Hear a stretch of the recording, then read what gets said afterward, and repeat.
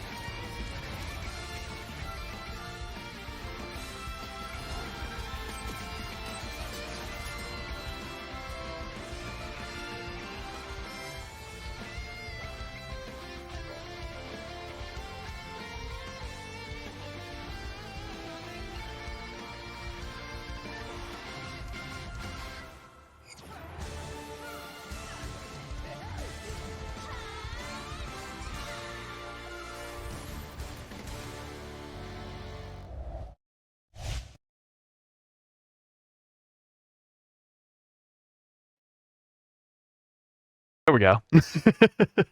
We're live, Jiroko. Okay, hello there everyone, my name is Jiroko. I am joined today by Vodable. This is the MRL... Oh, Jiroko, I think you're muted. No. Muted? This good? There we go. We good? Okay. Well, hello everyone, my name is Jiroko. Today I'm joined by Vodable. This is the MRL tournament hosted by the MNC faction. Today we have three games for you today, a best of 5, a second best of 5, and a best of 7. Our first game today is AIROZ Iridium versus Menace. Now, I don't know a whole lot about the players on these teams, but I have seen a couple of them here and there playing. I've seen a little bit of some of the supports and some of the DPS, some of the duelists, sorry, we changed those names per game. Some of the duelists playing.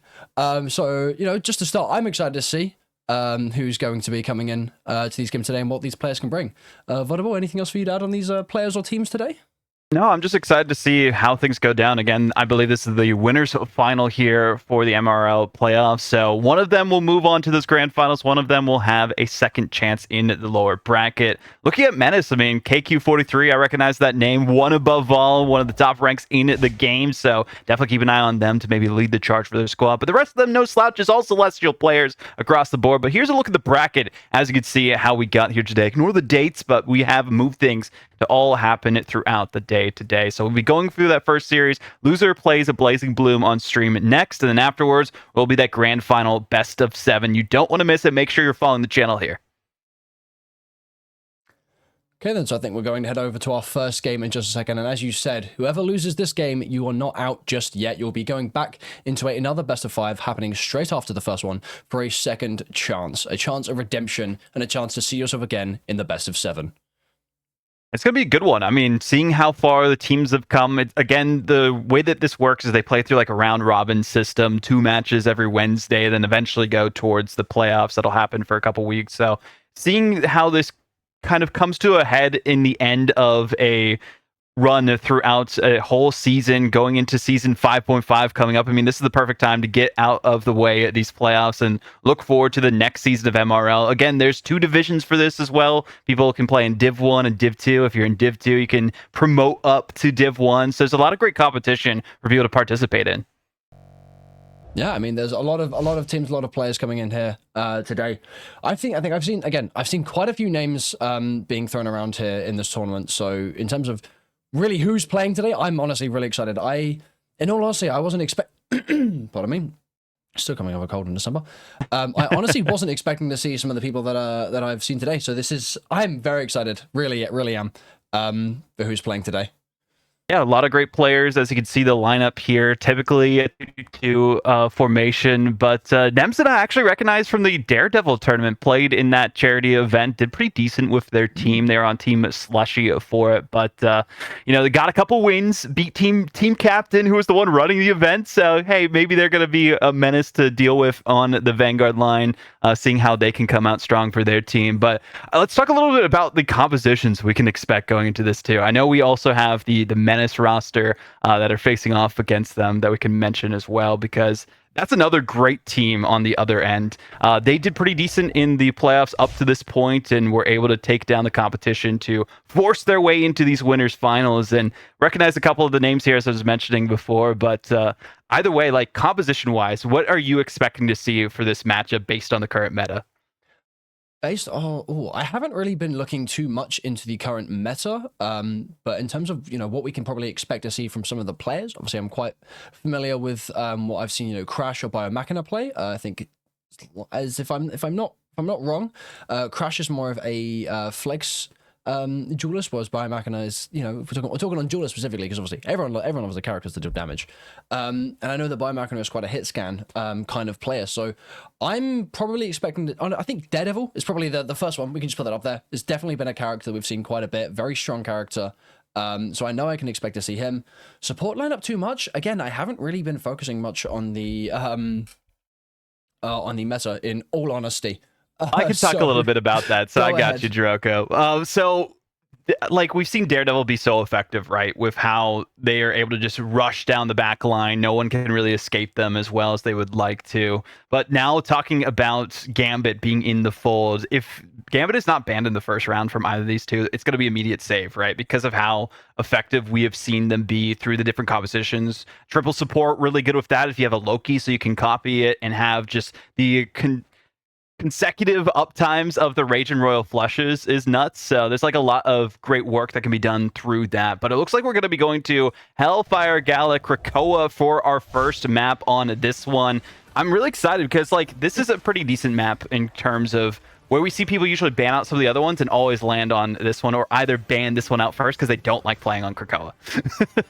I mean, back from when I used to do some coaching and had some teams playing Krakoa, I wholeheartedly agree. Krakoa is definitely not one of the, favorite maps to play. However, in terms of from a viewership perspective, I think Krakoa is a very well-rounded map. It's quite, enjoyable. It's got some really nice angles. Some of those slipping places that you can get around for, axe teleporters. So it's a fun map to watch, but maybe not so much to play on her. Yeah, and we do see the Daredevil ban come through immediately, and the Psylocke, not too surprised. Two of the strongest duelists in the game right now. Locking in that Groot. We saw the Groot in the lineup before for Iridium, so makes sense they'll want to lock that down too. Do we see the Gambit protect for the side of Menace? I mean, it's available to them. We don't necessarily know if they have Gambit players on their side, but they're actually prioritizing the duelist lineup, so maybe going for that kind of Helen Namor team up. I mean, what do you think we're going to see here in regards to supports? Who do you think has been, the real strong support Invisible characters Woman of this season so far? Invisible Woman is like one of the best ones. Yeah, I mean, you usually see it either banned or protected in some fashion. If we don't see Strategist banned in the second round, these are the MRI bans, mind you, I will be shocked. But they are just prioritizing damage, it seems, on the side of Menace. They don't want to deal with Bucky. I mean, Bucky's just annoying to play against, especially when you have the again and again and again and again and again and again with the Kraken impact. So not having to deal with that, the kidnaps that they can do too. They also got rid of the Loki, so maybe there will be a Gambit going through, but they don't want to have to worry about the duplicated Gambit ultimates. Yeah, in terms of a tank lineup, I mean, usually I'm very used to seeing possibly a Saber ban on either Emerald Magneto, but I don't really know. Is that something that's been happening quite recently? Are we going to... Not as much, honestly. Save on the Magneto for the side of Iridium. I mean, Mag is definitely one of the better Vanguards that we see currently, especially with the changes where they have their own bubble that can protect them and a separate bubble that can protect one of their allies. I mean, that's so good, and the Gambit team up. So it seems like they're just letting Gambit go through, unless we see a ban in the last moment. There's the Invis I was talking about as well. Not too surprised that does get saved because it's just such a core of the strategist composition. Even if you go double support, if you go triple support, they're still very good. But there we go, finally the Gambit ban. I am so shocked it took that long to have a Gambit ban come out, but they're like, okay, No one's been doing it yet. We're going to get it out of the table, getting Phoenix out. Phoenix also has been pretty good recently. You have still the Phoenix and Wolverine team-ups available to you. Phoenix is just really good in terms of a hit scan if you have a player that's like focused on that before the nerfs came out as well. I know they did get a little bit of a like temporary buff with some of their range damage fall off, so they're not as bad as they were once the initial nerfs came through. But yeah, decent picks and bans for both these teams. Absolutely. I mean, I think for side of Iridium, who's already kind of chosen their comp, this seems to be a very looks like we're gonna go for a bit more of a poke with that with the Hela, probably some off angles there. But again, with both tanks being quite frontline aggressive and the Iron Fist, I think we can expect to see a very brawl based comp for the side of Iridium. Menace, on the other hand, though, I think is going to be quite the opposite. Very pokey. Seems they've got here with the Hela and the Namor. And especially with the damage boost that we're coming in through the Mantis as well, I think this is going to be a really nice map for them. Lots of angles to use, lots of high grounds. Positioning-wise, it's going to be really nice to see from them. It feels like for these bans that we saw for both of these teams, it wasn't necessarily like a target pick on the other side or like a reaction to what was let through. Like typically when you see the Hela save, you see a Namor ban, or you see a Namor ban, so you don't really have to worry as much against the Hela. But they're just playing what they want to play. So this is just going to be scrappy, to say the least, for domination here. Seems like it. Okay, so we're heading into the first point here now with Iridium already finding some space on the high ground. We've got the Iron Fist with the Lunar Snowflake. It's going to be some nice positioning that he can take just by himself. Met with the Namor, though. Poking has begun. Looks like Iridium have already found their way onto the point, with Menace trying to poke them out from the side. Keeping the angles, though. A little bit of a tank crawl on the side here. As the group is getting forced back, shot from all angles. Walking positioning, having to use the trees there. There's that Hela and the Mantis that I spoke about, the damage boost really coming in here. Going to be really hard to try to hold yourself steady out in the open when you're having to fight against that. Namor just walking straight into the back line. Getting some real damage, but met by Koga. Forces the bubble, 23 HP, 100, and he's back to full HP. Blocks coming through, and he is forced to retreat slightly. So close on that one too, right? You almost saw Koga get the pick as they were wanting to, but notice that both the Vanguards went down for Iridium, so they couldn't really do anything to push onto the objective. Menace winning initially that team fight. It was more of just like scattered skirmishes though between them. We saw Nesman and Pallet Thor like on the objective and trying to like see if they can find the pacing, and then Koga, as you were mentioning, was just targeting KQ-43, which makes sense. You don't want to allow the Namor to be unleashed as much as they want, target the back line and try and take out White Rabbit and Red Luna the way that they typically try to do. So especially with this team up with the Hela, it makes it just so difficult, because if anyone gets the Elim, even if the Namor or Hela have poked them, they have that invincible monster spawn available to them. I can imagine that is going to be a pain to deal with. But yeah, as you said, you can't really just leave them to do their own thing. Koga is going to have to focus on trying to match them. But here, he's just jumped on point, and he's just punching straight. The ultimate comes out from the group. Another one from Ocam on the Mantis here. Met with the Invis. Ultimate galore. Magneto as well. Everyone is taking damage, and Koga is the first one to fall to the side of Iridium. Looks like Menace may be able to continue on the point. Venom comes out, gets one. The Lunar ultimate popped as well at the same time here. Doesn't quite save him, though. As it looks like Menace are continuing with the point, 62%. Magneto ultimate. Ooh. Binds Ocam just about. As Biomechanic gets two. That's a support and a tank for them. And Menace are standing strong, losing only one. There's quite a few ultimates coming out there, so I can imagine Iridium is going to be quite upset that they have less resources to come back into that, but it looks like they are just trying to kind of poke them out. Sorry, not poke them out, brawl them, get it up and close and personal, but with Menace able to use so many angles and being met by Kubnik on the Venom, it's, I think they have to a little bit of a change of strategy. They do need to change something up right now, because currently it's headed towards 99%, but we do have the Living Chi coming out from Koga, looking for the finishes on the back line. The Invisible Woman's doing a good job of surviving, patty caking, and they get stunned by the Mantis. No, they can't even escape their fate. A wasted ultimate again from Iridium, and even the Goddess of Death can't really do too much here for Pallet Bucky, but there was a pick onto the Venom, makes it difficult for them to survive for now, and finally Iridium are fighting back. They seem to have control of the point for now, but you see all the numbers for Menace on the objective, especially with the invisible boundary. Makes it that much more difficult for Iridium to do anything to push onto the point, even with the Strangling Prison coming through. They try to focus down the Magneto. That's a good look. They get one pick, but every time Iridium's gotten like a single pick, Menace has been there instead. So they get off the point. They C9 it. They were right there. What are they doing?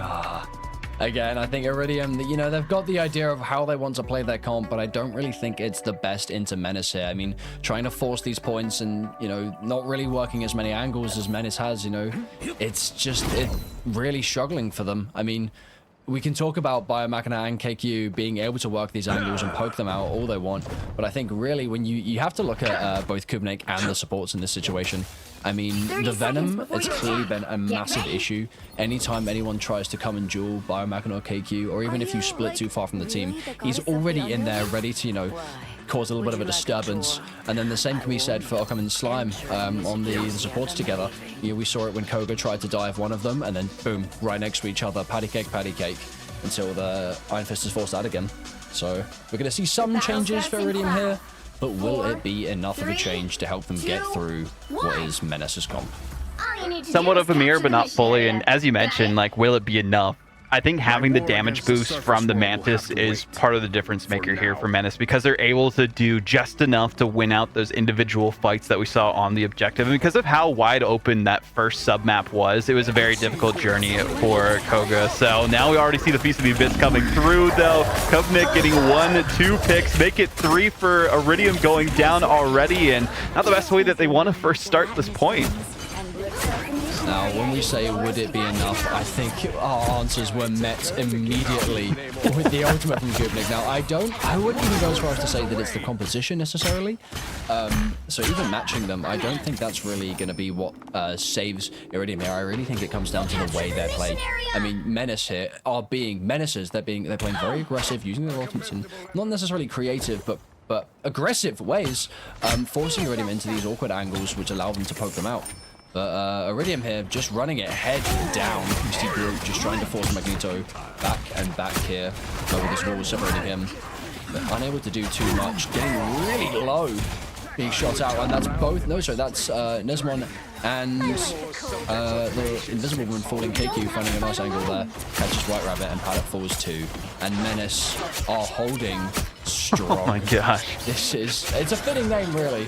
Yeah. For them. I mean, Iridium, they were the higher seed going into this matchup, so we were thinking, like, hey, maybe they'll be the ones to take the initiative and take down Menace, but domination is always awkward for a lot of teams. Some teams are much better at, like, convoy and convergence, so we can't really count out Iridium yet. They still have their ultimates available to them, Menace as well, so this next team fight's really about to go down. Strangling Prison might be used in mere moments if they can catch someone out, and that looks like the backline. Perfect stun, though, on to Nesmond, so they can't even use it properly, and already 3 going down for Iridium before the ultimates even pop out. It's a little bit of a wasted ultimate from the Luna Stout, because most of their team's already taken out of the equation, and they just tried to survive, and they're already taken off the map. Menace are just decimating the ranks of their opponents.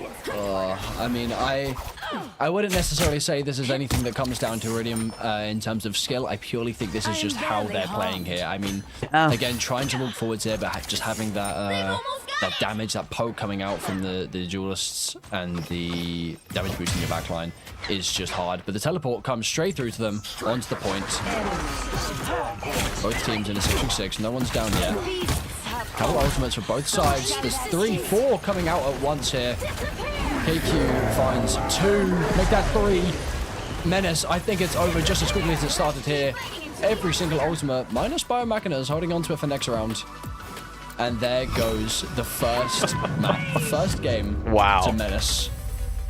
I mean, clinical is an understatement, it feels like, for how Menace played that domination map on Krakoa. We didn't see enough resistance from the side of Iridium, and as we were talking about it doesn't feel like it's a comp thing, it doesn't feel like it's a skill thing, it just felt like the executions weren't really coming out enough from the side of Iridium, and they were caught off of the pace that they're used to being in. The rhythm was not there, and Menace were the ones beating the drum the entire time, and Iridium were just playing to that tune this map. So it's a tough spot for them to find themselves. I mean, looking specifically at the stats, you can see why, right? We didn't see enough eliminations coming out from Iridium. Only 3 max final hits from Pallet Thor, and they were swapping back and forth between a couple different heroes, and none of them quite felt like they stuck, because Kupnik, I mean, they were an MVP in my mind. The way that they were able to activate their Feast of the Abyss, get into the back line, make it so that all the attention was pulled away from their own back line. And then just the positioning too that we saw from the strategist. Oakham doing everything necessary for those damage boosts so that when the Feast of the Abyss went through, they used the damage boost on the Venom so that they could get those kills through all the extra health that the other team had. So I mean, everyone did everything necessary on the side. I mean, KQ, former OG Seed player, mind you, they were popping off on the Namor with those hits. Like, they would just felt unstoppable in that first map here, Jiroko. I mean, we can sit here and talk about the tanks and the duelists all day long. I'm sorry, I'm gonna have to disagree. My personal favorites for that map are honestly the supports, and I will say this for all hero shooters, supports do not get enough love or focus. I mean, that's valid. We had Slime there on the Invisible Woman, who, mind you, did not fall once that entire game. 0 deaths, 16 kills, 17 assists, and 0 deaths. Insane. We saw it every single time that someone tried to go for the supports here. We saw it when Koga on the Iron Fist tried to take out the back line. Met immediately by the Invisible Woman's shield, and then the Luna just playing, sorry, not the Luna, the Mantis playing hand in hand perfectly together. The supports were an unkillable backline here, and I would say that they were definitely more of an impact than we would give them credit for. Okay, looks like we're moving to Midtown next. So this is going to be a pretty good one for Convoy. We've seen some different compositions in terms of trying to go for a full hold strategy. My cat just knocks over everything on my desk. As you can kind of see their appearance here for a moment. But, you know, they just wanted to get in on the action themselves. They're curious on how Iridium can bounce back. And that is the question, right? Iridium are the ones who picked Midtown because they lost, and it might come down to the bans here as well. Like, you don't want to have the Hella Namor. That seemed to be something that was enabling the other side, but also, you mentioned it, that Invisible Woman was lethal, did not die a single time. They are one of the best strategists in the game for a reason, so you want to get rid of them. So we do see the Bucky protect. Maybe that'll look a little bit better on the damage side for them because they didn't really have as much of a focus on the duelist end. So this could be a bit of a change up for Iridium that works in their favor. I would say more so than not, we're probably going to want to see more movement-capable characters coming into play here. I mean, banning out that Psylocke immediately, honestly, I would say maybe you could even look to use that at the side of Iridium, because when you've got characters that are spending so much time sitting far back, you really want to try to work to close that distance. But hey, Menace, they seem to want to stick to that kind of composition. They know it works for them, saving that Hella there to keep them into this second game here, banning out the Gambits. That's smart, because it would have been saved again from Iridium, because they got away with murder, having it go so late in the picks and bans last time. And there's the Namor ban we were talking about. This is what they needed to do to at least get rid of half of that team up. The anti-heal that happens from the team up is so annoying, but also those monster spawns. They're going potential for Res Cup, though. With the Adam Warlock Protect, that could be the difference maker. Res comp, perhaps. I mean, this is Iridium on defense starting up here, so perhaps we could try to see something of a full spawn hold comp here. I mean, when you look at characters that do really burst damage like that, you know, when you look at it, maybe you run that 3 tanks, 3 supports, you go back to that goat meta, especially on Midtown, it is a very strong first point defense. But to counter that, perhaps Phoenix. I mean, one of those characters that works really well in those group top scenarios, being able to output very, very high amounts of damage. And there falls the Groot as well. Okay, less of a shield for Iridium, I guess. Yeah, I mean, it wasn't as effective as it could have been, but that was because of the Invisible Woman. I'm honestly shocked we did not see the Invisible Woman ban. Yes, the Loki with an Adam Warlock, could have been annoying, but they're also like just targeting the other side. There wasn't even an Adam Warlock needing to be protected by Menace. Maybe it would have been a better option for them to go one-sided Adam so that they had one-sided Res in their favor, but who knows what their strategy is in terms of the composition for now, because it's going to be different between the defensive stage and the attacking stage here on Midtown, right? And you can see some of the looks that they're going for.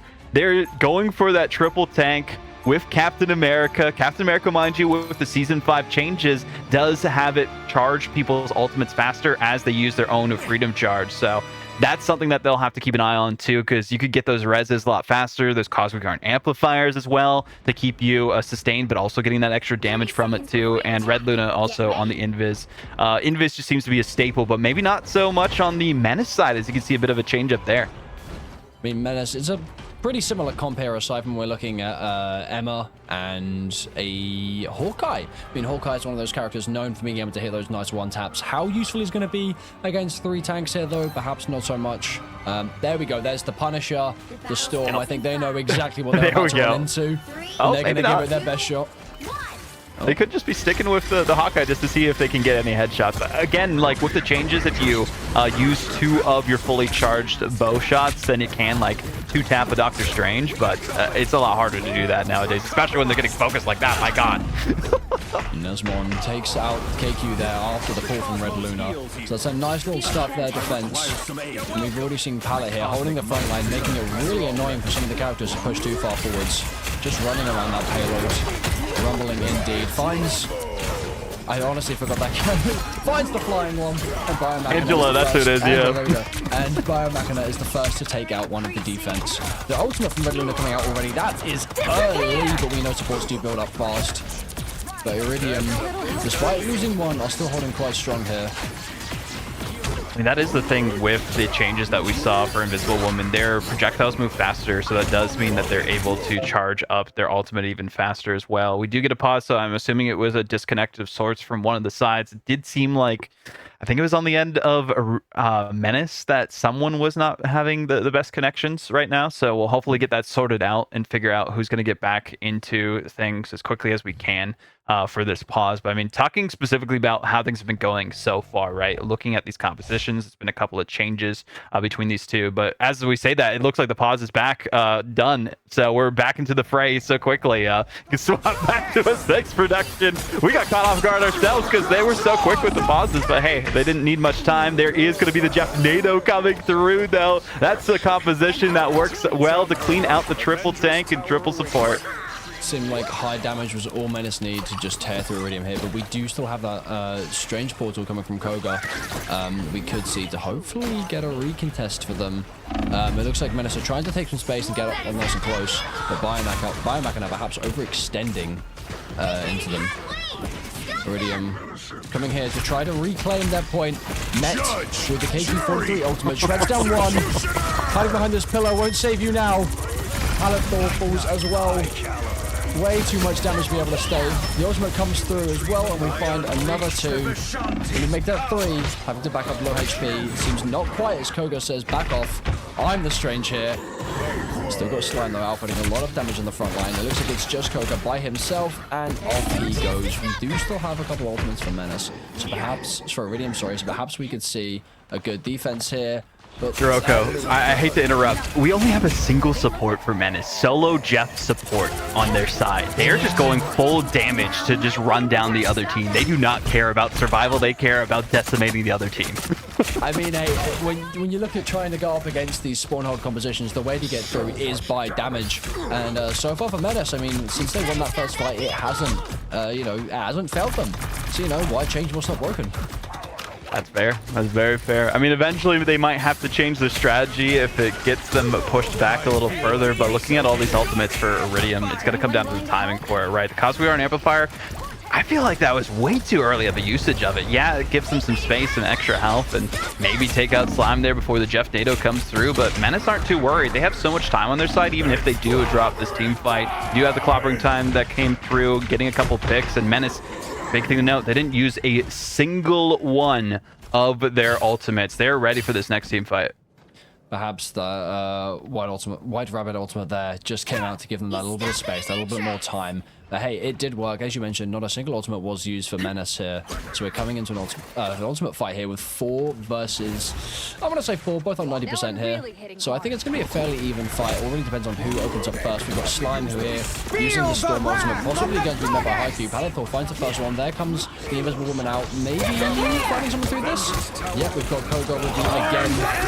Finds 1, finds 2. Keeps it going. Focusing his shots onto the Strange here, finds a 3rd, a 4th. The reset comes through, but his enemies have already fallen, and Iridium, it's their turn to hold the point.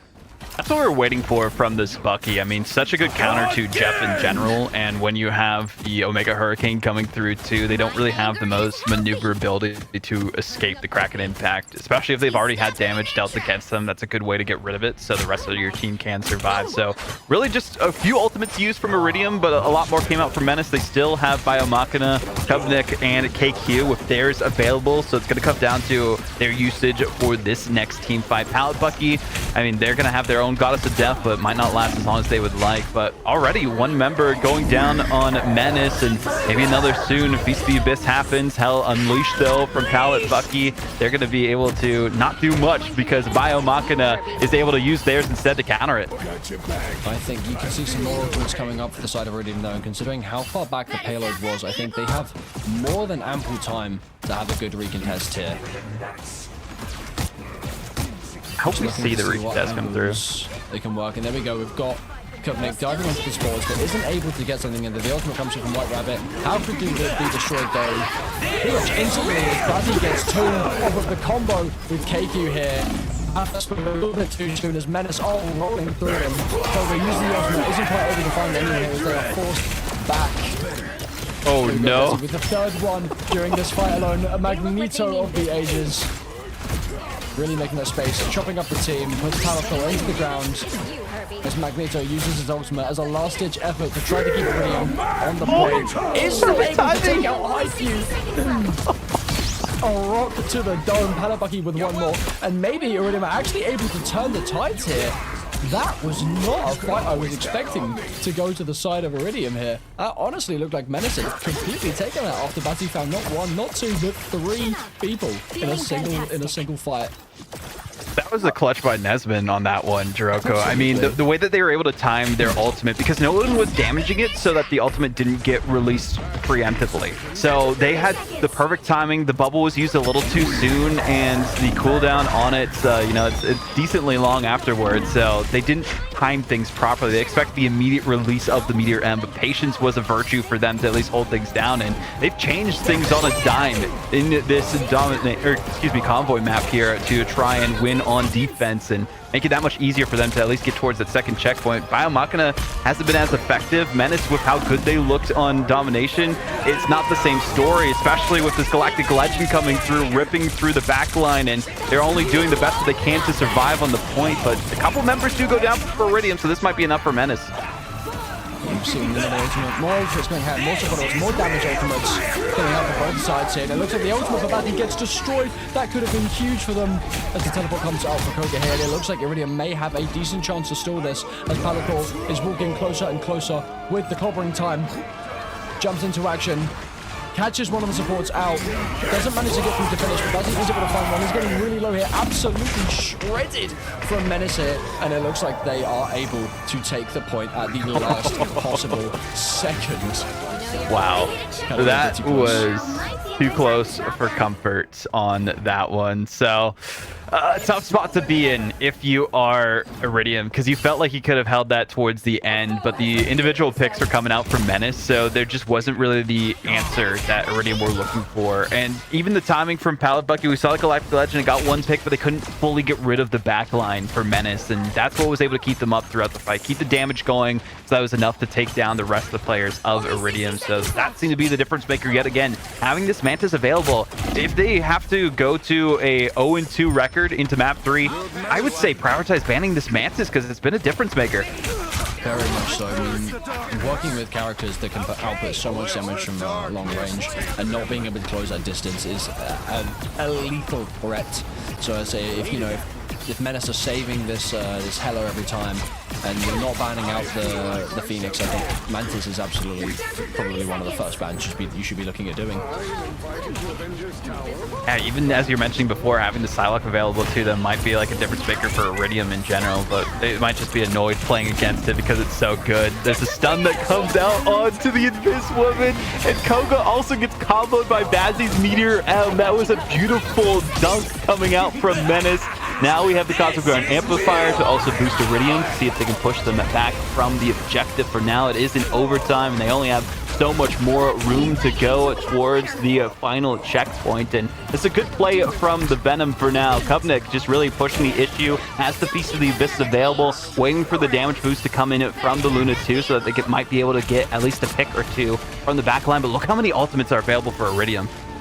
Looks like Iridium are trying to make some really aggressive plays here, using two ultimates at once. Not one, but two for Pallet Bucky. But the ultimate comes out from Biomach, and which could be lethal. It doesn't matter, because Pallet Bucky is shredding up everyone in his line of sight. I think that's 4. Will be a 5th for him. Never mind, taken by Desmond, and the 6th found by Koga. And Iridium are at the last second able to hold on to that point.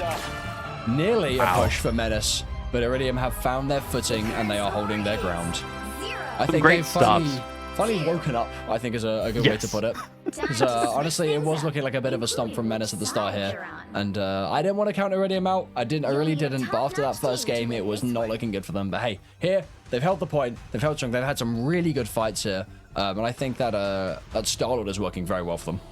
Oh yeah, I like the change up to the Star-Lord. Now they might also be using a Mantis themselves to keep them damage boosted and be able to deal with the other team even more so. They're realizing the Moon Knight potential. Okay, I like it. Moon Knight did get a 5% damage buff. Okay, they're moving to Iron Fist. They want to deal with the tank lines maybe a little bit there. It didn't work out for Iron Fist before, but as I was mentioning, they're on Krakoa way wide open sight lines as you're trying to get to those capture points for domination, so not as effective. There's a lot of different places you can kind of bob and weave into on Midtown, specifically with the building, so could be better there. And they're just a tank shredder, and the tank line of Menace is very good, so if you can deal with them in the faces, you're going to be expecting some sort of triple that GOAT's composition. Well, we see it happen here. The Adam Warlock, this is a full hold strategy from Menace, and you don't see as much of the damage with the what was it, we had Hawkeye at first, but it swapped over to the Punisher and the Storm,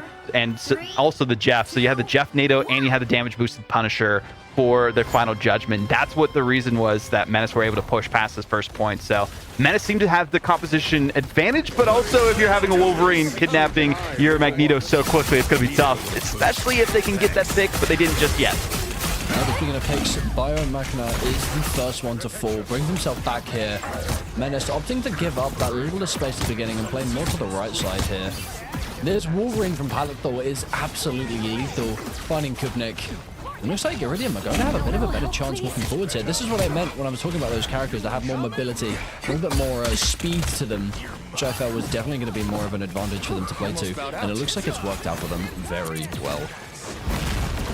It's working pretty decently for Iridium. I mean, they haven't been held up too much so far here. Menace doing what they can to just keep sustained on the objective, push them back as much as possible. You see Kubnik just forcing the issue, dropping down, and there comes out the ultimate already just wasted from Red Luna. They could not stay alive long enough because of the anti-healing that was activated from the side, or not Kubnik, excuse me. They just dove in, and the rest of their team was able to activate, excuse me, on that one. But White Rabbits, they couldn't even stay alive here on the point, even when we did see Menace pushing the issue and so many players dropping down from Iridium. Menace are just being a menace to the other team, and they have the res available to them. They have the Feast of the Abyss, the Invisible Boundary as well, so this is a tough spot to be in if you are Iridium. Even if you're making progress, you got to be thinking in the back of your mind, hey, they haven't used their ultimates yet.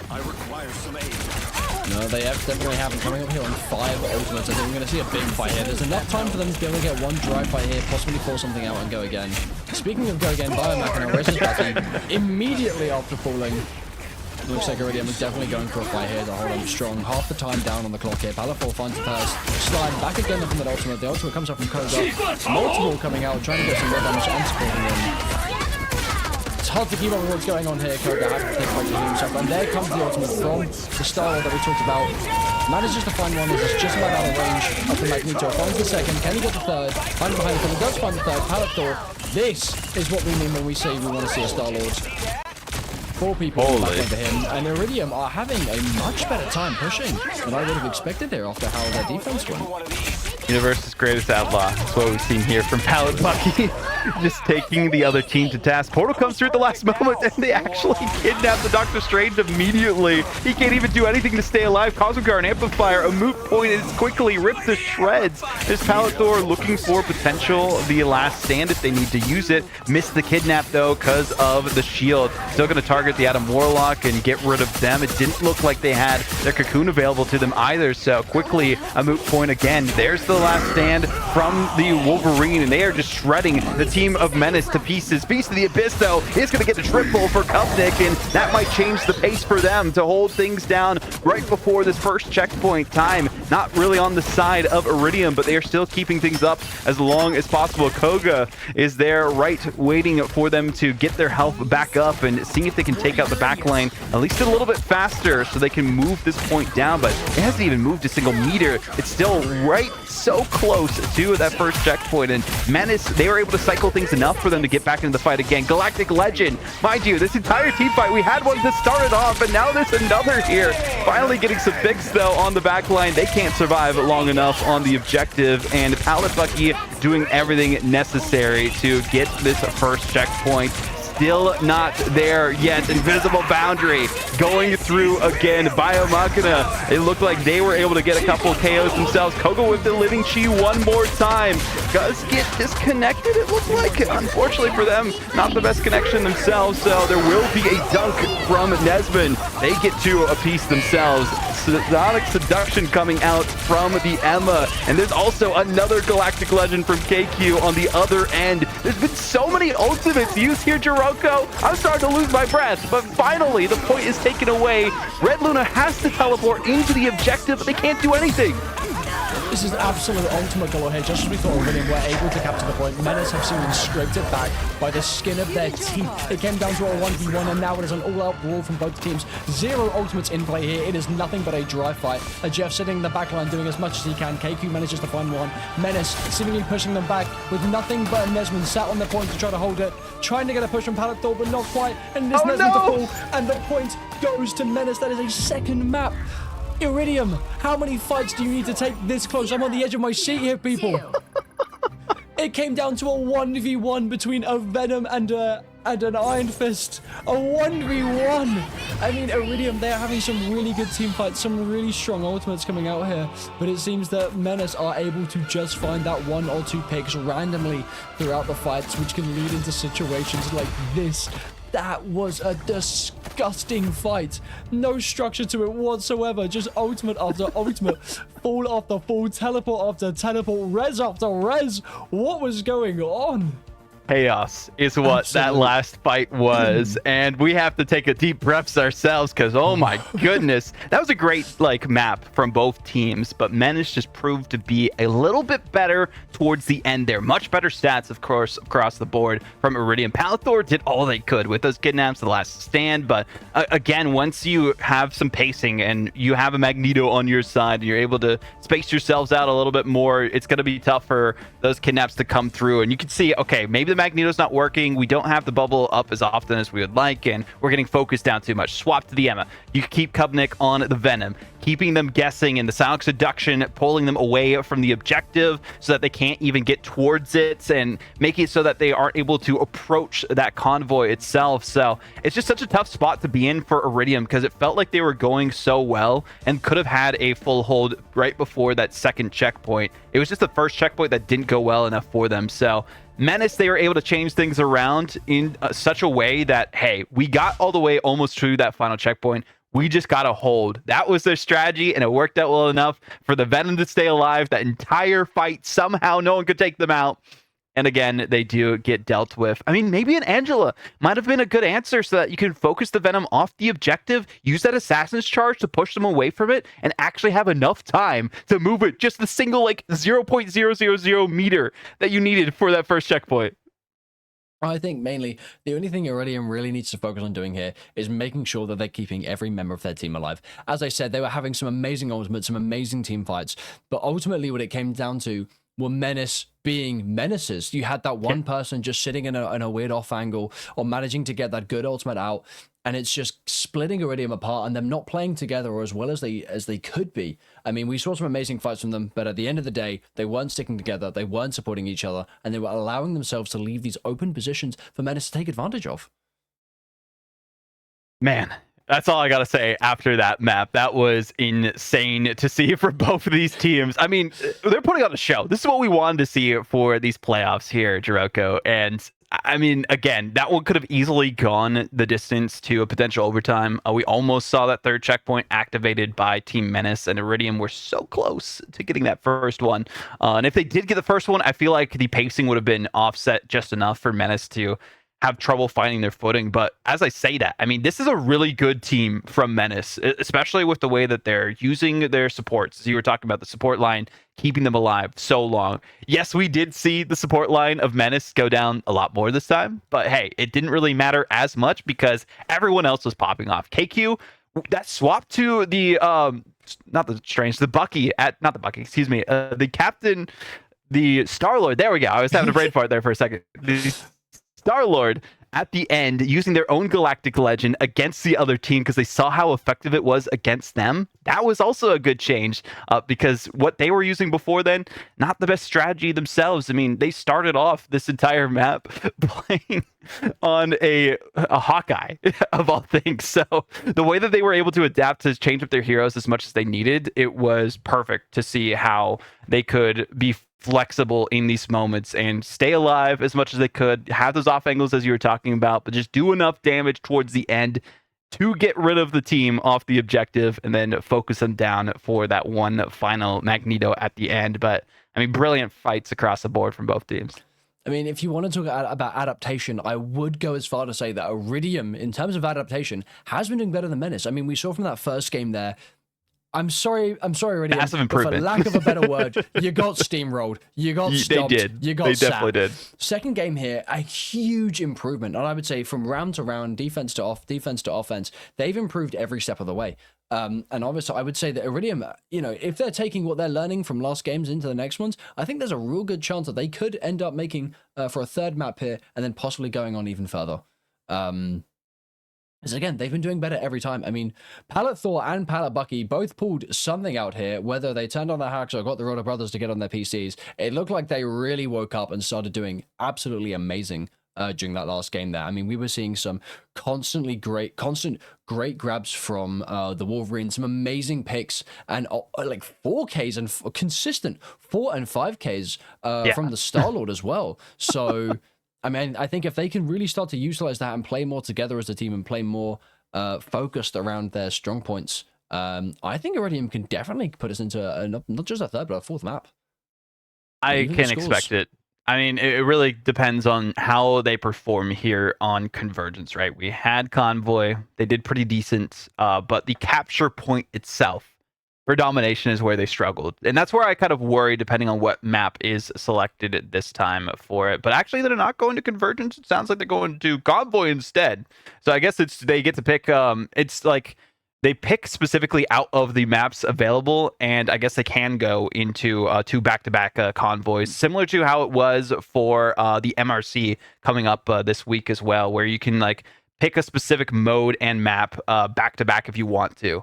So that is what we're seeing. We're not going to Convergence. We're going straight into Convoy again. Iridium are feeling confident about it. So we're going to Spider Islands. I mean, this is a staple we've seen since the beginning of Marvel Rivals. It's been a 1-year anniversary already of Marvel Rivals itself. And why not go to one of the earliest maps that came out? Daredevil, of course, getting banned. Will we see the Sonic ban? Yes, we do. It is not going to be played, but I'm curious if the Bucky does get protected again or not. I mean, Bucky was a really good pick, I think, for the side of Iridium when they did run it. But I would like to see a continuation of the Star-Lord and Wolverine, both characters that can work very well on this map. So I'd like to see the continuation of that, because I think that's really where Iridium let themselves shine. Yeah. No, I agree on that one too. And like seeing the saves again on Hela, I mean, I think there's always going to be a protect for Hela because they feel so confident on it. And see if the other team like prioritizes something else than Namor. Because if the Namor isn't prioritized by Iridium, would not be surprised if we see the Namor save on Menace's side too, because that was just such a lethal combo. And part of the reason why they were able to just decimate the other team, right? That Namor we saw in map 1 was insane. I think it was, what, 12 final hits from KQ? No one could contest them. They were able to just use the combinations with the Hela to have these off angles to just tag team the other members on the other side and make it so that the strategists could not survive at all. There's the Mantis band, though. That's what I was talking about. We needed to see that because the damage boost was so effective from Menace every time, and now we see the Protect again on Adam Warlock. They're thinking Res might be the answer again. Okay, I mean, they've banned the Mantis, and I really think that's probably one of the main things that they had to focus on. So perhaps this could be a very interesting game for Iridium, being not having to deal with that damage. And we've still got the Hela, and Hela again. And Namor, there it that is. was what I was There, trying to look for the words. So we've still got that team up, which is deadly despite not having a damage boost. So Menace could continue to be Menaces even without the damage boost. So this is really how well Iridium can play around, possibly going into a similar comp against first map, just without the damage boost. No Loki, so no double res. Storm. There's the Storm Band. That's I was Okay. just thinking about that when you were talking about, getting rid of the Mantis for the damage boost. Because the Jeff NATO was so good, especially on this map, there's a couple of different corridors where you cannot escape it at all. So we saw it be used to brutal efficiency from Menace in that first hallway that we saw for the not Central Park, excuse me, Midtown for Convoy in the last map. So not having that available, you don't have the damage boosted Punisher at all to break those defensive holds from Iridium. This time they're going for a full hold, but look who is having a guest appearance, Mr. Fantastic, who, mind you, had a recent buff that makes them almost be able to infinitely cycle their abilities and stay alive. So I'm very curious on how this is technically a triple tank in my mind. Okay, I guess they're not doing it. They baited me. I felt like we were finally going to see Mr. Fantastic in pro play, but not this time. I'm going to be completely honest with you. I'm glad to not see him. I miss a Fantastic hater since day one. I hate that character. I hate that character. I hate that character. I get it. I think even if it's going back to the goats, I prefer it of Mr. Fantastic. Now, I think for the bans here, we're definitely seeing Menace though, trying to stick to what they want to play, whereas Iridium is very much going for these target bans. So perhaps keeping those target bans going could allow them to play more comfortably here. Yeah. It definitely could, so we'll see how effective they are. Hopefully, in their sake, they're able to stay in the upper bracket by winning this next convoy and then turning things around afterwards. And Koga diving in with the Captain America. We saw them using it a little bit in that first hold before, but they weren't really able to do too much because they dove in too soon and weren't getting the heals necessary to kind of stay alive, because their backline, I think one of them dropped down immediately, was Pallet Bucky, and mind you, who dropped first initially into that last map. So I'm liking these flanks we're already seeing from Biomachina on the Star-Lord. So this is a good look, just keeping them unaware. Nobody's turning around. Nobody's pinging them and said, hey, we got a Star-Lord in our backline, and Wakand's getting a triple because of it. I think a 4K they're actually picking up Nesman as well, but yeah, not paying attention to that Star-Lord is going to prove deadly for Iridium. I mean, we've gone over to the Strange here, looking like we're going to go and try it for another hold. I mean, we do still have... we're coming up as multiples here, but not as close as Menace is. So whether this is going to be a good hold or a bloodbath to charge up the final 5% for them, we are about to see. With the Moon Knight as well from Slime of the Ultimate, you don't want to sit in too close of a proximity, otherwise you are going to get mooned. Nearly forced out, 16 HP, combo duration, finds one, finds two, ultimate also coming from Machina, and as I mentioned, is it a hold or is it a bloodbath? And it looks like it is a bloodbath. Not a single kill for Iridium as they are forced right the way back into their spawn. With Biomachina chasing the rat down like a dog in a park. Uses his ability and gets the kill stolen by KQ. And there we have it. The first point for Menace with 4 minutes and 50 seconds on the clock. Iridium, I thought we were going to be doing a little bit better here.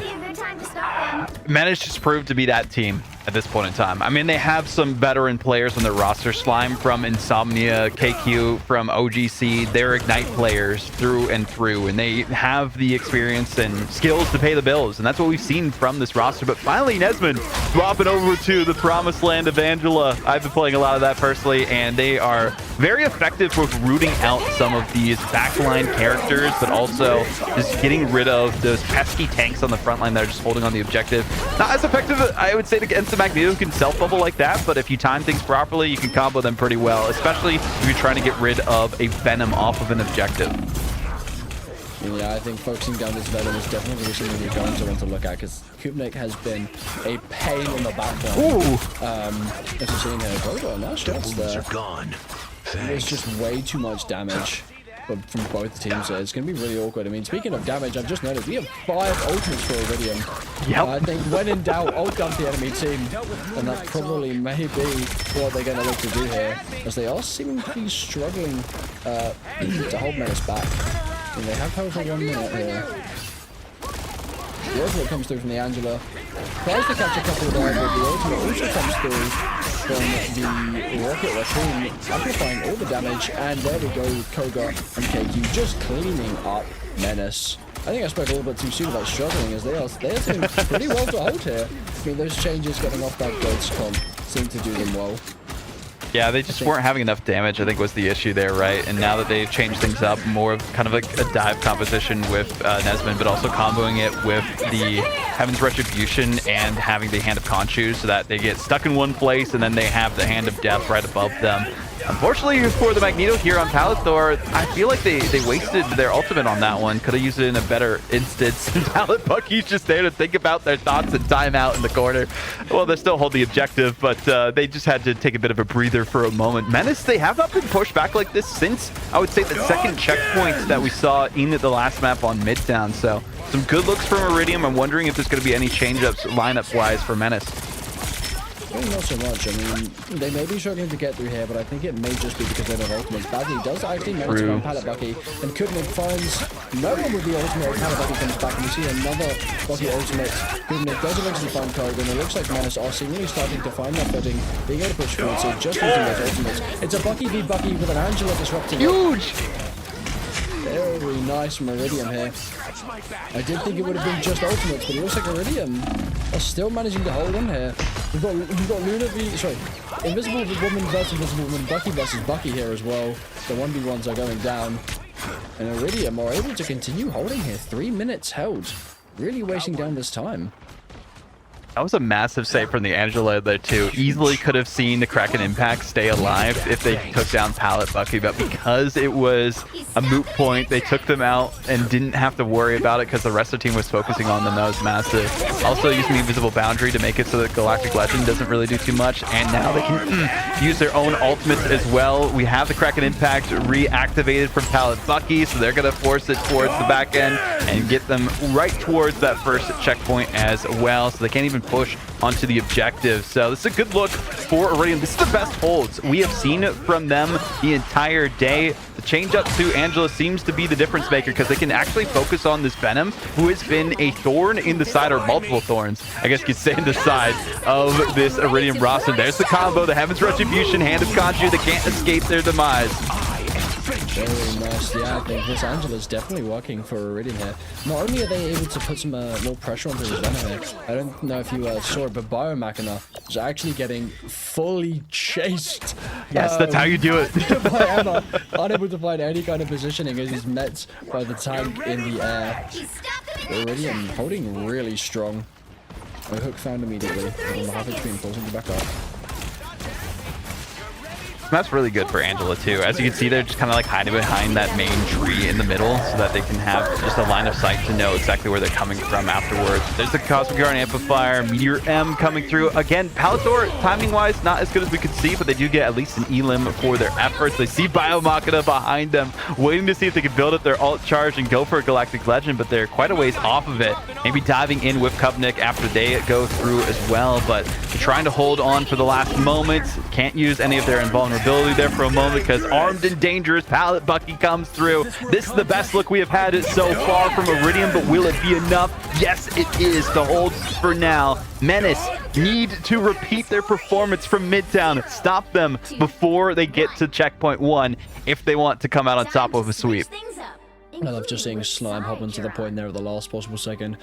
Lobbing out the ultimate and trying to hold and just getting absolutely rolled by, I think, 2 ultimates at once from Iridium here. But yes, that was a very nice hold from them. Finally, we're seeing them play a little bit more together, or actually, I guess we could say a little bit more apart, with the Angela focusing more of those flankers and those a little bit of those off anglers, I guess, is for better words. But yeah, I mean, I did say I think those characters that have a little bit more movement, a little bit more agility to them are definitely a way to play. I mean, having a Moon Knight that's able to get onto higher grounds, get onto these nice angles, it's showing to be really beneficial. As Menace, all they're trying to do is work angles coming from different sides, but you're met by some of the strongest characters in the game at the moment.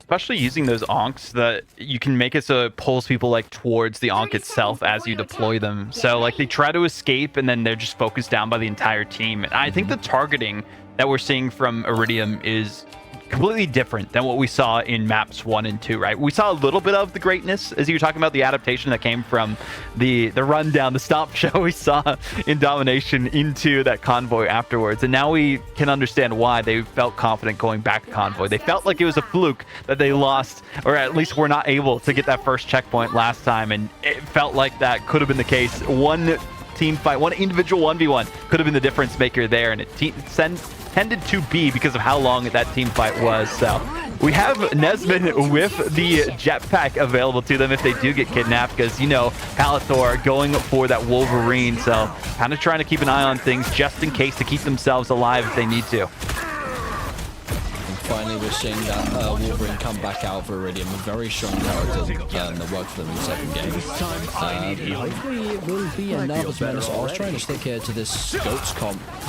Enough tanks for Wolverine to have a little bit of a buffet, though, as Coca finds Biomachina first. I don't think he's used the res, so he is able to come back immediately as Palathor is just trying to run down the front line. It looks like they're trying to find some space here. Does manage to catch Bazzy, but is shielded immediately and manages to get out. I spoke a little bit too soon. He is found again by Bucky. That's a good focus. First ultimate comes through. Armed and dangerous. Not able to find that Magneto during the ultimates. This is really awkward, some really scrappy ultimates here. No one really being found without being rezzed. I think those might be our first 2 kills that big res, and I speak too soon. They come back just as quickly as they fell. Nesman trying to take some angles, but doesn't want to overextend by himself. Never mind, he falls to Biomachina as Menace are holding close still. That's what, 1, 2, 3, 4, 5, 6 ultimates coming out from both teams combined here. We've still got some combos. We do have some combos that can happen. There's still time for Iridium in their favor if they can win at least a team fight, because they have some time before Biomachina does build up their ult charge again, but they have to activate pretty quickly. We do have the Meteor M coming through, though, from KQ. They get it straight onto the head of Palathor. They do not want to have to worry about that Wolverine. Cosmic Yarn Amplifier comes out a little bit delayed. It feels like that the beacon is actually what's bringing Palathor back into the fight, even after they got taken out there. So extra damage might be the answer, especially if we see a Kraken Impact come through. There is the Freedom Charge from the Captain America, building up that ult charge even faster so the res can come through even faster from Biomachina if necessary. Visible Boundary, though, is available. Palathor looking to see if they can take out the backline with the last stand, and they go straight for the Invisible Women. They escape themselves for now and are able to preserve their lives, and Red Luna's been doing the best that they can, but Slime seems to be the MVP in terms of Invisible Woman players at this map so far. Pushed back to the brink into the spawn room, and they can't survive long enough to hold on the point. Biomachina just absolutely running down Iridium on the Adam here. Looks like Menace are doing way too well with this Ghost comp. I think this is the first time we've really seen the Ghost comp work in this best of 5 here. Both times both teams have run it. It's been a little bit scrappy and they have to swap off immediately, but Menace is seemingly making it work. Not necessarily winning every fight per se, but definitely prolonging them enough to, to take down 4 minutes off the time, as we're only seeing, only half a minute left on the clock for Iridium on their attack here. As Nesman's forced into a corner, and another kill for Biomachina. I think the composition isn't working right now for Iridium. What was going well so far in when they were playing defense? I mean, maybe if they went for something similar to that, the Moon Knight being able to get rid of people from the backline a little bit faster, having some combos that way. I don't think the Groot's necessarily the answer here either, and Palathor is actually doing a little bit of a better job now playing on the Venom just to keep some of the pressure away from the rest of their team, but you do see Kupnik focusing on the rest of them. There's the res coming through from Biomachina on themselves, so they still have their own Karmic Revival available to them, Strangling Prison, but Kupnik is not going to survive long enough because of the Cosmic Yarn Amplifier that wasn't really in range for them to have that extra health. So Biomachina is going to be using their res themselves themselves to bring their friends back into the fray. All eyes going to be on Iridium. Pallet Bucky, they're going to have to use this cracked impact as perfectly as possible. All eyes on them for it, but they're not really going to be able to do much because the rest of the team are dropping like flies, using it a little too late as well, so they're going to only have so much health remaining. Can't get focused enough by the Menace side, because if they can get rid of that Bucky, they can get rid of any problems, and there they go down. Koga does have the end song Inferno, looking for the perfect angle for it, just to drop down and see if they can at least get one pick from it. They don't have to worry about the res, but look already, almost 50% for Biomachina. If this fight continues, they could get another res in mere moments. Both invisible boundaries, though, from either end, dueling between these teams. Menace know if they lose this fight, they might lose this game, or at least have it go to that first checkpoint. And as I say that, Iridium wiped the screen from Menace. They cannot survive for now, even with Slime on the point. They're going to have to portal in to try and delay things. I think we'll give you a little bit of a break there, but oh my god, it looks like we're trying to see another repeat of what just happened on the second game. Portal comes straight through here from Menace as they're trying to retake here. They don't want to give it up. They know they can win here. Fairly even for both sides in terms of ultimates. As Menace are trying to retake here, comes straight through here, all 6 of them on the point. Not met with anything immediately, but Iridium does have some nice positioning. Given up quite quickly by Palethor, jumping into the backline. That's 5 ultimates coming out just like that. Palethor finds the first 2.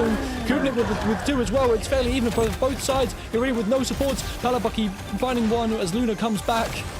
The Galactic Legend comes out here. Is he able to catch anyone with the Phoenix also coming out here? Koga finds 2. Palethor with another. Looks like Iridium may have the chance to push, but Biomachina coming out with the res. Needs to keep his team alive in this small space as Koga finds the position to get some damage out. He does catch Biomachina. Strange with the ultimate here. Could be big, could be huge, as he finds a weird angle coming on the back here from the tree. From the top ropes, catches seemingly everyone. Red Luna protected by the wall. The ultimate also comes through from Nesmon, catching Okam there. Iridium, a disgusting close fight. Getting really close here, just managing to clear Menace off the point. And there we go. This time, that close fight to the final point goes to Iridium. Menace did it the first time, and Iridium takes it for the second. These games are far too close. It feels like a 50-50 coin flip from every single fight, and Menace has just happened to win the last 2. But Iridium say no more. It's their turn to get heads. Thanks for the boost. No portal available for Menace, mind you. Still one available for Iridium if they do go down. And having those 2 minutes available is massive. They're making so much leeway because all the ultimates were used by Menace. So they don't really have too much available to them in terms of resources. Already we have the invisible boundary available to Red Luna, but they don't want to proc it too early. They know that that might be the exact way that they're able to take this point and force the issue against their opponents. That's a good look, though, from the Angela. Nesmond realized that, I was going to say the group wasn't working, but maybe a bit overzealous going entirely into the back line. Doesn't matter, because nobody's going to be touching for Menace. They're just holding the objective away from it. Menace? I don't know why no one touched. What's Menace? happening? What? They had like 4 people there. Iridium just pushed without even having to put up a fight against them. Menace just not even bothering. I mean, hey, I did say that they could bring it to a 3rd and then 4th map, but I didn't think it would happen with a C9 like that.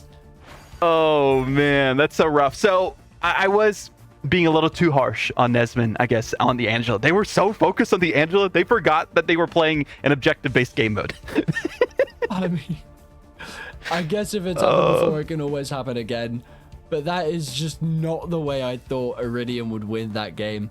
I mean, look at the stats here. Pallet Bucky coming in 44 and 8, most kills, most damage, and a 6k under his belt. The only person in the game to have over 20 final hits, 33k damage. That man is insane for that game. I mean, even still, look at Red Luna, 29 kills for a support. That's wild. I mean, the Luna with 17k damage is nearly matching Bazzi on Nito at 18.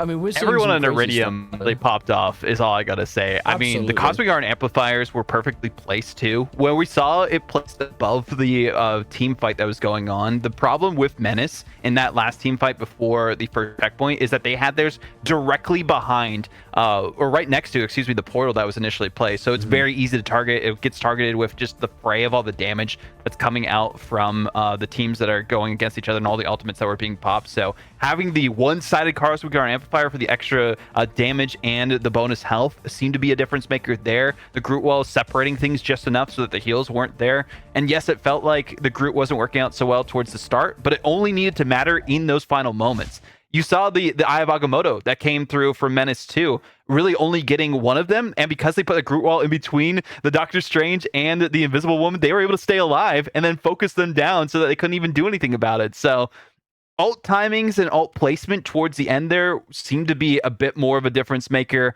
for the side of Iridium, and Menace just didn't really have an answer. I talked about it. As soon as they were going to lose that first checkpoint, they were likely going to lose that map because they invested so much, and the pacing would have just been off kilter afterwards. And that, I guess that's what happened. They were so exhausted from how long those team fights were. They're like, wait, we got to touch the convoy.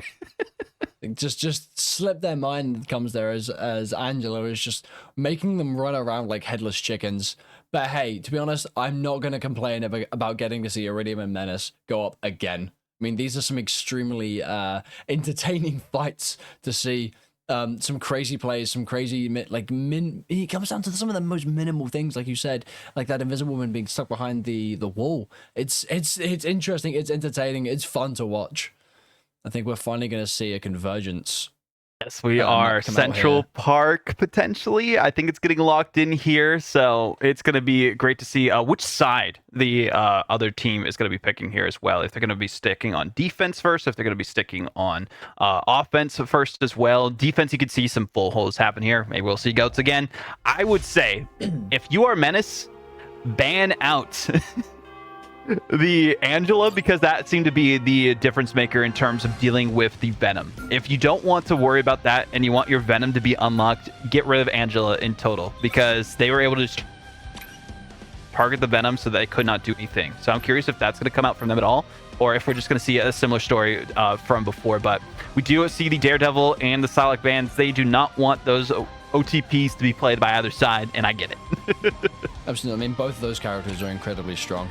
But I think you're right. I mean, I would say Angela, possibly even the Star-Lord. I mean, the Star-Lord... Yeah. who's middle name? Star-Lord. Pallet Bucky. Yeah, Star-Lord from Pallet Bucky has been, I mean, disgusting throughout the entire game. So I would say it really comes down to either Angela or Pallet Bucky, because those are characters that can just take those really nice angles and really take those attention. I mean, you can either look at it as Angela being the one to take out the Venom, or Pallet Bucky on the Star-Lord being the one to just take out 6 people in one go. So, you know, whichever one you want to see. But speaking of taking characters out, we see the Mantis goes down yet again, and Menace seemingly are finally choosing to target ban as they take out the Groot as well. So no Groot for Nesmond this game. Still opting to stick with that Hela. Working very well for them. Maybe stumped Iridium here as we're coming down to the final 3, 2, last second. And there we go. We save the Angela. No ban for Menace. They know it's working. They're going to keep it going. Are Menace going to continue with the Venom here? Or perhaps maybe look to opt for a different composition on their attack here in Central Park? Who do you think it's going to come down to in terms of the final bans? It's tough, right? So we do see the Angela protect, which makes a lot of sense. As I was mentioning, like, you gotta either ban it or you gotta protect it. They got rid of the Groot because of how effective that was towards the end too, so they don't want to worry about it, especially in this first like capture point. Groot's annoying to deal with.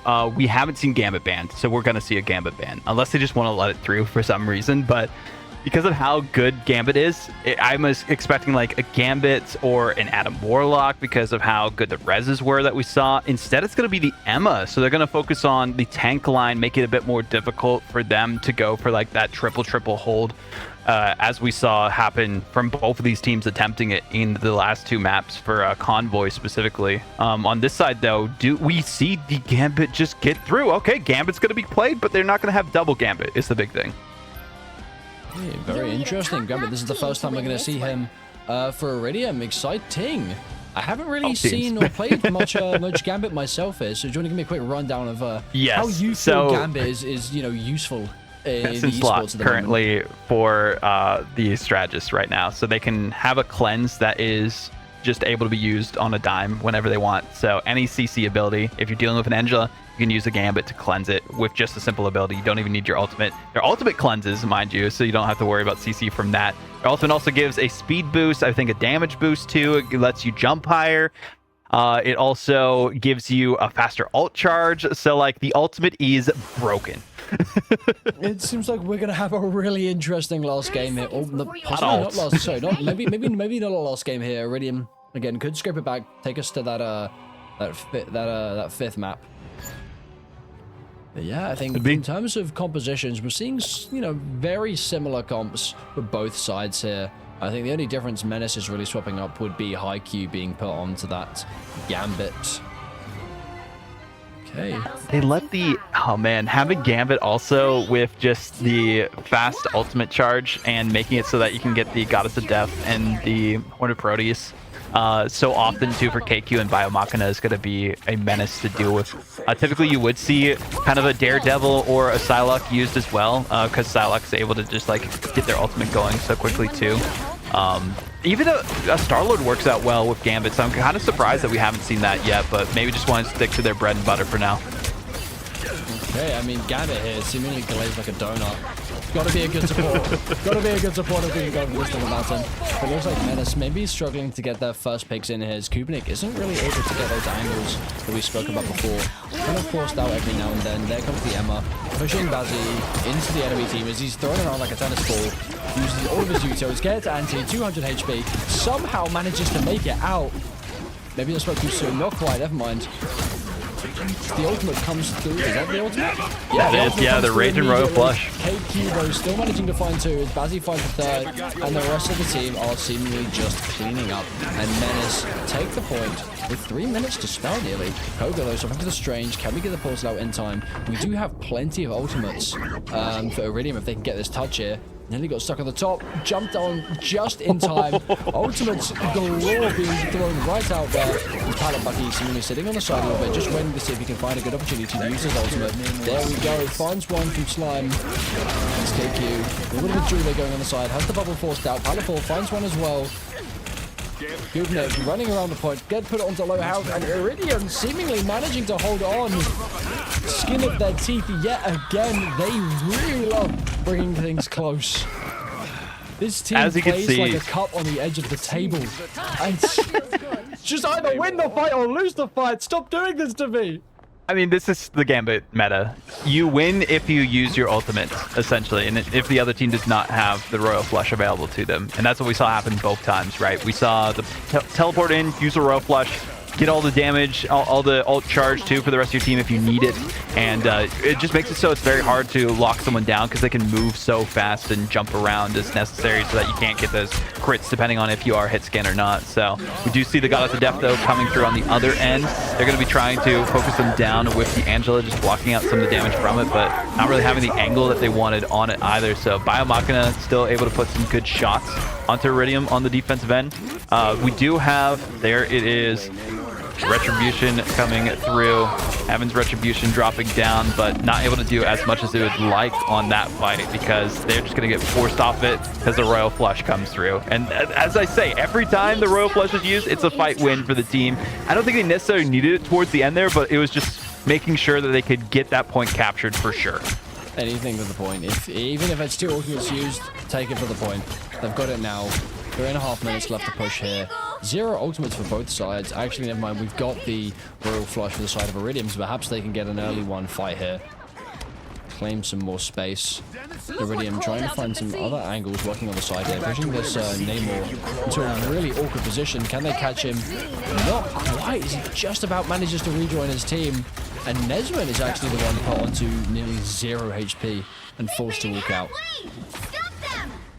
Oh, here's the Royal Flush coming again, though, from White Rabbit, so they will force them away. There is a good usage of the invisible boundary, though, to try and counter things out so they can't take them down so quickly. That's what's been missing so far in reaction to these Royal Flushes that have been coming through, is those invisible boundaries. Slow the other team down so they can't really escape, do some good damage. And Namor, though, able to have the anti-heal plus the Horn of Proteus for some extra focus down on the other team. Koga taking their time with the Ensung Inferno. Not doing as much damage as they would like, but at least dispersing people away from the objective a little longer. They weren't able to hold as much as they would like on that team fight because Menace were able to win the individual battles and force them further back. I mean, it looks like, Iridium did have that ultimate there, but it didn't really seem to do too much of them. Menace, though, forcing the Namor off with a bubble. Can he get back? Just about, but he doesn't survive the shots from Pallet Bucky. Menace continuing to be menaces here. Nubik with the ultimate finds Red Luna. Forces out some more abilities. He just about manages to get out. Bazzi with another one. Looks like Menace, although not really finding those huge kills. There it goes. Still managing to pick people off. There's another one. Never mind, I spoke too soon. Menace just cleaning up from Iridium. I think this very well could be our last game unless Iridium pulls something out of their bag here. Because they aren't really getting too many fights done in their favor. I mean, their characters, yes, may on paper be countering Menace, but it seems like Menace have swapped up the way they play to a bit more of a passive playstyle, just focusing on getting that one kill and then backing out, rather than going for their full-on aggression that we've seen in previous rounds. So here is what the Raging Royal Flush does for those who are uninformed. So it heals and purifies, which means it cleanses anyone from CC. They also gain movement speed and jump boost, and then it also enhances attacks with additional single target explosive damage and provides the ally with ultimate ability charge acceleration. So yeah, it does it all. And it charges them 30% faster than normal is the thing too. So it's just so effective in these compositions, especially with a team like Menace who likes to run down the other team, and once they start snowballing, they cannot be stopped. An avalanche gets created every time, and that's what we've seen happen so far, why they've been able to push the objective all the way through these checkpoints to the final hour. All eyes on Iridium on how they're going to counter it. I mean, I don't really think you need to think too hard about countering it with 5 ultimates. I mean, anything that Menace throws, just counter with everything you've got. You'll be able to hold on for at least another minute here. Looks like Biomachina is just holding a little bit of an angle there. The first ultimate comes out, met by the invisible in his shield. Bazzi trying to alleviate some of the damage as he comes to ultimate 2. He doesn't quite find anyone as he's pushed straight off the map, unable to keep himself alive. Red Luna with the push. The ultimate comes through from Nesman as well. More ultimates for both sides. Not quite managing to find the pick from Palathor, but Biomachina and Nubik are seeming to clean up here. A couple more shots and another kill for Nubik. More people trying to be brought up on that, but not quite. People are staying alive. Bubble for Palabucky as he stays on the side. Doesn't quite manage to find the spawn as he tries to, but KP43 cleaning up a little bit more as Menace seemingly the victors of this fight. It's a tough spot to be in, especially because it felt like for Iridium that the pacing of using their ultimates, they need to save their Royal Flush until somebody else come out from Menace, but they felt like they had to activate it so that they could try and initiate to get that team fight win. But we saw the counter for the Invisible Boundary, we saw the cleanses from the Royal Flush after the Angela ults. I mean, there wasn't too many options that they could go for, and that's why we've seen Menace just be able to run things down, because they've just been waiting and baiting out the support ults and then using theirs perfectly, and that's why they had free reign with the objective to get all the way towards the end. They didn't need to enact their ultimates first, they just waited for the other team to fall into their trap and then cleansed everything from their teammates, kept them moving forward, and then used whatever extra ultimates they need to clean up the pieces.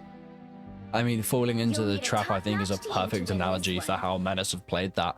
I mean, it looked like Iridium were really trying to take some space, take some angles, and take these early fights with some of their ultimates here. I mean, we saw quite a few engagements from both White Rabbit and Nesman, but they just weren't enough.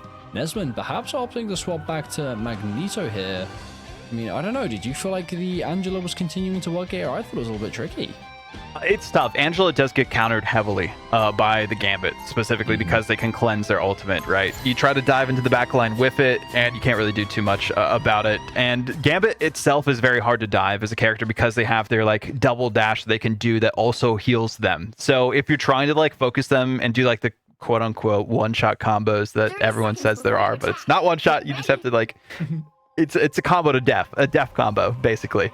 Rant aside, it's tough for Angela to like really focus down the Gambits because of that. You need some help from the rest of your team, and we haven't necessarily seen like a full dive comp from Iridium in a way that you could utilize the Angela effectively like that. You have to have someone else with you if you're trying to focus down the Gambit. And Invis is just so good at surviving because they have the push. They have their little graviton pulse that they have, like as you can see right there, that makes it so the Angela can't even like fly through it. They have a couple different options, just escape if they are getting focused. So in this instance, I don't think we'll see an Angela again from Iridium because they recognize that it's not going to be as effective. So supposedly this one character that's been helping Iridium get through here is being countered. So yeah. I think we're going to see some really struggling fights here for them. That's going to be tough spots for them. Yeah, I mean, Menace, again, making these tough spots, holding these really awkward angles continuously. Been doing it throughout this entire game, and it really is one of their strong points as a team. And this one, though, does manage to find the first one onto Bazzi. That could be huge. There's no reses for Menace. These squids reek of desperation. Are using the MRC bans too, also, just to mind everyone. We were incorrect at the start of the show, so like even if something was banned, it's banned for everyone, not just for the one-sided team. So that is also why we haven't seen like the one-sided compositions and the change-ups here as well. I was wondering why Gambit was banned for one side and then only played Yeah. and then Speaking of Gambit, there comes the ultimate as they fall. Met by Menace though, as they seek to try to keep holding White Rabbit. Does find KQ, as ultimate comes out with Kubik and Bazzi find two more. I would say things look uneven, but Menace are changing that very quickly as they're pushing each and every player back into harder and harder positions. Iridium needing to find that first person to swap onto Doctor Strange early. Sorry, not the other way around. Iridium are on the attack here, but Menace are able to hold very strong. I mean, 3 ultimates for them here. So they could, again, continue to hold this as Iridium... Not too many ultimates that can really do too much. I mean, we do have Pallet Bucket's ultimate, and we've seen that Star-Lord ult be very strong here, but walking into a Magneto ult could be incredibly difficult. The Spyro Machina and Red Ring are first of all their ultimates. Nothing's going to happen with that ultimate up here. And there we see Pallet Bucket's ultimate being met immediately by Bazzi. Nothing is going to happen. Bazzi doesn't quite manage to find anyone, but neither can Pallet Bucket, as Iridium are the first to find people. Wow, they really couldn't do anything on that one, unfortunately, for Menace. They didn't have any ultimates timing-wise, so it worked out well, as you were talking about Pallet Bucky using their Galactic Legend perfectly, and the rest of their team also timing ultimates properly. But here comes the Strange Portal, and this is where things change for Menace. They're waiting for the timing of it, seeing if they can focus on a specific strategist that might not be in the best spot for it afterwards, and focus them down after that. But even then, Slime's getting taken to pieces. They quickly get vanquished by Nesmond, so will be a moot point for now. There comes the Whale and the anti-heal. Doesn't do as much as they would like, but there is going to be a bit of a restriction put onto Pallet Bucky for now. Now they're going to be able to at least keep on the objective for the rest of their team to try and recuperate with them, but Menace are doing a great job themselves. Yes, they gave them up the checkpoints as best as possible, so some extra time available for Iridium, but having that much time wasted on the clock is massive and buys them at least more moments of defensive stances that they can make. If I had a penny for every time Menace walked off of the payload and gave it to Iridium, I would have... That's so true. I didn't want to mention it, but yeah. It happened again.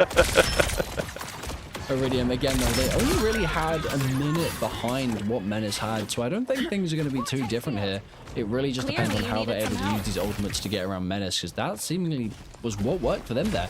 It was just managing to match Menace when they used theirs to kind of turn things down for them. White Rabbit holding onto the ultimate, ready to use it, and there we go. Met with Pallet Bucky as well. Nothing quite to match. As Pallet Bucky actually finds one. All falls into this corner here. A second, a third, a fourth. It's Nubik and Bazzi final left. A fifth, and Nubik falls as well.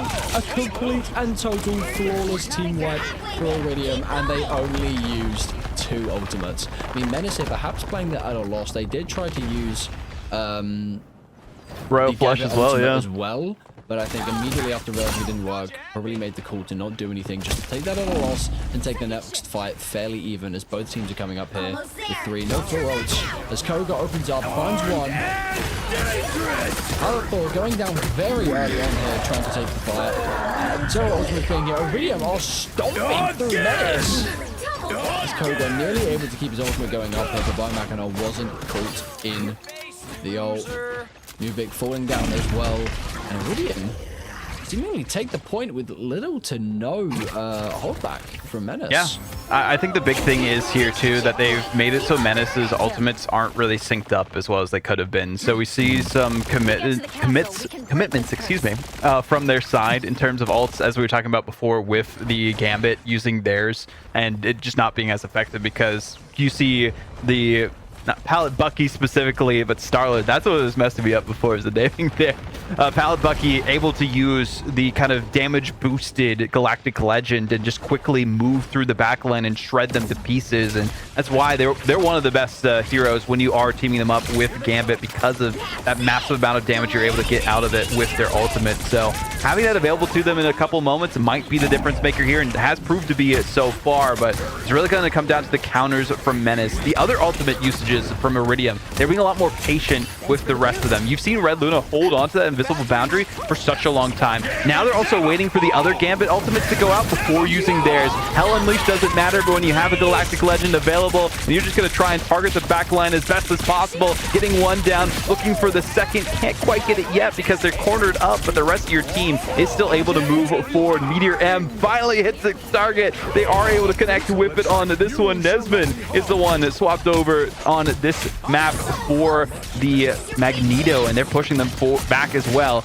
Also using that extra damage from the Gambit team up is massive because it also displaces people from the objective. So I'm liking this look from Iridium. We do see Bazzi pushing onto it, but it's going to be a tough spot for them to try and hold on to this for now. They still have their Meteor M available. Invisible Boundary did get procced out. There's not really many ultimates available for Iridium, so this might be a reset for them if they cannot get back towards the objective, and that it is. Thankfully, Menace were able to take a fight there at the end, remembering that there is an objective to stay on top of. I mean, that was a great fight there. I mean, both teams getting some people. I think it really came down to those ones that kept getting found here. I mean, you see Nesman debris to the dome, fighting KP43 as he tried to run away here. This is going to be a really awkward last fight. Both teams are coming up on quite a few ultimates. We're probably going to see not a second, but a third final fight where everything comes through. Nesman takes out Bazzi mid-ultimate. The Pallet Thor goes down. That's one tank down for both sides here, as Iridium are seemingly unable to take too much space. Just get rid of KQ. Takes out another. As Iridium seemingly able to walk through quite easily here. Koga matches one. Finds the second with the reset. Still has it. Left on 24 HP in a dream. Tries to find KQ out of his ultimate. KQ with not one, not two. Again, it is just one of these disgusting fights. Hard to follow. Bucky and Koga finding people equally. The ultimate from the spawn for Biomachina, but Iridium are able to just keep pushing as KQ can't get that final touch. What is going on, man? He's just throwing things out left, right, and center. People are falling like dominoes. This is insane.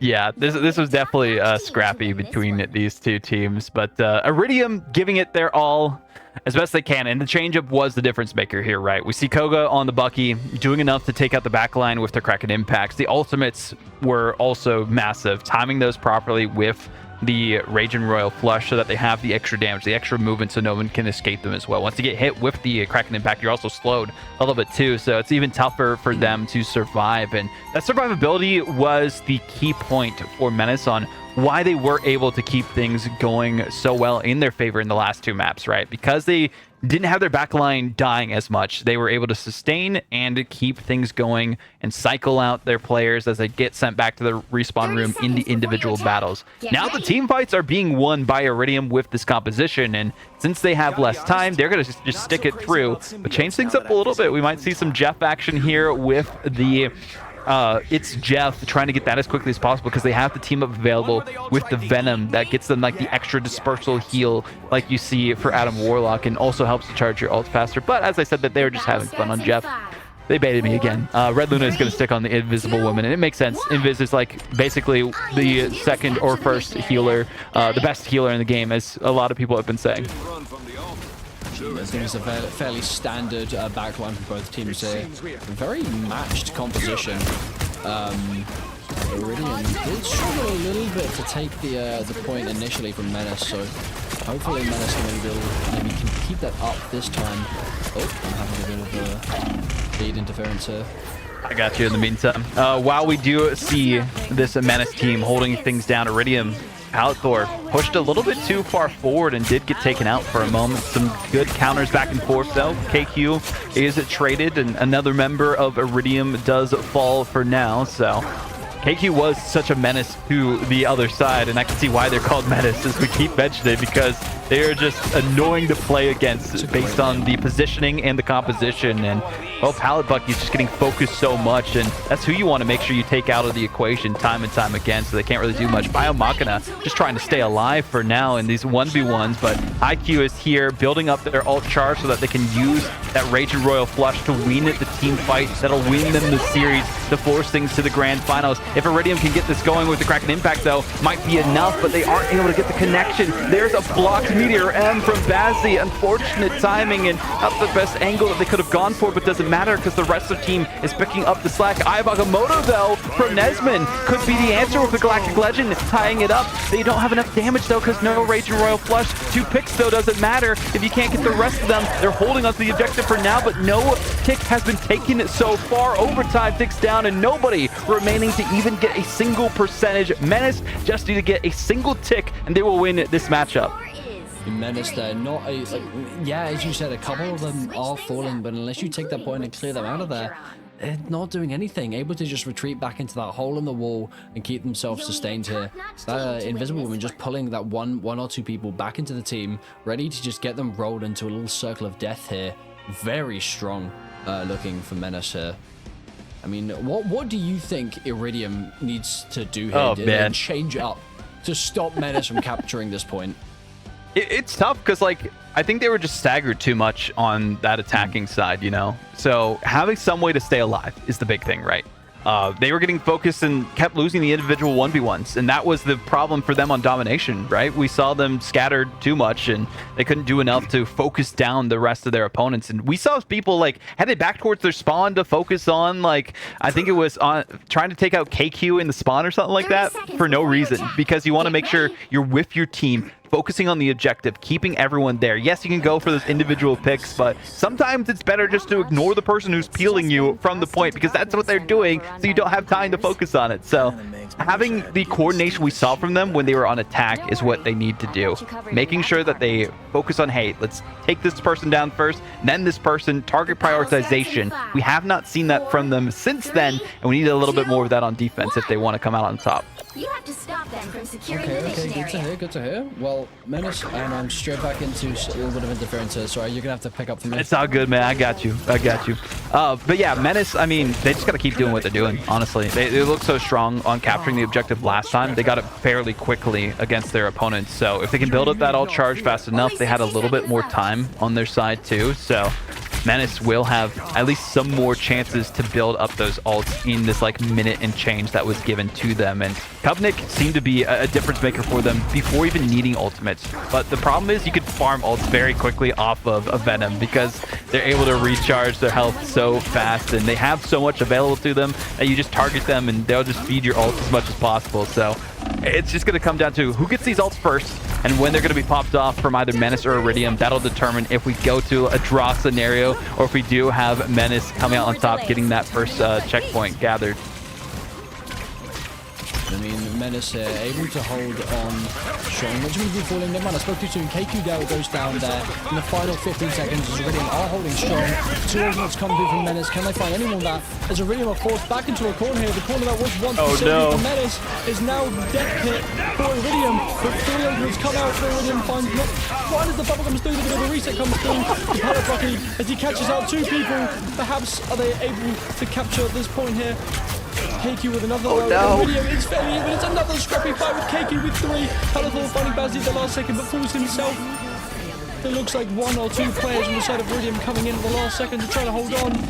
Manages to take up Biomachina. The portal coming through for Slime here. It's Could be really enough, hard to though. keep track of what's going on. It's just No, it's all good. And 4 people are falling left, right, and center here. It's fairly even for both sides as there are equal numbers on the point here. It's really hard to tell who is winning. 2 portals on either side.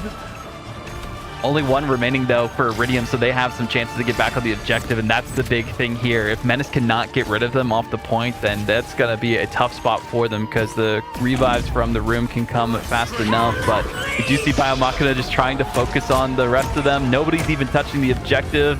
Doctor Strange was trying to just survive long enough, and it will be Menace at the end of the day, clearing out the competition. Very closely contested. Could have easily been a draw and then had to maybe eventually go to a map 6 in this best of 5. Would have been insane to see, but Kelpnik, of course, MVP on this one. And yes, that is the new Venom MVP screen. Oh, man. There we have it, people. Menace are your BO5 Game 1 winners for MRL tonight. I think a beautiful display of skill, strategy, and mayhem, I guess I would like to say. There, I mean, we've had some absolutely disgusting fights come down to some real sloppy brawls from both teams. But I think ultimately, Menace were the Menaces for tonight. Iridium able, just falling short, being able to keep themselves up there. I mean, they played really well, seeing that swap onto the Angela, seeing that swap onto the Star-Lord, the Wolverine, the Bucky, and even the Gambit last day. Really finding what were their weak points. It's very impressive to see, but they just weren't able to make it work. As Menace seemingly, sticking to what they know, sticking to that Venom, sticking to that Hela, and it worked for them. It worked way too well, and in the end, gave them those 3 points.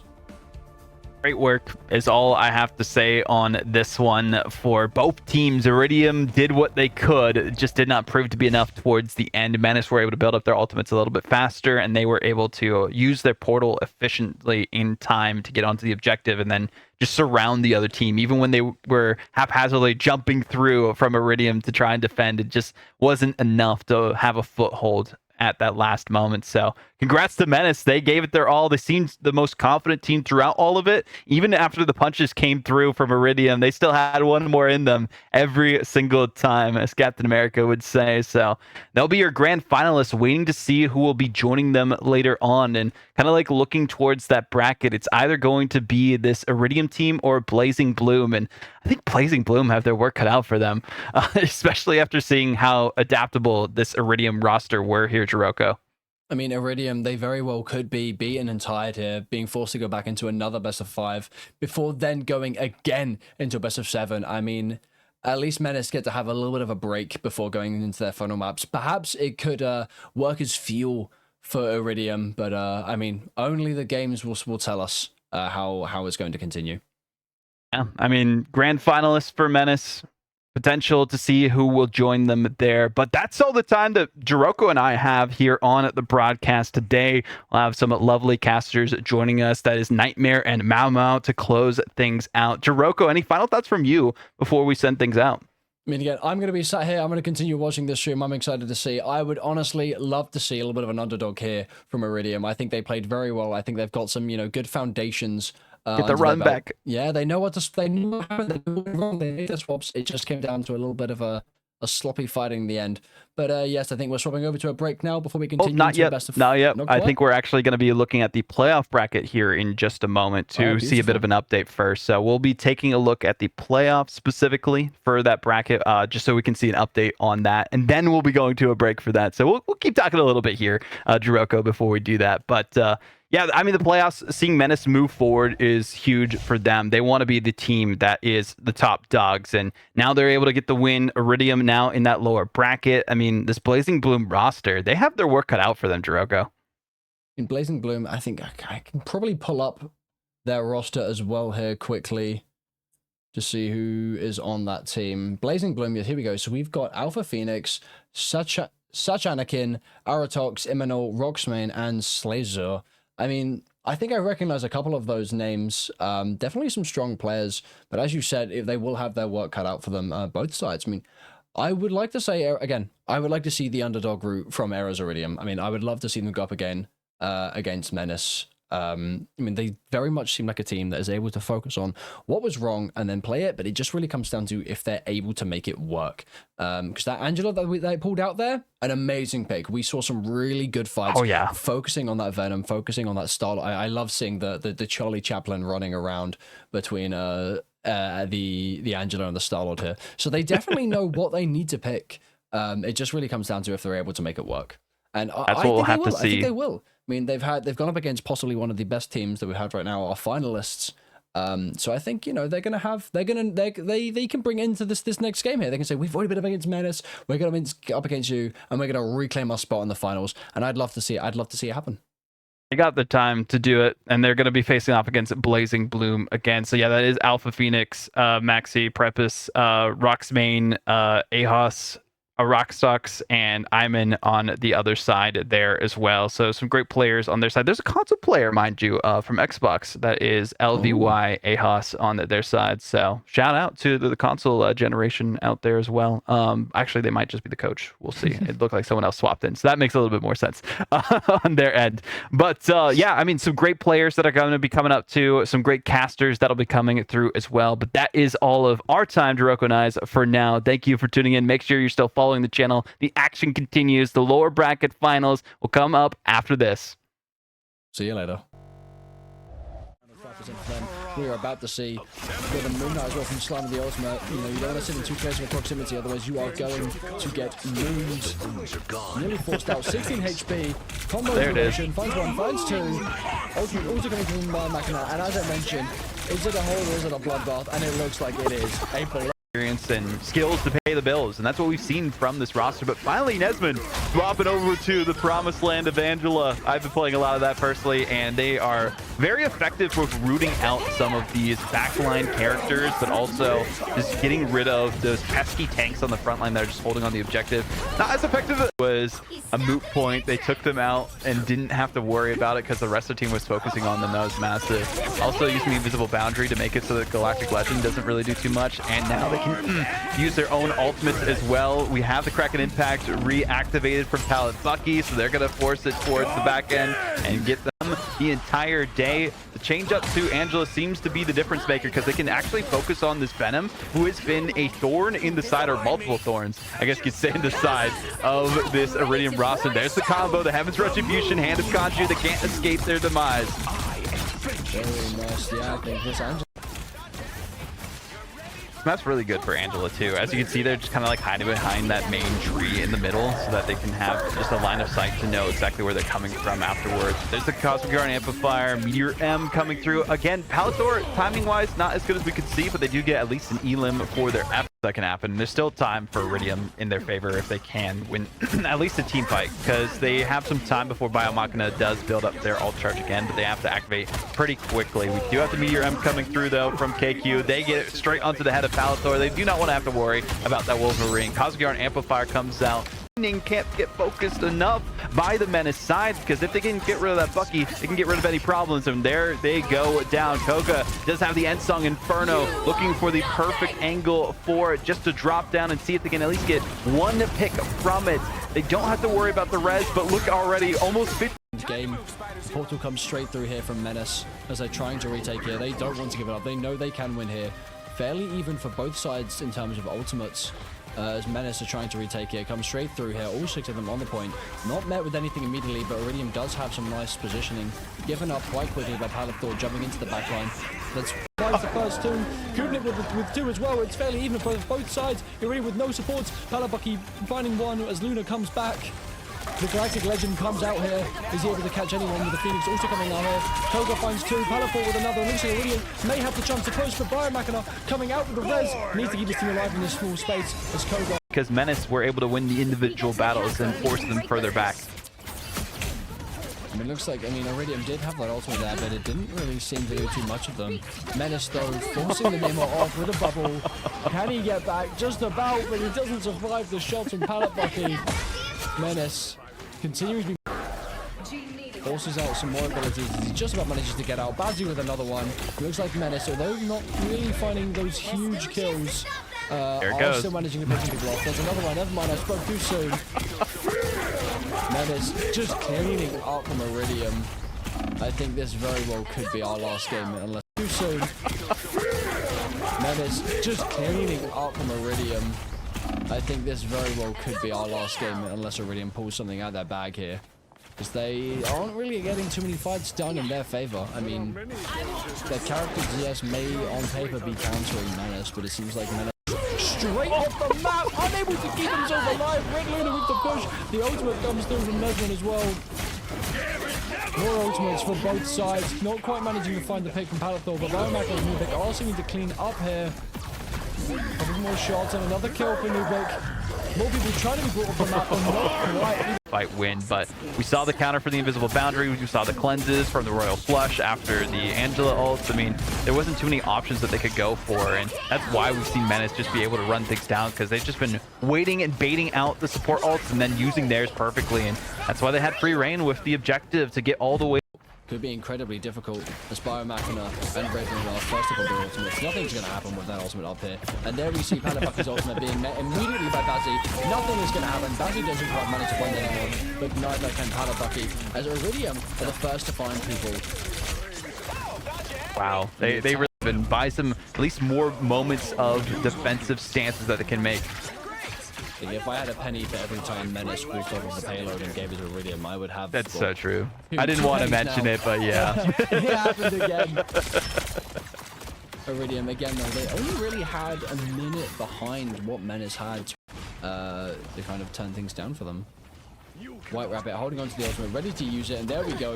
Met with Panabucky as well. Nothing quite to match as Panabucky as he finds one. All falls into this corner here. A second, a third, a fourth.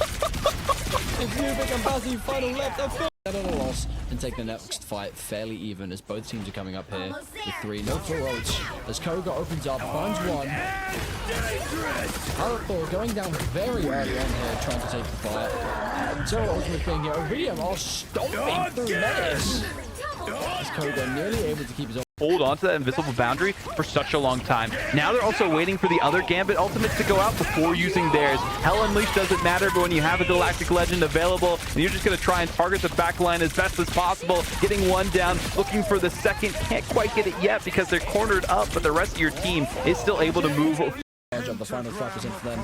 We are about to see with the Moon Knight as well from Slime of the ultimate. You know, you don't want to sit in too close of a proximity, otherwise you are going to get mooned.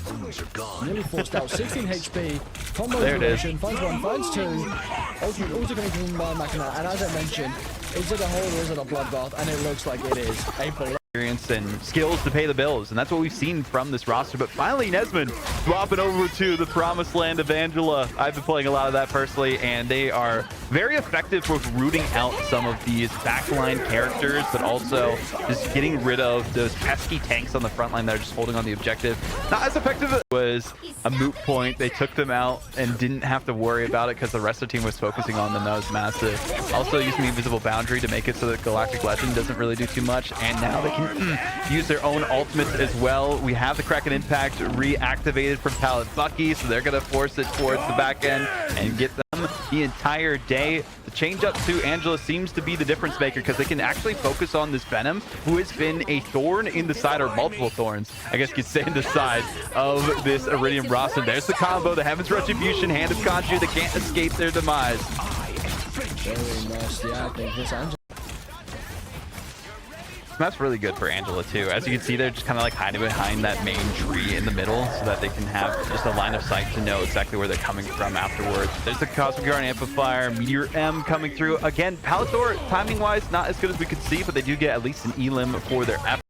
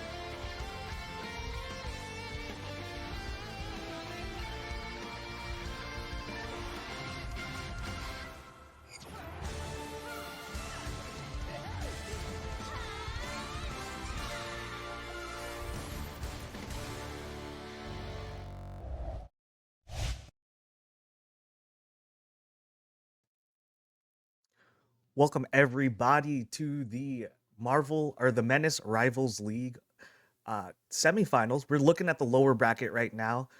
We got Blazing Bloom versus Iridium coming up. And my name is Mal Mal. I'm joined today by Nightmare. My apologies, man. I didn't mean to cut you off there. I was still gathering a little bit. But yeah, no, I'm very excited to be here, man. How about you?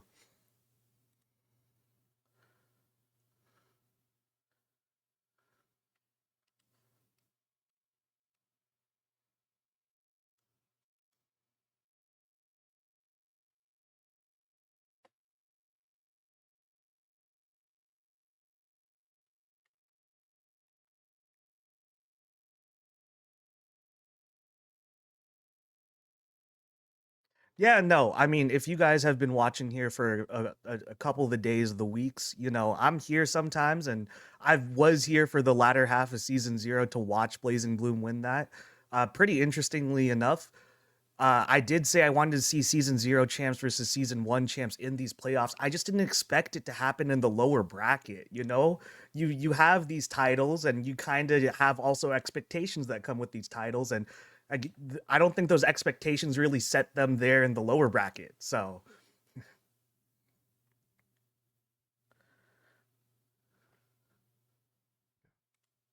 Oh, it should be there now. Oh, so just to go ahead and add on what you were saying, yes, it is an interesting matchup to kind of go ahead and see in the lower bracket as opposed to the higher end of it now. I'm honestly not quite surprised, as each meta and each season just kind of changes it up quite a bit. Marvel Rivals is such a flexible game and ever changing. So honestly, seeing different teams at such a high caliber is something that is really refreshing and nice to go ahead and see. no, no, absolutely. So we're gonna be looking at the playoff bracket now, and again, in the lower bracket, we are sitting here on Iridium versus Blazing Bloom. Whoever is going to win here is going to meet up with Menace in the grand finals right there. And it's going to be crazy for Blazing Bloom to see them again. They did fall to them and come here into the lower bracket. Same for Iridium. And I'm honestly quite excited to go and see those games. I know that we're swapping on over to them in 1 second. Do you think that there's a super advantage between players that have just come off of a game, having just played a nice set, or do you think that they're actually maybe a little bit overexhausted from that? They might want to swap up the plays. What is your thought process? I think that fatigue is definitely a thing, no matter if it's traditional, like physical sports or just esports, right? There's not only physical fatigue, but also mental fatigue. Your fingers might be warmed up and whatnot, but you have been playing these really close games back to back to back. Now you got to come into another set and face a completely different team with a totally different strategy and roster. It's definitely taking a toll, but you know, who are we to judge whether or not it's going to be their downfall? Absolutely. I'm really excited to go and see this. I have seen a little bit of what those games were. Nesman obviously being quite clutch on the designated Groot play, and quite a bit of flexibility amongst the DPS. I'm really anxious to go ahead and notice if any difficulties or any changes are going to be in the actual lineups as far as what they played, as opposed to Menace. See if there's any actual different changes to the hero pools or even just the draft in general. Lineups should be coming up on the screen in 1 second here, so we can go ahead and see AIROZ yet again. Having those great players who, again, as we had mentioned, are a little warm. Yeah, just a little bit warm, right? Just, just about 2 sets in a row for them. So, they definitely, again, fingers are warm, no worries about whether or not they're going to hit their abilities or not, and whether or not they're going to hit the flicks or not. They're there. But again, the real question is whether or not they can mentally tough it out. Again, come in, stay refreshed, because this is a totally new set in terms of like they can't have any doubts or misgivings from the last game. It's interesting to go ahead and note the type of players that they do have. just noticing how they do play. Ravenloft loves to go for those huge flanks. Koga loves to go ahead and spam out those newer heroes, as you can see with the Daredevil or Matt Murdock. And of course, we do have the two lovely clutch supports on White Rabbit and Red Luna. Matto and Nesmond always being able to go ahead and hold it down in our front line as well. Thor seemingly never really has his meta quite yet, but I'm sure Matto's waiting for that and prepared. As we're going to go ahead and see Blazing Bloom here. Yeah, and on the side of Blazing Bloom, by all means, they did run a, one of my favorite comps from last meta, which was their really cool and fun Angela plus Penny. But it's going to be interesting to see what they did for season 1 this time, especially coming out of D2. So I'm excited to see these Blazing Bloom players come out on top, or come out into this game and see what they can do to come out on top. Actually, looking over at their designated heroes, most of them are quite niche, right? Except if I guess you would look at really the Venom or even the Bucky and the Emma. But at one point, Venom was a bit more of a nicher pick, right? BP having quite fallen out of any sort of meta.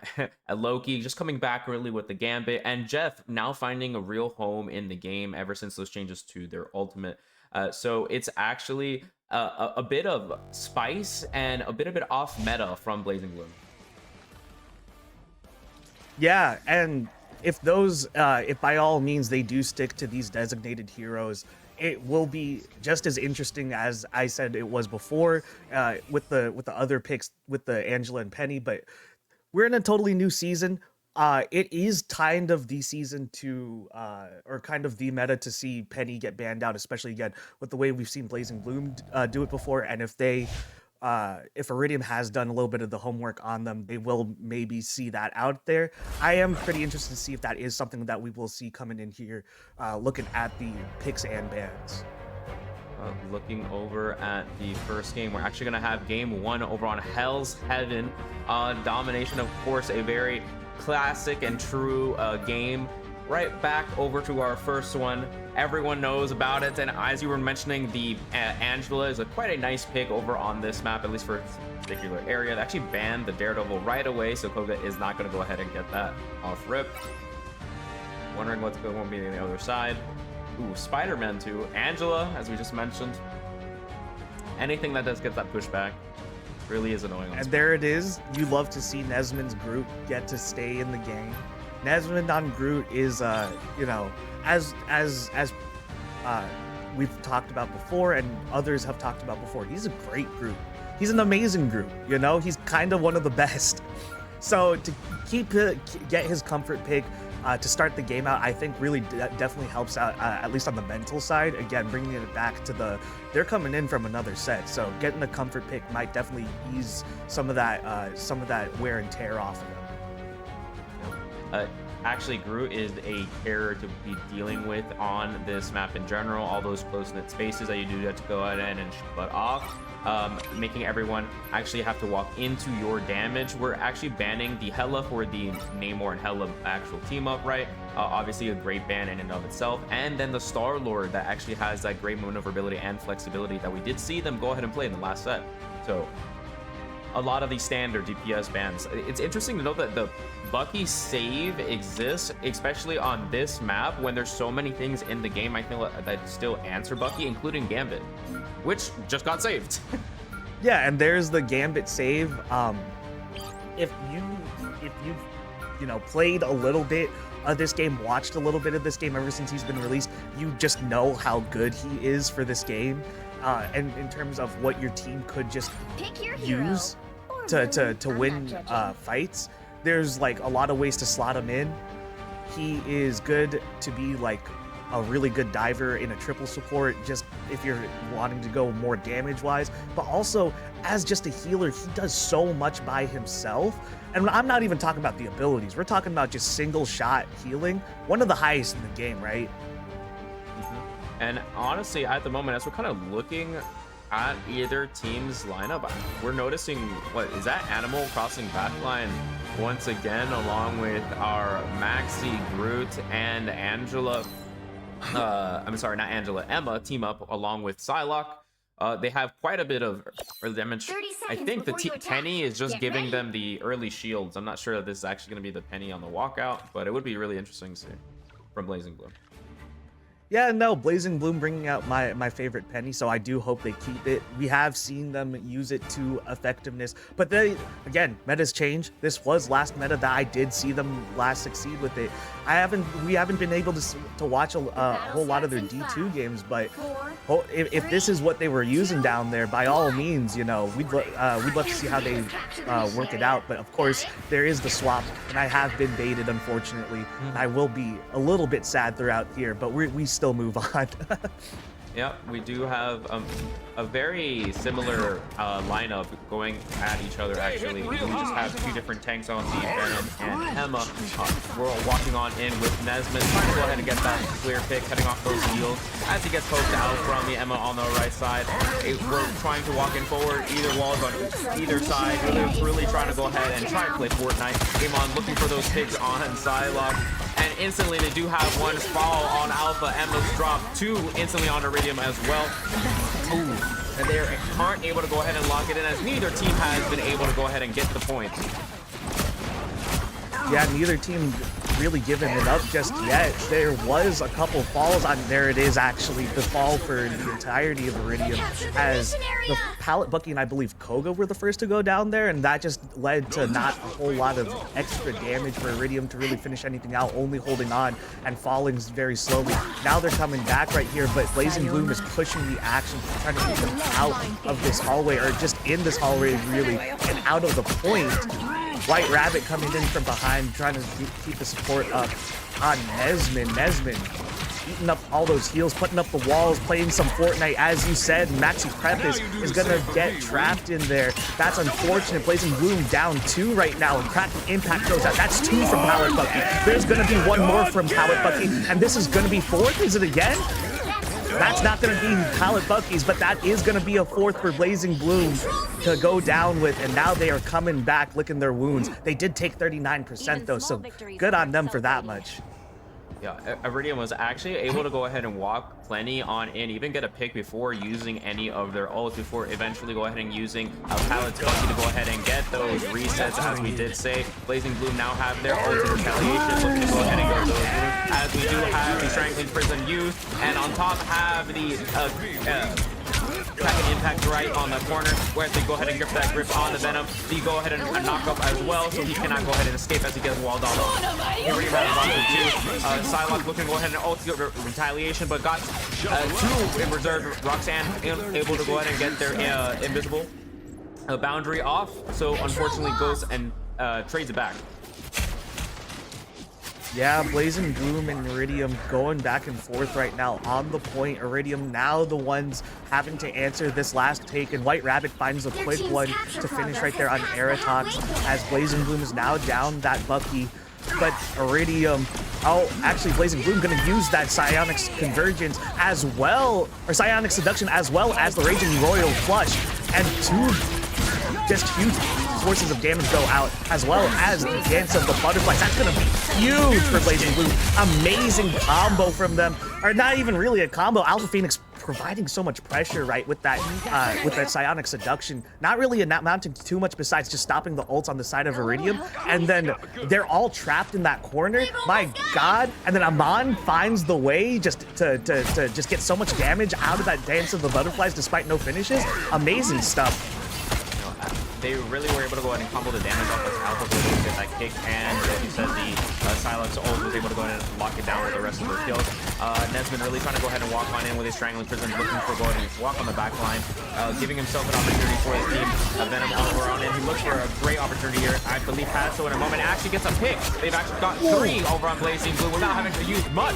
They're walking them down slowly and actually to secure the point with ease. Have every ult coming on up except for Pallet Thors, who is going to go ahead and try to be pressuring them over at the gates, making sure they can go ahead and build their ults, which they're going to go to need. They need to at least go and win 2 more fights before they can do this. They still also have a TP to go ahead and pull it.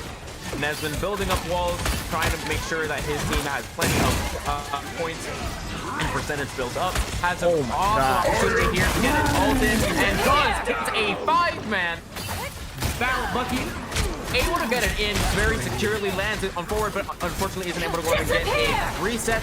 They have a missile bounce on either end being used, and again Strangling Prison matching on up, using Bucky for Bucky, Gambit ult for Gambit ult, Strangling Prison for Strangling Prison.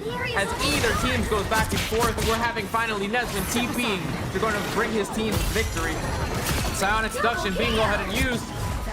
Finds 2 over on Iridium, and they're able to go ahead and re-proc overtime. We have TP over on goes out. Oh, my apologies, but TP goes out on the side of Nesmond, switching off that group.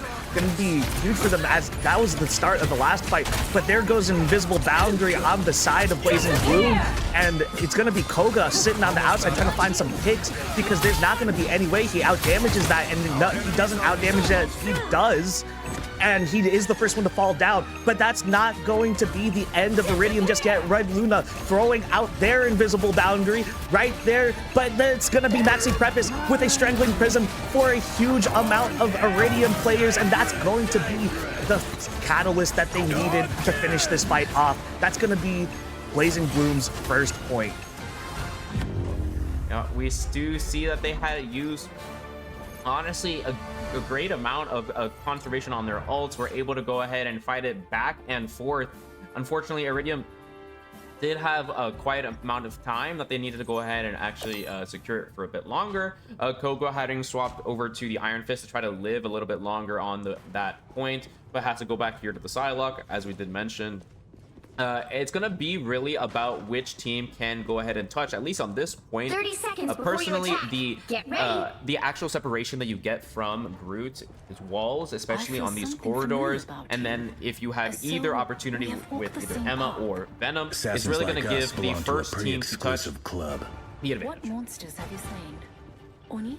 No, yeah, and as you were saying with those walls, though, Worst if monsters someone of all. does step too far Hydra. forward on either side, they do battle have starts in that 5, nice little pull 4, wall combo to 3, just block somebody 2, off. That is a 1. very quick way to get a pick. So it's going to be very interesting to see who decides to try to touch first. As you said, it's going to be a kind of a race between that Venom and the Emma, but just looking at abilities alone, Venom kind of wins, right? He's just going to be the one to swing on. But as I say that, Blazing Bloom coming up on the catwalk right here, coming in from the top down. That's going to be a dance of the butterflies to start this fight off. That's going to be one by way of Blazing Bloom, but that's going to be 3 total by way of Blazing Bloom, actually, but 1 by way of Dance of the Butterflies, and the 4th one goes down as well. Iridium on the back foot right now. Pallet Bucky trying to put down some pressure, some damage, trying to say, please stay away from our spawn. Get back onto the point, because we do not want you in our doorway. We do have Palazor trying to build as much time that he can for as possible. Slowly has his ult actually in a moment, trying to go ahead and get that jump on in. They actually have one fallen over on Blazing Bloom. Unfortunately, Bucky, as we have this Ionic Seduction being used to actually go ahead and capture Nesmond, who almost gets picked, but actually walls off perfectly so he can go ahead and get charmed near the end. We have 2, 3, 4 falling down on Blazing Bloom as Iridium goes and strangles them slowly, trying to go ahead and get the point without using Nesmond's ulti, getting those very secure walls and actually zoning them off pretty nicely.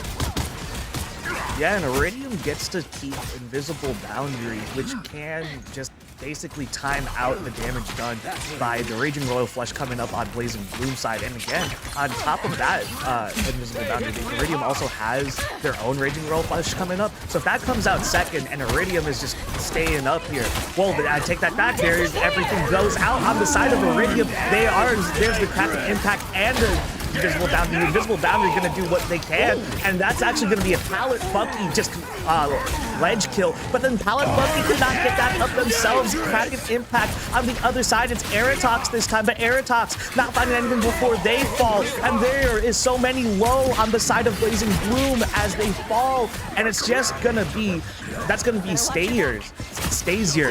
That's going to fall last, just sitting there as Iridium just taking their time so that they can get that nice little stagger. It was so incredibly hard to work out whose walls were which in that fight. I could not tell. I don't actually want to be any of the supports on either side trying to get healing across to either teammates. Roxanne has ult. Roxman has ult, and Iman as well, looking over on the top as Iridium does hold the point. Maxi looks for a strangling prison in the backside, gets shoved down, actually in a bad spot. Tries to go ahead and box in Nesman, but it doesn't have an opportunity to do so. Iman ultis trying to go ahead and find two, and does find Toga. Red Luna able to go ahead and invisible boundary, but has two already have fallen. Nesman and a White Rabbit, Pallet Bucky soon to follow as well. Red Luna right on after. They're able to go ahead and get 95% before Palazor actually goes ahead and dives over just to reset with his team. Blazing Bloom able to go ahead and get their points back, giving themselves a solid 50%.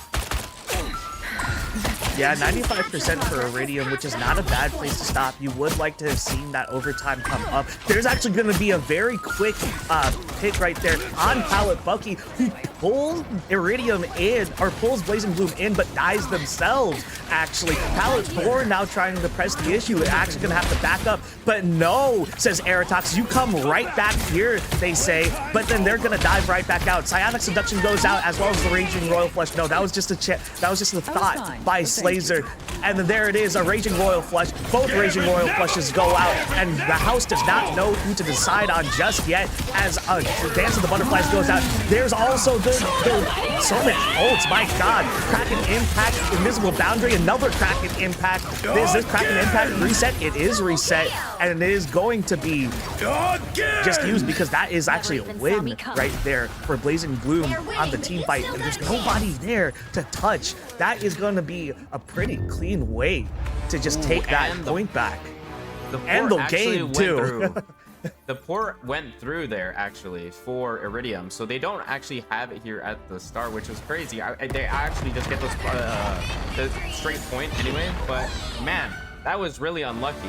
I don't know what happened at the start. They, I believe, got the initial pickoff, but with able to use the Strangling Prison along with the resets over on Kraken Impact, I believe they were able to get enough resets right away to go ahead and secure the point. And honestly, it was just one fight near the end. It was very, very close when they just had such a solid hold initially. No, yeah, AIROZ just huge right there with, as you said, with the Kraken impacts. Basically, by the time I got back to understanding what was going on, AIROZ already had two. And then, yeah, no, that was basically all they wrote. And Blazing Bloom, again, just great stuff right there to end that. And they found, Iridium found some ways to fight back, as they talked about before. Iridium's showing some great adaptability, so hopefully that is going to be what propels them forward into these coming matches. But Blazing Bloom, excellent way to start off this lower bracket semis. They're gonna go ahead and continuously do these mirrors. It's going to be a little difficult, but otherwise it's honestly really nice to go ahead and see just the sheer caliber of players that we're having here on today, and playing so many I want to say skilled picks in general, with the Psylocke being able to get a million resets, with the Bucky. We even have Gambit, the newest hero, really being abused here on these games. Curious to know if we're going to go ahead and have any differences in their picks or saves here. We did save Bucky in this game, and obviously both teams did go ahead and use it. But at this point, do you want to just go ahead and just wash your hands of the character and say, hey, listen, it was fair. I just don't want to go ahead and see a million resets and the group this game. Let's just get something a bit different at all. But they do have some key saves as well. They use, I believe it was Invis. They also saved Gambit. So you can also note that the support role in general is just incredibly important.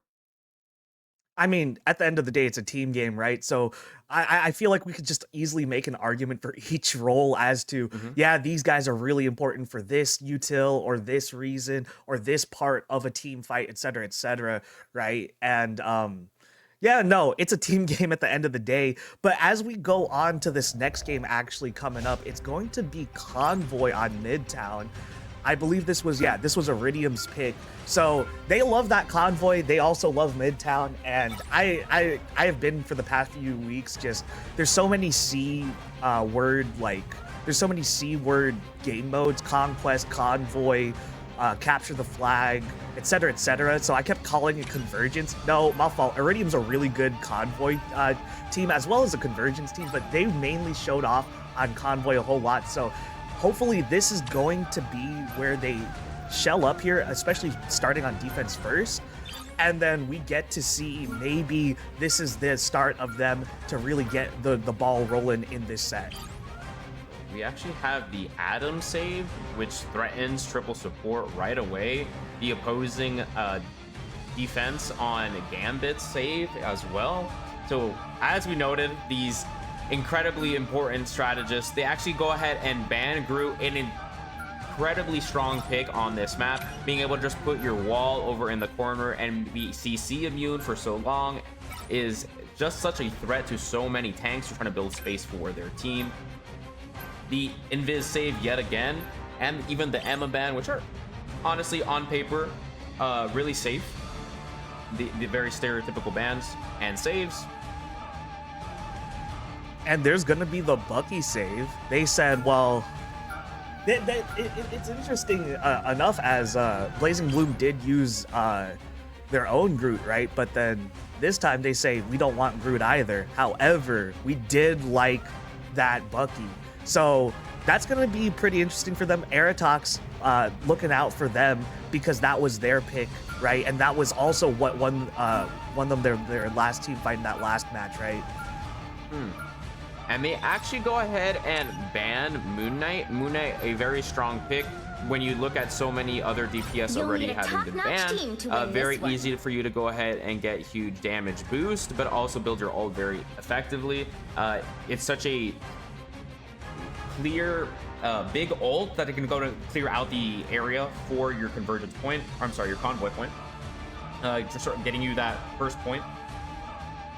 But otherwise, we do have Bucky, Alan actually hovering Atom, and the Loki, which I was going to suspect from Red Luna. So they are going that triple support comp, as we did discuss. They banned the Storm earlier too with that threat of the Jeff NATO, as I did mention, or I at least talked about earlier, I believe. No, yeah. I mean, both. I mean, as you were talking about the last two bans right there, both ults actually take up so much space. But then, especially on the Storm side, not only does it take up like a huge area of effect, it also happens to be mobile. So not only are you just able to like hold down a nice little corridor, you could just move down that corridor and push it back, right? So honestly, it's really interesting, or it's not really interesting, but it's really I guess safe as well for both sides to take out the I guess two bigger ults out there in this situation for sure. Iridium actually walked out with Goats, and they're able to go ahead and walk out with the Thing, which is actually honestly quite interesting, as they didn't really expect the Angela, so I guess they decided to go ahead and pick this, as they get a pick right on her hand, because they assumed that the Angela was going to go ahead and be chosen, seeing as she was open through the pick and ban phase. Koga, Nesmith, and Thor are actually quite a beefy front line here, and incredibly difficult for Angela to go ahead and deal with. I'm expecting them to go ahead and swap relatively fast. Yeah, that was a very quick pick by both Koga and Alithor right there. The slam, and then actually both Captain America and the Thing slams were incredibly huge. But actually, ironically enough, that's going to be Alithor that goes down first. And Red Luna is going to have to answer for that, or Red Luna is going to answer that right back as Amon goes down. And there's actually the invisible boundary first on the side of Iridium. Blazing Bloom answers as Slazer pulls out the Raging Royal Flush and the Crafted Impact combo. That's going to convert right there for AIROZ. AIROZ not going to unfortunately get anything on that second reset, or on the first reset for a second kill, but that is going to be the first pick that they definitely need and the pressure they needed in order to break up this Iridium backline, or this Iridium defense. And, or my apologies.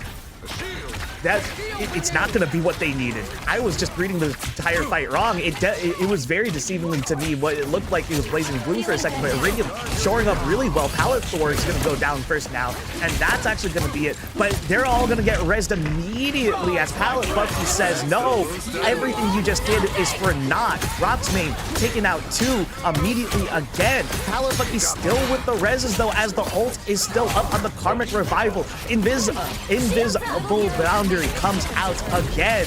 But this one's for Blazing Bloom. That Meteor M coming out for Blazing Bloom. That's going to take one out. Nesmin, that's tank on tank violence. And Blazing Bloom finally, the first time I was wrong, but this time I can say it with certainty. They broke through and they are finally getting this payload moving.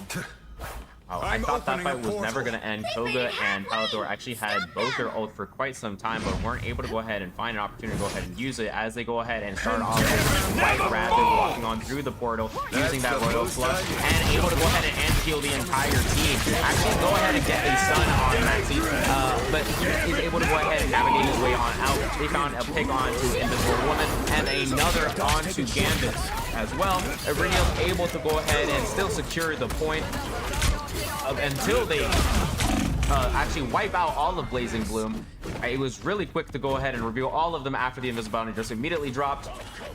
Team immediately trading. Toga still has his ulti the entire time here, just going ahead and using it as an ability to go ahead and build up the ult. Yeah, Iridium really quick on that comeback and just like wiping the Blazing Bloom out. But Blazing Bloom now sitting on that Inferno Ensong Inferno. My apologies, backwards. But Koga, as you said, Koga is holding on to a freedom charge right there. AIROZ gonna get one right there, or my fault. AIROZ gonna fall right there as Alpha Phoenix follows suit. Slazer picking up Pallet Bucky in return, but there is the Ensong Inferno from Blazing Bloom. That's not gonna convert. Pallet Bucky bringing themselves back up. That's the Eye of Agamotto in the backline, but that's gonna only catch one outside of the Venn diagram of invisible boundaries, and the return Eye of Agamotto is going to be countered by the side of Iridium. There's the Karmic Revival as well by Pallet Bucky. Pallet Bucky putting down some damage in the back and still holding on to that Karmic Revival as Iridium does not need it actually. They take down 3 on Blazing Bloom, just chipping away right now, closing this game out and only allowing 84 meters of a push. And Iridium showing the strength of GOATs in general, allowing them to go ahead and abuse the fact that they do have a res in general, being able to go ahead and use Gambit and Cap to go ahead and build up those ult charges quite easily. Koga honestly held his ult for a long time, and giving the TP as well onto their team really gave them plenty of it to go ahead and use. Yeah, Iridium just really held so well. This is their best map probably I've seen, because they practically have won every single Midtown, save for the one in the last set. They've won every single Midtown I've watched them play, and in almost dominating fashion every single time. So by all means, save for that last Midtown hold, Iridium really showing exactly why they chose this map and exactly why they are so good at it too, and what propelled them to that season 1 champs. So this is really good for them. Not only is this their map choice and they did really well on defense, now they get to just really push it just a short distance, right? This is really good. Coming back to the mental game, really good for that mental game of theirs. Now they're on a roll, they're really locked in probably, and they're probably feeling it, right? They actually do have to go ahead and make sure that they don't fall to the same strategy as Blazing Bloom walks on out with the same idea. AIROZ having swapped on over to the Atom, as Pallet Bucky is looking for a quick on change with the I believe the Star-Lord as he tries to Eon in, dashing forward, but Pallet Thor on the Wolverine looking for an opportunity to go ahead and get a pick. Really able to go ahead and just push out the team of Iridium. I'm sorry, Iridium Blazing Bloom. Slayer, Thor, Slayer, looking for an opportunity in the back. we do have the invisible boundary just go ahead and change right as we have the team really trying to hold the cart. They have either team really holding it. Unfortunately, we don't have anything but the Royal Flush really being able to challenge. They trade one, Iman immediately falling. Blazing Bloom cleaning up right here as Iridium going back to their spawn, having to regroup, and by all means, they did at least push it 52 meters of the way there. So they're already more than half of the way there, but this is going to have, this fight and this overall round is definitely going to have to extend to a couple fights and a couple wins on the side of Iridium if they really want to push it. And as I say that, the Galactic Legend and Freedom Charge goes out, so it's going to be that versus that. But Ensign Inferno and Last Stand also on Iridium, just so many damage and ults actually as Blazing Bloom goes down one by one. Karmic Revival goes out. That's going to save 3 for Blazing Bloom. This is the last few meters that they need, only 7 left, and it's just barely on the side of Iridium's, but then the Blazing Bloom is holding on to it just right there with the invisible boundary. There is also everybody that friends are gathering around White Rabbit. Well, White Rabbit's goes down. There is the Meteor M. This could be a very quick pick right here for Iman. There it is. Koga goes down quick, and the rest of Iridium has to come back. 2 minutes left. Pallet Bucky trying to just get some damage to chip in right now, just be a little bit of annoyance. There is not too much that they're able to do until this team comes back right here. It does have just about they do have a little bit of time to go ahead and push the cart over to the very end. Actually, they have plenty of ults right on out as Pallet Thor is looking for that opportunity. Red Luna as well has their invisible boundary. We even have I Am Legendary shortly thereafter trying to go ahead and find that opportunity, but Iman finds 2, AIROZ finds another, and Iridium just falls right one after another with the domino effect. Just they continuously just have a stagger opportunity, and it's unfortunate for them, but they still have every ulti. Yeah, Iridium holding on to 3 right here, maybe coming up throughout the rest of this fight on the Raging Royal Flush as well, as the invisible boundary goes out first for Iridium. Now the Venn diagram comparison comes out for Blazing Bloom. Their invisible boundary goes out, Freedom Charge, and it's clobbering time. Gonna get maybe 3 or 4 right there, but that's enough to just get 2 out of the way for Iridium, and Blazing Bloom just holding on to the point. There is going to be I take that back. They are no longer there, actually. There was, I believe, one of the duelists in the back right there for Iridium. And there's actually another Raging Royal Flush. This fight keeps on going. It's honestly so close to both spawns that it's just keeps on going. They keep coming back so quick. Meteor M not going to find anybody there. Galactic Legend does get timed out, though. Really smart move right there by Iman. But there it is. The living Chi, just trying to make people dead, and that's not going to happen because Blazing Bloom has Karmic Revival. That's 5 reses right there, but it doesn't matter. Pallet Thor with the last send and just going crazy right now. They are preying on you tonight, just like an animal. Pallet Thor, my God, Iridium. What a way to break that deadlock.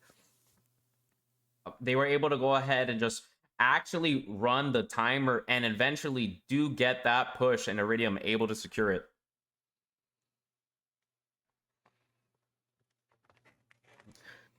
Yeah, what's it called? So I do want to bring attention over to the supports on both sides. They were kind of going crazy. I mean, you want to talk about AIROZ on the Warlock? The amount of reses that we saw on the kill feed, just insane, right? It felt like at least three or 4, at least two reses each time. You know, get your multiplier of 2, but 2+ every time was crazy. And then there was 5 right there, but then Pallet Thor, unfortunately, gonna have to just Pallet Thor and the gang just gonna have to unfortunately shut that down. But again, just shouting out the supports right there. And then Red Luna as well on the Invisible Woman. Again, going crazy on the assists and the kills, as well as just keeping line of sight and then doing the damage and healing needed for the team. Just a silent contributor, if you will. They did get 7 final hits, but it is lost in the translation of there's so many other things going on. I feel that was also another, again, support's just going crazy on both sides. Absolutely, but Iridium was able to go ahead and choose right the Wolverine and the Iron Fist, 2 picks that actually do a significant amount of damage to the tanks. Right, they do percentage damage, so immediately that just gives them a bit of an edge in that shoving a matchup, especially if they're having triple heal on the other side. The odds of them getting the ultis right away are a little bit slower. That's why they actually ended up going triple DPS, adding that initial burst from the Star-Lord, giving them a bit more vulnerability as well, because each of their ults are going to go ahead and not only force the enemy team to go ahead and use the support ult, but actually take out 2 or 3. Yeah, by all means, I am pretty interested to see how Blazing Bloom does respond, because I will be completely fair here. I did say this was Iridium's best map, and they did show us exactly why on defense, but on offense, we do have to give a little bit of credit as well to Blazing Bloom. Um, I in my mind, because of how well Iridium plays on Midtown, you would think, you know, maybe attack will just be as easy for them each time, but it's not always the case. It is Spawnhold is a really strong comp, right? So by all means, Blazing Bloom did hold them as hard as they could and as long as they could, but Iridium really, as you said, finding the right changes right there, especially with the triple DPS, to just break through and just get enough of the chipping and shoving away in that shoving match. Yep, I'm wondering if we're gonna go ahead and now have any actual changes besides the triple tank. I know we just saw goats, right? So with every game, you have to kind of ask yourself, is there something that I do want to go ahead and have to deal with yet again? Is the game plan that we just initialized into this last one the right answer? I mean, it was pretty close, don't get me wrong, but do I want to have to play out that game? Do I really have to force out the Thing, the Iron Fist, and the Wolverine? Do I want to just go back into this more poke style with the Hela and the Namor as we're going to head into draft? Yeah, so into this next one, it looks like, as I'm seeing right here, that map vote is going towards the Intergalactic Empire of Wakanda, full name. But, you know, Wakanda, as most of us know it, but very specifically the domination. Nope, there goes the vote flip again. I shouldn't be spoiling this for y'all. We should just wait for them to. I should just wait for them to just finally pick. As it's going to be, I think that says Krakoa right there as their final choice. It's gonna go ahead and swap on over. Honestly, each team really, their tank players are just so top notch. Just being able to go ahead and hold it down for either front line. It seems like most fights are actually just a huge toss up, and then eventually it just comes to the end of the day which team can find that first pick. We do end up having Krakoa, as you did mention. And yeah, I mean, domination is a really interesting game mode in this in the grand scheme of things, because I feel like convergence and convoy are pretty straightforward, right? You just there is a point first on convergence, but then you push payload after, right? It's pretty, again, I feel it's pretty straightforward. You just go down a line. But then domination is cool because you have 3 rounds or have 3 total possible rounds to really show off different comps, different styles, because each map comes with its own gimmick, right? As well as just different layouts for the maps. So on Krakoa, what are you expecting, Nightmare, for the comps? At least on each, I don't even know what map we're gonna get first, but at least on any of the maps, I guess, which one's your favorite, really? Honestly, I would say, as you mentioned, the gimmicks that really are instilled into each of these zones. Krakoa is really strong for picks like Jeff, as they were kind of hovering, because there are two different sides for them to kind of go ahead and knock them off, right? In general, you really do have a lot of open venue for you to go ahead and get those free healing points, right? You don't really have to commit too hard. And in fact, the maps are so big that you can actually ulti from a good enough distance, as many people go ahead and use. So you can do it very sneakily. You do have either portals on either end, right? They were kind of hovering a bit more aggression, right? Like dive. They had Psylocke, they had the BP. Though I don't expect them to go ahead and use those picks, especially when they kind of hovered. Initial heroes kind of like the thing that can counter that. But we even saw Spider-Man. I'm honestly interested to know if either team is willing to kind of just throw down the gauntlet and actually show dive instead of this kind of defensive stance that either team has really gone for. And I mean, it is, a safe way to play, right? So can you really blame them? But I'm with you. I'm 100% with you, Nightmare. I really want to see them throw down the gauntlet. Let's see more aggression. Let's just see more action, not as if we haven't seen enough already, right? I just want to see it come by even faster than we were going before. And also that could definitely change up some things for them as well, right? So As we're just now going ahead and looking, domination was not allowed because we did get it on that first game. So they're getting convergence, which means that we're getting Heart of Heaven as the third map. So scratch everything that we were saying. I do think that Jeff and them are still, influential on this map because it's a bit smaller. And obviously you still do have a couple different areas where you can kind of be a bit more aggressive faster, as either team bans Psylocke and Daredevil. pretty valid because we were talking about gimmicks, right? And I mean, Nightmare, what's the gimmick on this map? Honestly, the gimmick would be the mist, right? You do have those Right? little pockets where you can kind of just hide with your team. And in fact, you can shoot into it, kind of reveal it. It's very good for certain heroes that we kind of talked about, right? Those dive characters that can just wait in the outskirts, in that back alley for someone to kind of poke their head in. But it's also huge for opportunities to cut line of sight for healers and other people. So really, really interesting. Yeah, no, and to your point about the mist being so good for divers, right? That's exactly why we see Daredevil and Psylocke first, especially Daredevil in this map. So good to just sit in that mist because you get to see them and they don't get to see you until you strike first. I mean, you kind of just get the jump on them almost every time they walk next to, a little cloud. Yep, and they actually go ahead and defend the Hela, which actually forces the opposing Namor ban, so they don't want to go ahead and deal with the anti-heal team up. They don't want to have to go ahead and deal with all of the squids perma spawning. They ban Angela as well, who does have quite a bit of angles that she can kind of come from, especially in the air, being a perma-flying tank. We do have the defensive Magneto save, which gives both teams the opportunity for that gambit, which we know the team up is already been defended earlier on. So we're gonna definitely see either tank of Magneto on both sides, I would imagine. Yeah, they both teams essentially kind of just shook hands right there and said, "Yeah, I'm gonna force the Namor. However, I do like that gambit." Or I mean, Iridium kind of shook Blazing Bloom's hand here and said, I'm gonna force that Namor out. However, I like that gambit, so we'll keep that Magneto as well. I like what y'all were thinking."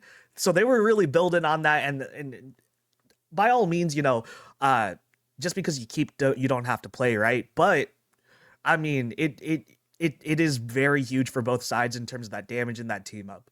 And it really is just such an S tier pick that honestly, if you're going to go ahead and defend it, you're going to play it yourself, right? That's why they go ahead and actually ban the Phoenix instead. Honestly, such a huge DPS pick into, if they decide the Loki pick, whereas Red Luna is kind of like hovering, they do want to go ahead and do the Loki Gambit, which is such a pivotal team up.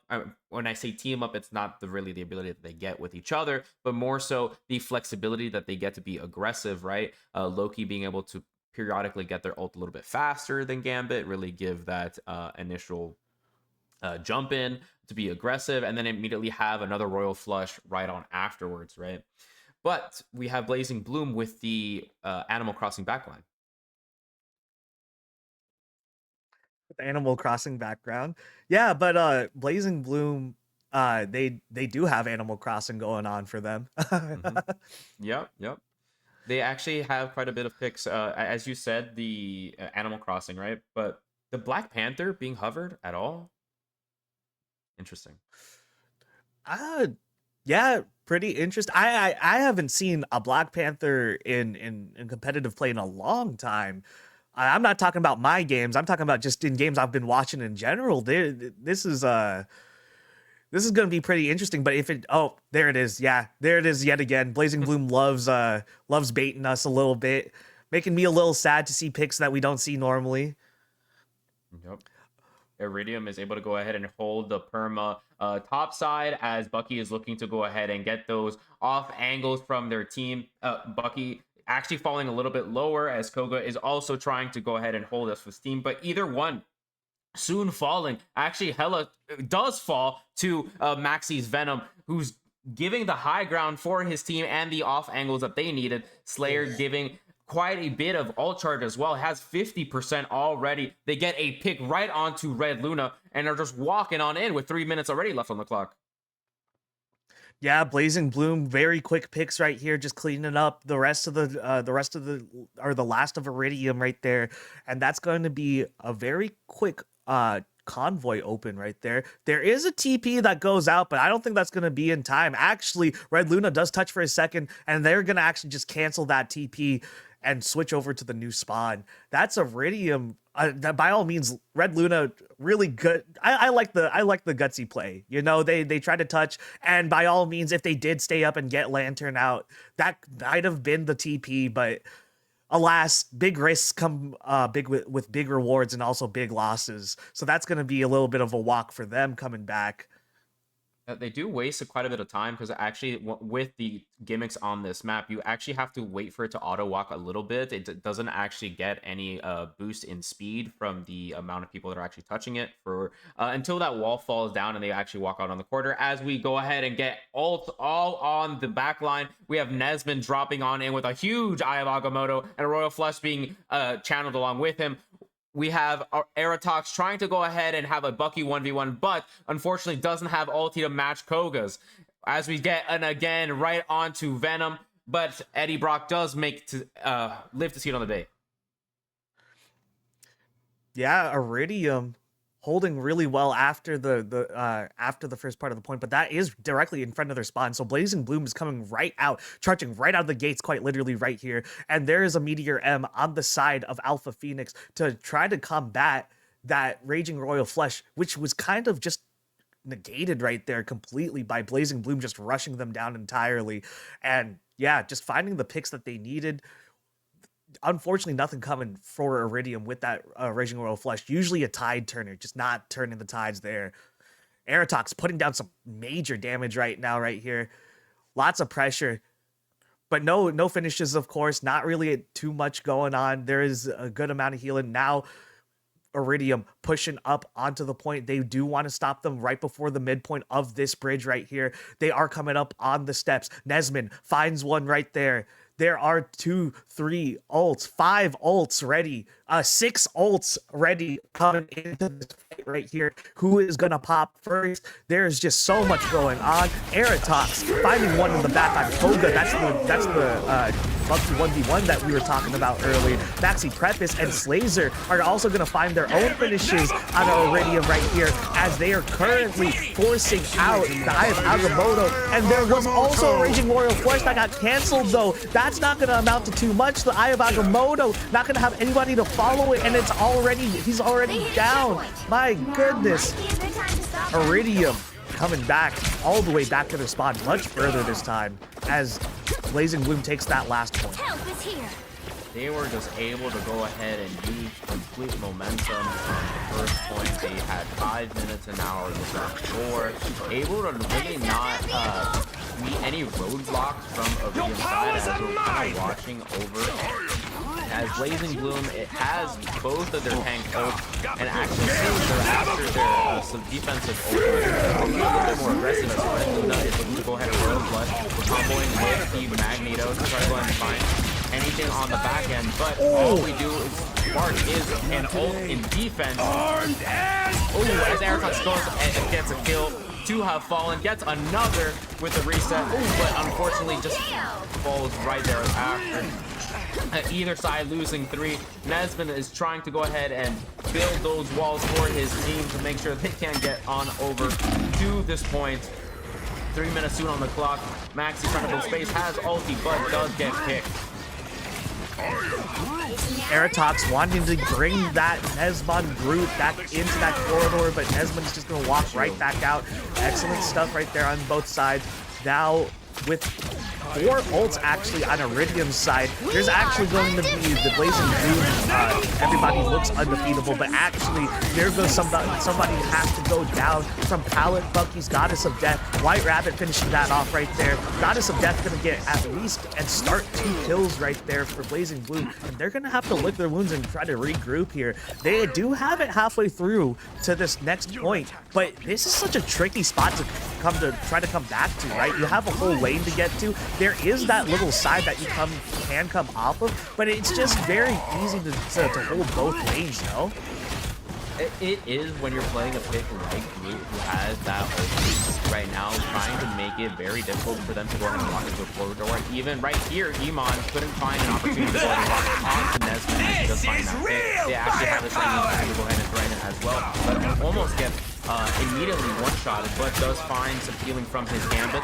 Is still looking for that opportunity for his team to go ahead and combo with Koga. Does find a huge ult. Koga's able to go ahead and get those immediate resets. Just going one after another, again and again. Able to go ahead and just take life after life, just like the real Winter Soldier.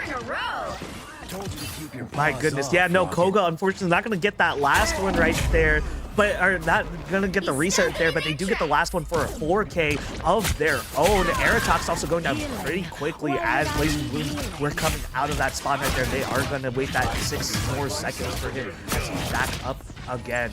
2 more ults for Iridium. They do have actually the CYA and the Raging Royal Flush ready. So CYA can be used defensively and Raging Royal Flush to basically end the fight, but the CYA actually goes down pretty quickly as AIROZ finds them. The Meteor and Pallet to just try to time and or find a quick pick, but it's not going to amount to anything. Blazing Blue finding 2 picks immediately in response as Pallet Bucky does find Roxmane to again put down another Blazing Blue member in the back line, but that's not going to really do too much for them as they have Maxi Crevice just being a nuisance right now, so far up as Blazing Blue gets to just keep pushing this cart up and stay right behind to provide that support. And there it is, Alpha Phoenix with the group as well and the walls to try to block off the side lanes. And my God, so much going on. Pallet Thor does find AIROZ DP in the back. And there's also a CYA that goes out from Red Luna. My goodness, Roxmane on the side, getting really low right now. That's going to be very hairy for them. There is a Mantis ult, but that is going to be 1 healer down for Blazing Blue. Blazing Bloom on their last legs right now as they have to take this and keep pushing if they want to get the 3rd point. This is already a good push, but by all means, it is gonna have to stop right here, or maybe not. Maxi Preface, unfortunately, gonna have to fall, but the TP comes out just in time. The TP not going to be enough. It is enough. They are slowly coming out, flooding out one by one, streams and streams, but it's not going to be enough as the stream was just too thin. They kept getting damaged and they get taken out. My goodness, Blazing Bloom does get a really good push though to get almost 3, but only 2 points total. You'll need a Yeah, top-notch it was team to really win this looking one. good for them, but as you mentioned, that topside corner is just very, very difficult for them to go ahead and walk on through, especially with a pick like Root that kind of blocks off one entire side, and then the moment that you try to contest, he has a free ulti to go ahead and get with his team. When you have a pick like Bucky that you guys already flexed on either side, it's a matter of which team really goes and utilizes it. Maxi really notices this and actually swaps over to Groot himself so they can go ahead and have those free walking combos. Koga had a really nice time able to get those ult charges, but they were completely set up by Nesman. Just to correct you really quickly, if you were talking about last round, that was actually Alpha Phoenix who switched over to the Groot for the final push.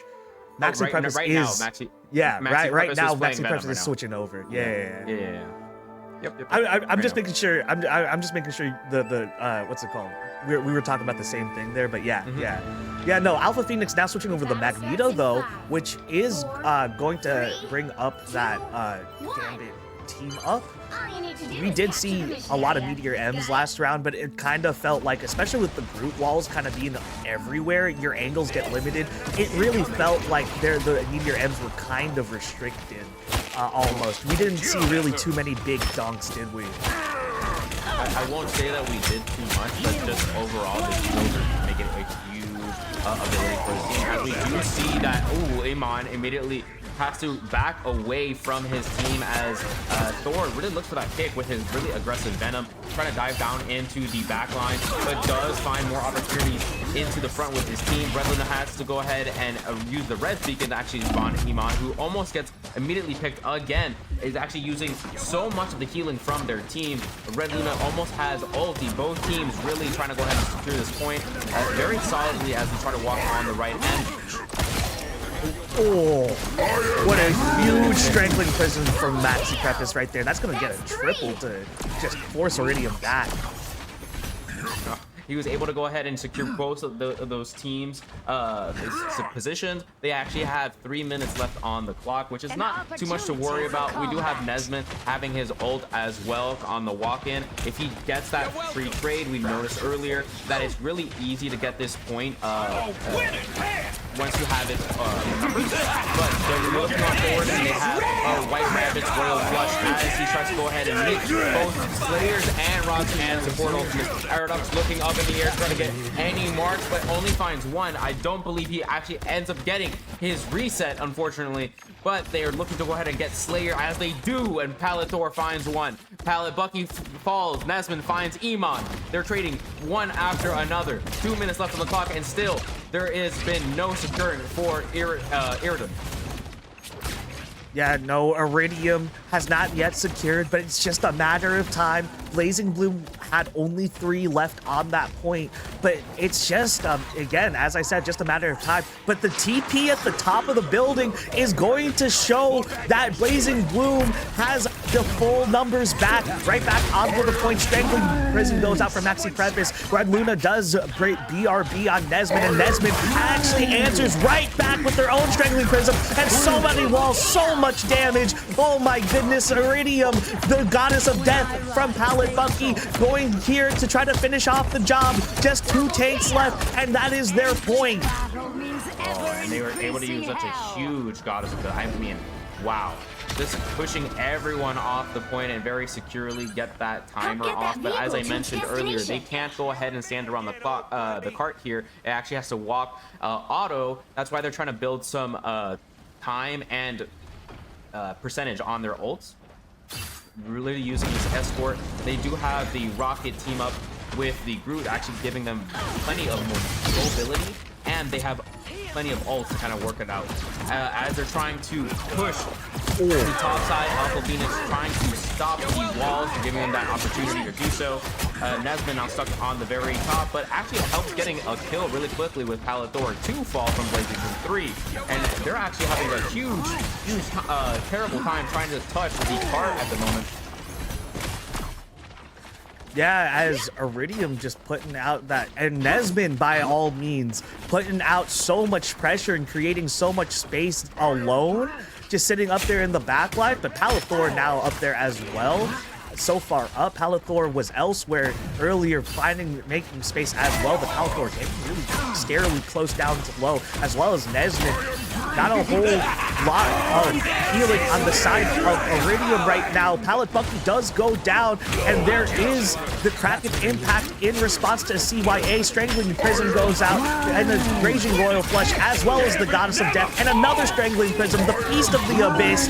So many ults, so much damage, and it's going to be Nesmond who falls through that all, and then it's going to be Nesmond who falls through that all, but the spacing, I'm so confused right now, because I kind of assumed that Iridium did not go down yet, but they are slowly coming back.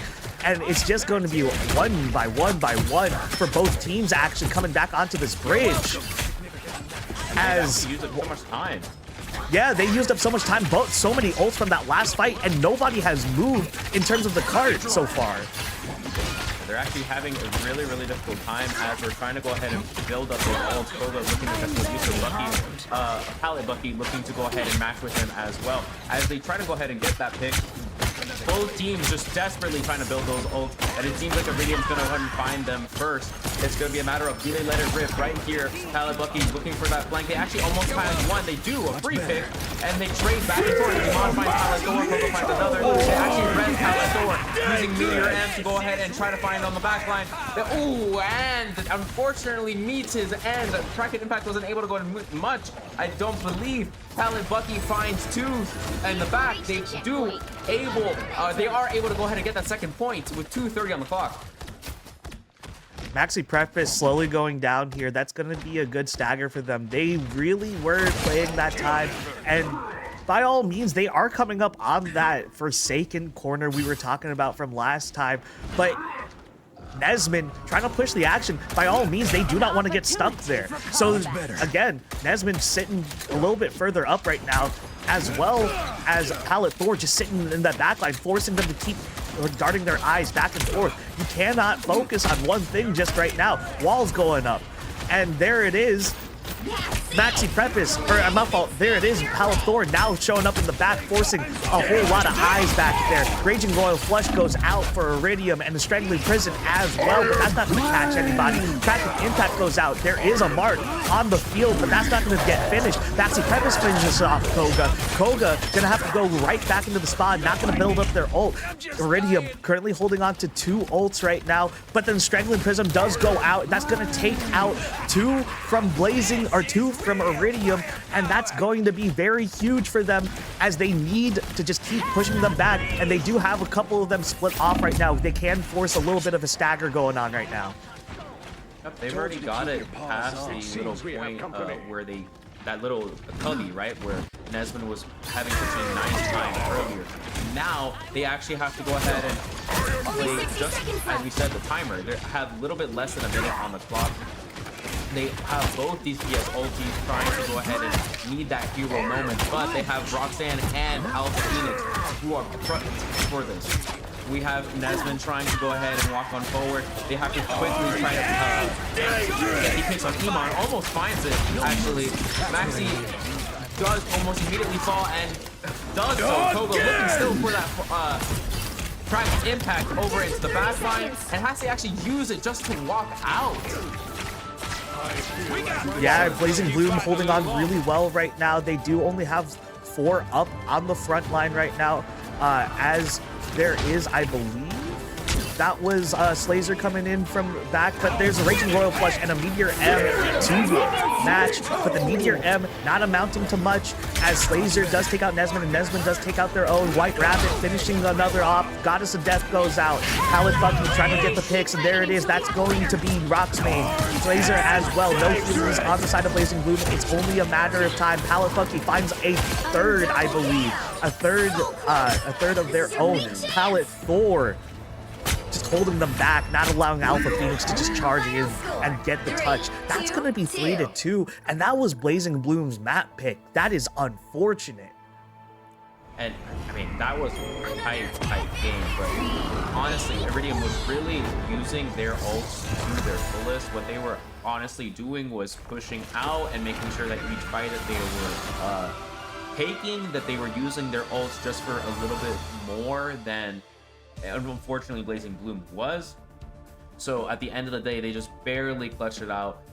I'm not entirely sure about how much time was left on the clock there, but it was it 16 seconds right there, 44. And man, it was super tight. They were just able to get more value with the group ults at the end of the day. Nesman was able to use quite a bit of wall architecture to kind of just stop them from touching the point. And honestly, it was just a matter of inches.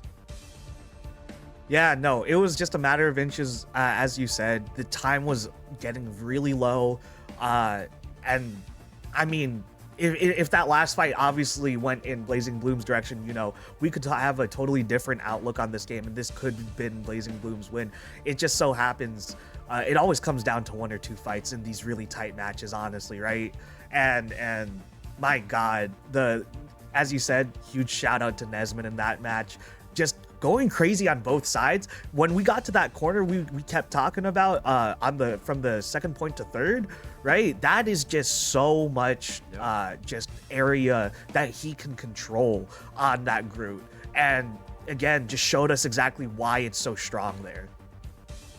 Such a huge pick, and not only does it give him a line of sight coverage, and even just blocks off so many abilities, as we kind of mentioned about the Meteor M, just giving opportunities for his team to kind of do more damage, but also give negative opportunities, or like take away opportunities from his opposing team to heal out theirs, right? This is why it was just so strong in general. I'm actually expecting it to be either banned away this game, or it to be just completely played around by picking something like the Punisher to kind of deal with those walls. Yeah, I mean, so we're going into, I believe now we can finally go back into domination, correct? So it's going to be pretty interesting to see what does get changed around, and what does get to stay on both sides. So as it looks like so far, at least on our feeds, we're seeing a little bit of Krakoa. Yeah, it looks so far to be the case.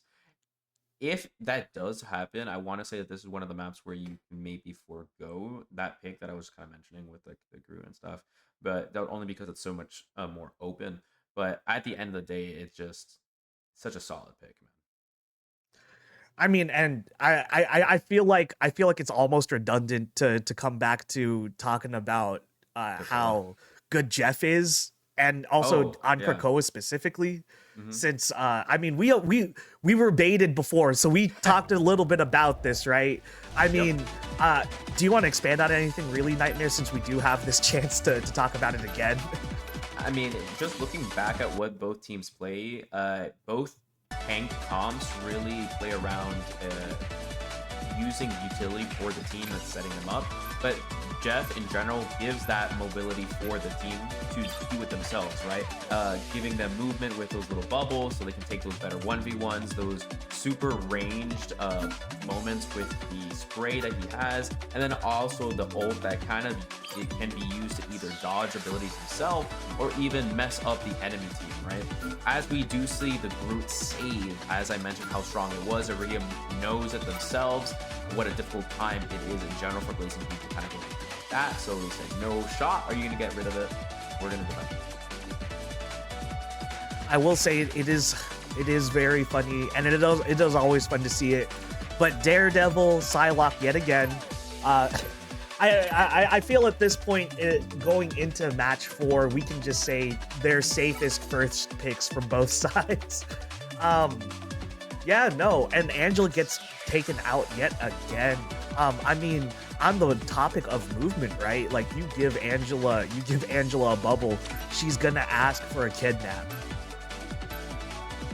Absolutely. I do think that there's opportunities, and the reason why they're even banning Angela now, right, is as we mentioned, how a bit more open these maps are, so it gives her the mobility to kind of deal with the Groot and more open cases. They actually go ahead and ban the Invis and save the Star-Lord, so I'm expecting for them to go ahead and play a bit more with damage boost, right, things like Gambit and such. They actually go ahead and defend the Magneto as well as the Bucky, so we're going to go ahead and see that Groot Bucky combination. We're going to go ahead and see the typical Magneto bubbling the Star-Lord, so he can go ahead and get his ulti off pretty safely. And the standard Hella ban, so there's no Hella Namor shenanigans. Even with it's such a huge ramp up, right? Just one turret goes down, and then all of a sudden, then second pick comes out, and then a second turret comes out, and now you're backing up because you realize, damn, that's a lot of turrets. Absolutely, and they actually go ahead and ban the Mantis to take away that damage boost potential I said to go ahead and be on the Star-Lord. So right now they only really do have one opportunity, and that's the Rocket, which is why they were kind of covering that, and that's what Slayer does go ahead and do too. And they have the Gambit. Oh my god, how can I forget about the Gambit? Of course, that gives that such a huge damage boost. See, interestingly enough, Blazing Bloom did not happen to. They did save the Gambit, I believe, 2 or 3 matches in a row, right? So this time I think they see that Iridium also 30 seconds before you values attack. the Gambit just Get as much ready. as they do in terms of just letting it go through. But funny enough, there's not actually a Gambit on the side of Iridium this time. So Such poor I don't know. timing, It's though. pretty I interesting to just had see my him nails get done. kept both a couple times before this, and then just Well, it's not overall quite just let through adamantium, this but I time, and then suppose just we not do. get played on the side of Iridium. The battle starts in 5, They're just 4, 3. with the 2, ammo, right? 'Cause, like, 1. they're swapping here. Otherwise, All you need to do is capture the mission area. Got it? covering picks and wherever they swap. This island's under Gambit's Yep, protection. there we go. It's Iridium's time to come bait us with the picks, right? Or not really bait, but I mean you call it. But by all means, you know it was their time to hover a little bit of something different. And there is a Hulk right now on the side for Maxi Crevice right now, and he is just jumping around, just trying to get some smashes in. But really, it's going to be Blazing Bloom who falls first, though, as the BRB does bring back a mod, but that is the BRB god, and that is actually going to swing things in the way of Iridium for the rest of this fight. White Rabbit keeping up the team right now, as well as Red Luna. Red Luna trying to find something on the sides right here. Pallet Bucky right now on the backs of Blazing Bloom, and does find Slazer. And there is Aerotox to follow shortly after by way of Koga. Koga finding theirs very quickly. And Maxi Crevice just not allowing Bruce to get out of there. That wasn't Hulk, that was Bruce, unfortunately. Able to go ahead and walk them down as he does have a friend in prison. Trying to go ahead and make sure that they get that solid 50%. They can go ahead and just begin to fight. Actually, just go ahead and tell this team to go ahead and watch that. Pallet Bucky getting everything I recognize it's all waste their time. It's a bad line. They can go ahead and come on, but actually almost gets one. Gets sure to dash on 2. Does end up getting the opposing Gambit. We have opposing I Am Legendary and actually wipes them all. Blazing Bloom having to go ahead and go back. Aerotox having to actually use Kraken Impact to jump away. Maxi Crevice actually swaps to Cap. And unfortunately, Steve Rogers does fall to his best friend today. Yeah, I mean, by all means, Aerotox was trying to find something with the Kraken Impact, but it was already a little too late. Pallet Bucky with the Galactic Legend just wipe 3 with it, and then find 5 total just shortly after it. Just amazing stuff, and just also really good positioning too to find the ISO on the very first hit. That really turned it on the head right there. My goodness, though, a Meteor M, though, from Pallet Thor is gonna find 3 for a nice little triple. Alpha Phoenix, though, trying to find something on the way back, but that's just going to be him against the world as he's going to finally fall. And Blazing Bloom is now forced to just sit with Maxi Crevice at the forefront while they try to come back together. Man, it's just important to note, Iridium has so much time. They are all about value, making sure that they don't let their ult rip quite yet unless they're making sure to get multiple kills. As we go ahead and see Red Luna gives everyone that buff. We have White Rabbit soon thereafter going to go ahead and do it as well, as Blazing Bloom is desperate to go ahead and fight for this point. Maxi Crevice giving his ult freedom charge, trying to get ult charge for his own team, but unfortunately 3 of them have fallen. Aerotox having to respawn back. Steve Rogers falling yet again. Koga looking for that quick pull, but does not need to do so as they secure point 1. Iridium showing off some good stuff. This what's it called, the rule set right here, right? Loser picks map, so it is another Iridium choice, but it seems that the map choice is not going in their way currently. As again, yeah, no, Iridium just showing off really well in that first one. Not a single kill on the I mean only a single kill actually on the side of Blazing Bloom, which is alarming, and also I guess kind of a wake-up call to them. They kind of need to wake up right now and bring something back, because they are just not on the board. The battle starts in 5. Yeah, absolutely. It's having such a difficult time for them to go ahead and really lock this All you down. need to do is capture They do still have quite a few ults and actually swapping around. AIROZ giving that Phoenix a bit of a trade up as we're trying to touch this point. We do have the damage combo. We do have the rocket and the gambit. We do have Pallet Bucky though with the Iron Legendary and White Rabbit combo right here too. And looking to go ahead and make sure that they can secure that point very, very easily. They do go ahead and find 2, 3 with it, 4 even. Nesmond goes ahead and takes out the opposing tree, topples them one after another, giving them the point for just a quick moment. Yeah, very quick stuff right there from Iridium. Pressing the action so like practically immediately right there. And Pallet Bucky finding just an immediate fix right there. But there's a Strangling Prison into the Ensong Inferno and the Kraken Impact. But Pallet Thor says no, please shut up with the Meteor M. A 3K right there from Pallet Thor. And it's just value. Nesmond and Pallet Thor have been able to go ahead and set each other up perfectly, and if not, then Koga as well. They're looking like the big 3 out here, trying to make sure that they can go ahead and take this championship and take it on over to the next game. They have easy 40%. They do have the opportunity to go ahead and lock them down as they have a Raging Royal plus Red Luna looking to go ahead and set up their team. Yeah, Red Luna maximizing that with all 5 going in, but Alpha Phoenix does find their own Meteor M and says, nah, we do not care about Lob City. We are here with our own dunks, and my goodness, everything on the side of Blazing Bloom working now, despite giving up 60%, but it is their point, and now theirs to defend. Again! They actually have a huge battle going on forward. They are looking to maybe extend their ult, but not doing so. It's just to go ahead and clear off that damage in. But honestly, this is the trouble, right? They have Luna with the Loki and the Gambit. Now we have immediately Gambit and Bucky going on over. So they have it every time as an opener. They use 26% for Blazing Bloom, but immediately they can go ahead and just trade lives, taking them out with the instant kills opportunity with the lock-on damage from the Star-Lord. And so they're able to go ahead and take that point again. Even if they lock it down for a couple percentages, it's still more than Blazing Bloom, and actually making it so they have to win 1 less fight. At the moment, they only really need 1. Nesmond looking for the opportunity to combo with Pallet Thor in a moment, and I'm looking for that right here. He's desperate to do so, and once he does, it's going to go ahead and lock this down for his team. Blazing Bloom looking for their own opportunity to walk on in.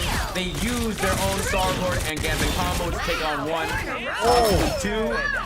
Right there, and give every opportunity for them to walk on in. They've taken out 3 with their combo. AIROZ making it impossible for Iridium to go ahead and take that point lead. AIROZ, how do you do? What a way to start that fight off. Stops Pallet Bucky first, says, no, I know what you can do, and takes them out first. First opportunity or not, great one to take, and that is the one that starts it all off, and then just finds the rest of the kills right there. Meteor M from Pallet Thor, though, not going to find anybody. There's Koga, though, with the Kraken Impact, and that is going to go straight onto Slazer, immediately just wiping out one of the 2 healers for Blazing Bloom, as Roxmane is now struggling with a little bit of health, just trying to find ways, and they're getting whittled down by Pallet Bucky, and there it is. That's the kill. The TP has to go out from the side of Blazing Bloom. TP does go out. Slazer does send it. There it is. Alpha Phoenix goes in first, and it's going to be Pallet Bucky that just wipes them off. Pallet Bucky and Koga in tandem right now. Pallet Bucky actually finishing everything off right now. Pallet Bucky trying to find this last one on AIROZ as well. And gets it after the point gets taken, but you know, we'll count that as their kills. Man, Pallet Bucky was able to just go ahead and really use the Gambit combination in tandem to give that damage boost and give every opportunity for their team to really just hold it for a long time, right? The actual combination of Loki Gambit is so strong, not only because it doesn't necessarily just heal the team, but in general gives them so many killing opportunities. It's very hard as the enemy to calculate just the damage boost. Well done on Iridium. Yeah, no, well done to Iridium. Sorry, I was looking at her feet. I was a little confused too, but a little slight technical difficulty. But now we're back, sitting here looking at the scoreboard, and Pallet Bucky. By all means, we were saying that name over and over throughout this match, and for good reason. You see those 19 final hits right there, just finding and dealing exactly what they need to do. 15k damage and 19 final hits. You know, the final hit to damage like ratio, it's always dependent on a whole lot of things. It's not just whether or not you are killing it as a DPS, right? It's a team game, but still, you just look at those numbers and that's so impressive too, right? You know, absolutely. And just the way that Iridium was playing it, right? Nesman was able to go ahead and use their Strangling Prison to go ahead and combo with the Meteor M for a instant kill. Koga was able to go ahead and capitalize off that as well. Pallet Bucky was being used in tandem with Red Luna and White Rabbit. So every time they had 2 or 3 different combinations to immediately team wipe. And that's what was taking Blazing Bloom out of the game, was because they just couldn't find a way to respond. No, absolutely. I have to agree. And unfortunately, Blazing Bloom is going to fall to Iridium there. This is the set for them. Champions, both champions facing off, and this is the outcome. Iridium comes out on top. Hopefully, going into next season, you know, with Blazing Bloom coming up into D1, they get their run back. No, it will be really interesting to see that, and I hope that they are able to go ahead and do so. With each new introduction into the game, it only becomes a bigger cluster, right? A bigger clown fiesta, if you will, especially with the possible introduction of a new character real soon. No, yeah, I mean they're not going to slow down anytime, right? So it's just we're the meta's just going to keep shifting and evolving, and it's just going to get more complicated from here. Just being quite frank with you, right? It's just going to get more complicated from here. I do want to point out as well, we do see that we were talking about having Iridium already played some games, right? They just played the second set. They did make it on over to the finals. Now it's really about wear and tear, right? Are we going to notice them slipping shots that they shouldn't have? Are they going to realize that maybe something was left open and not banned? Or are they going to still stick to the tried and true? Are they going to get flustered in this next best of 7? No, yeah, and I mean it's a best of 7 is the other important thing to mention about that. The fact that not only have they been playing through so many sets today, just back to back to back, now it's a third one and it's going to be a best of 7. You have to hunker down. Again, same thing for the second round for Iridium. You just got to keep pushing. You got to somehow mentally refresh. Despite the fact that you have all this mental fatigue, you have to somehow refresh the mental for, okay, we got a whole new set. And on top of that, not only is this a whole new set and a third set in a row, this is also a rematch set against the squad they just lost to, right? So there's just so many things going on for them that, again, they just got to mentally tough it out right here and see if they can take it right back from them. And we're going to go ahead and see that in a moment, just before a short break, or just right after a short break.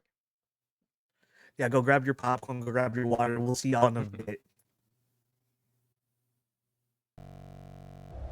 As you said, Maxi Prepis is going to get trapped in there. That's unfortunate. Blazing Bloom down 2 right now. And Cracking Impact goes out. That's 2 from Pallet Bucky. There's going to be 1 more from Pallet Bucky. And this is going to be 4th. Is it again? That's not going to be Pallet Bucky's, but that is going to be a 4th for Blazing Bloom. But Iridium, actually Blazing Bloom going to use that Psionics Convergence as well, or Psionic Seduction as well as the Raging Royal Flush. And 2 just huge sources of damage go out, as well as the Dance of the Butterflies. That's going to be huge for Blazing Bloom. Amazing combo from them. Able to go ahead and lock it down with the rest of their kills. Nesman Nesman really trying to go ahead and walk on in with his strangling prison, looking for going to walk on the back line, giving himself an opportunity for his team. Venom over on in. He looks for a great opportunity here. I believe Paso in a moment actually gets a pick. They've actually got 3 over on Blazing Blue without having to use much. They're walking them down slowly and with Nesman building up walls, trying to make sure that his team has plenty of points and percentage built up. Has an awesome opportunity here to get it all in, and does hit a 5-man. Bucky able to get it in very securely, lands it on forward, but unfortunately isn't able to go ahead and get it. They have a invisible bounce on either end being used, and again strangling prison matching on up, using Bucky for Bucky, Gambit ult for Gambit ult, strangling prison for strangling prison, as either team goes back and forth. We're having finally Nesman TPing to going to bring his team victory. Psionic Seduction being wins, right? He's just going to be the one to swing on. But as I say that, Blazing Bloom coming up on the catwalk right here, coming in from the top down. That's going to be a dance of the butterflies to start this fight off. That's going to be 1 by way of Blazing Bloom, but that's going to be 3 total by Invisible Boundary. Iridium also has their own Raging Roll Flush coming up, so if that comes out second and Iridium is just staying up here, well, I take that back. Everything goes out on the side of Iridium. There's the Kraken Impact and the Invisible Boundary. The Invisible Boundary going to do what they can, and that's actually going to be a pallet Bucky just ledge kill. And that's actually going to be a Pallet Bucky just ledge kill. But then Pallet Bucky could not get that up themselves. Kraken Impact on the other side. It's AIROZ this time, but AIROZ not finding anything before they fall. And there is so many low on the side of Blazing Bloom as they fall. And it's just going to be, that's going to and then there it is, a Raging Royal Flush. Both Raging Royal Flushes go out, and the house does not know who to decide on just yet as Dance of the Butterflies goes out. There's also so many ults, my god. Kraken Impact, Invisible Boundary, another Kraken Impact. Is this Kraken Impact reset? It is reset, and it is have to answer for that, or Red Luna's going to answer that right back as Amon goes down. And there's actually the Invisible Boundary first on the side of Iridium. Blazing Bloom answers as Slazer pulls out the Raging Royal Flush and the Kraken Impact combo. That's going to convert right there for AIROZ. AIROZ not going to unfortunately get anything immediately again. Pallet Bucky still with the reses though, as the ult is still up on the Karmic Revival.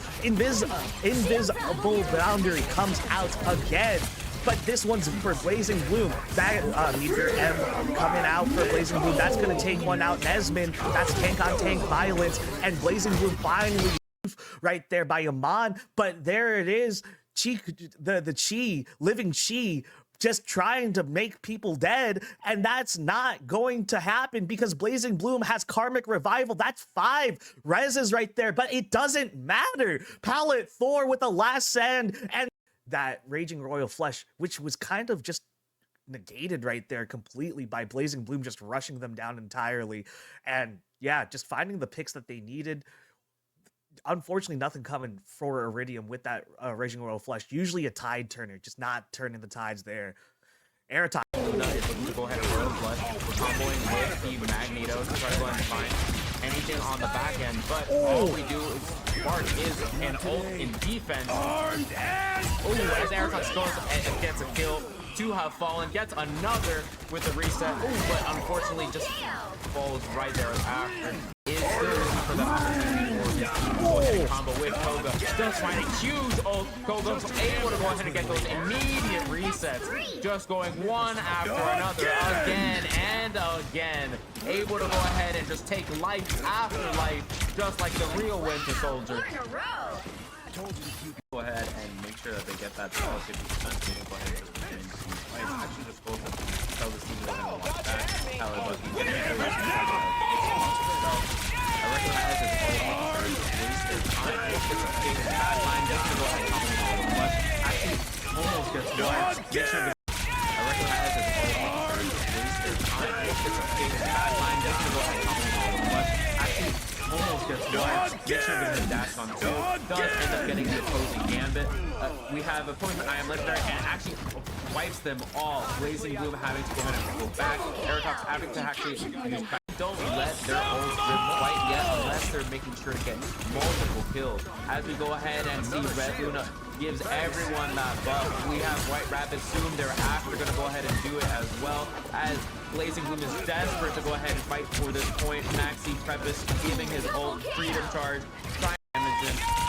But honestly, this is the trouble, right? They have Luna with the Loki and the Gambit. Now we have immediately Gambit and Bucky going on over. So they have it every time as an opener. They use 26% for Blazing Bloom, but immediately they can go ahead and just trade lives, taking them out with only really need one. Nesmond looking for the opportunity to combo with Pallet Thor in a moment, and I'm looking for that right here. He's desperate to do so, and once he does, it's going to go ahead and lock this down for his team. Blazing Bloom looking for their own opportunity to walk on in. They use their own Star-Lord and Gambit combo to take on one.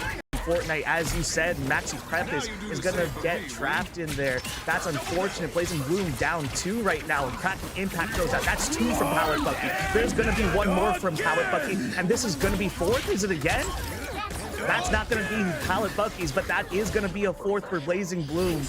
But Iridium, oh, actually Blazing Bloom gonna use that Psionics Convergence as well, or Psionic Seduction, as well as the Raging Royal Flush, and 2 just huge sources of damage go out, as well as the Dance of the Butterflies. That's gonna be huge for Blazing Bloom. Amazing combo from them. Able to go ahead and lock it down with the rest of their kills. Nesmond really trying to go ahead and walk on in with his Strangling Prison, looking for going to walk on the back line, giving himself an opportunity for his team. Venom over on in. He looks for a great opportunity here. I believe Paso in a moment actually gets a pick. They've actually got 3 over on Blazing Blue without having to use much. They're walking them down slowly and with Nesmond building up walls, trying to make sure that his team has plenty of points and percentage built up. Has an awesome opportunity here to get it all in, and does. It's a 5-man. Bucky able to get it in very securely, lands it on forward, but unfortunately isn't able to go ahead and get it. They have a invisible bounce on either end being used, and again Strangling Prison matching on up. Using Bucky for Bucky, Gambit ult for Gambit ult, Strangling Prison for Strangling Prison. As either team goes back and forth, we're having finally Nesmond TPing to going to bring his team victory. Psionic Seduction being Wins, right? He's just gonna be the one to swing on. But as I say that, Blazing Bloom coming up on the catwalk right here, coming in from the top down. That's going to be a Dance of the Butterflies to start this fight off. That's going to be 1 by way of Blazing Bloom, but that's going to be 3 total by Invisible Boundary. Iridium also has their own Raging Royal Flush coming up, so if that comes out second and Iridium is just staying up here, well, I take that back. There, everything goes out on the side of Iridium. There's the Kraken Impact and the Invisible Boundary. The Invisible Boundary are going to do what they can, and that's actually going to be a Pallet Bucky just ledge kill.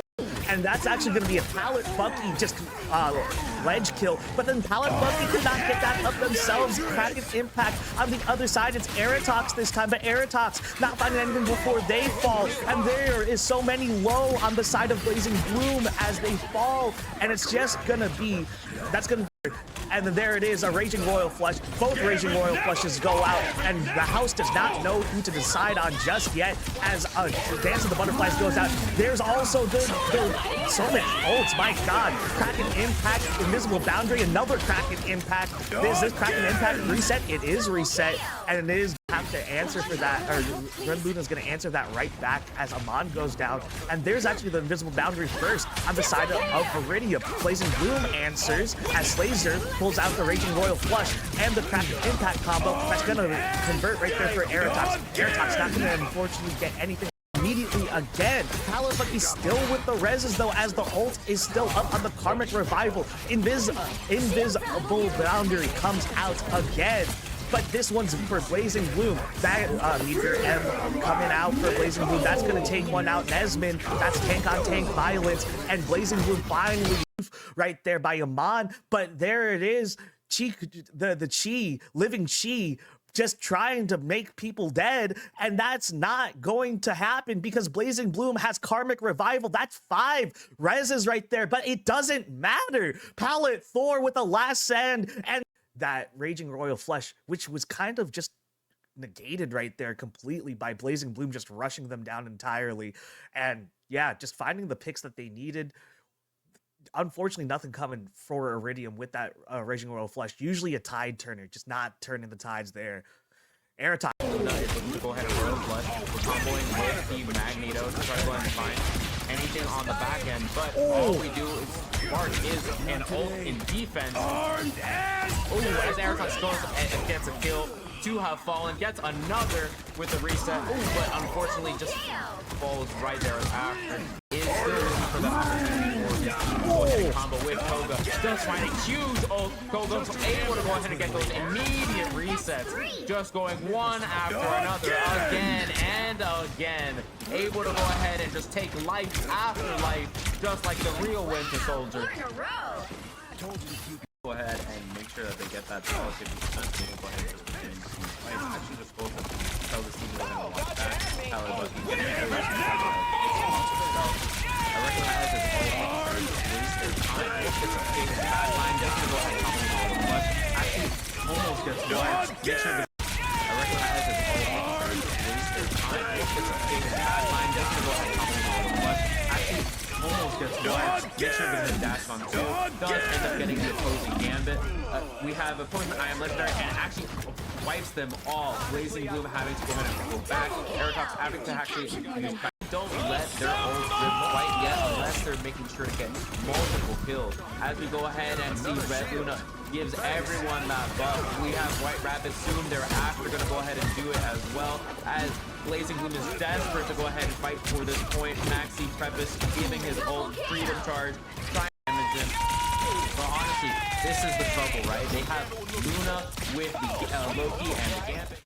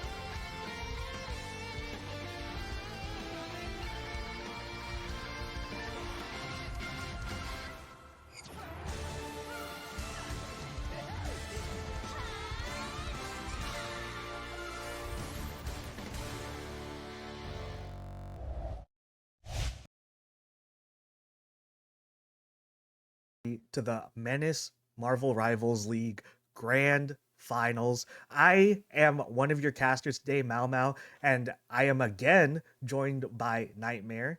And we are, as I said it, we're here for the Grand Finals. This is it. Winner takes all. The playoffs. By all means, regular season doesn't matter here. It's the playoffs. Up, and it's just gonna be two teams really battling it out, and Iridium, a team that honestly they've already faced each other, but Iridium having played two whole sets previously, this is now a best of 7, not a best of 5, so the games are just a bit different. However, everyone else has had a bit of a breather, right? Menace has been able to go ahead and sit back, watch the games already previously, maybe do a little bit more analysis over on Iridium and see if they need to change anything up. So I'm really curious on what each team's response is going to be going on game 1.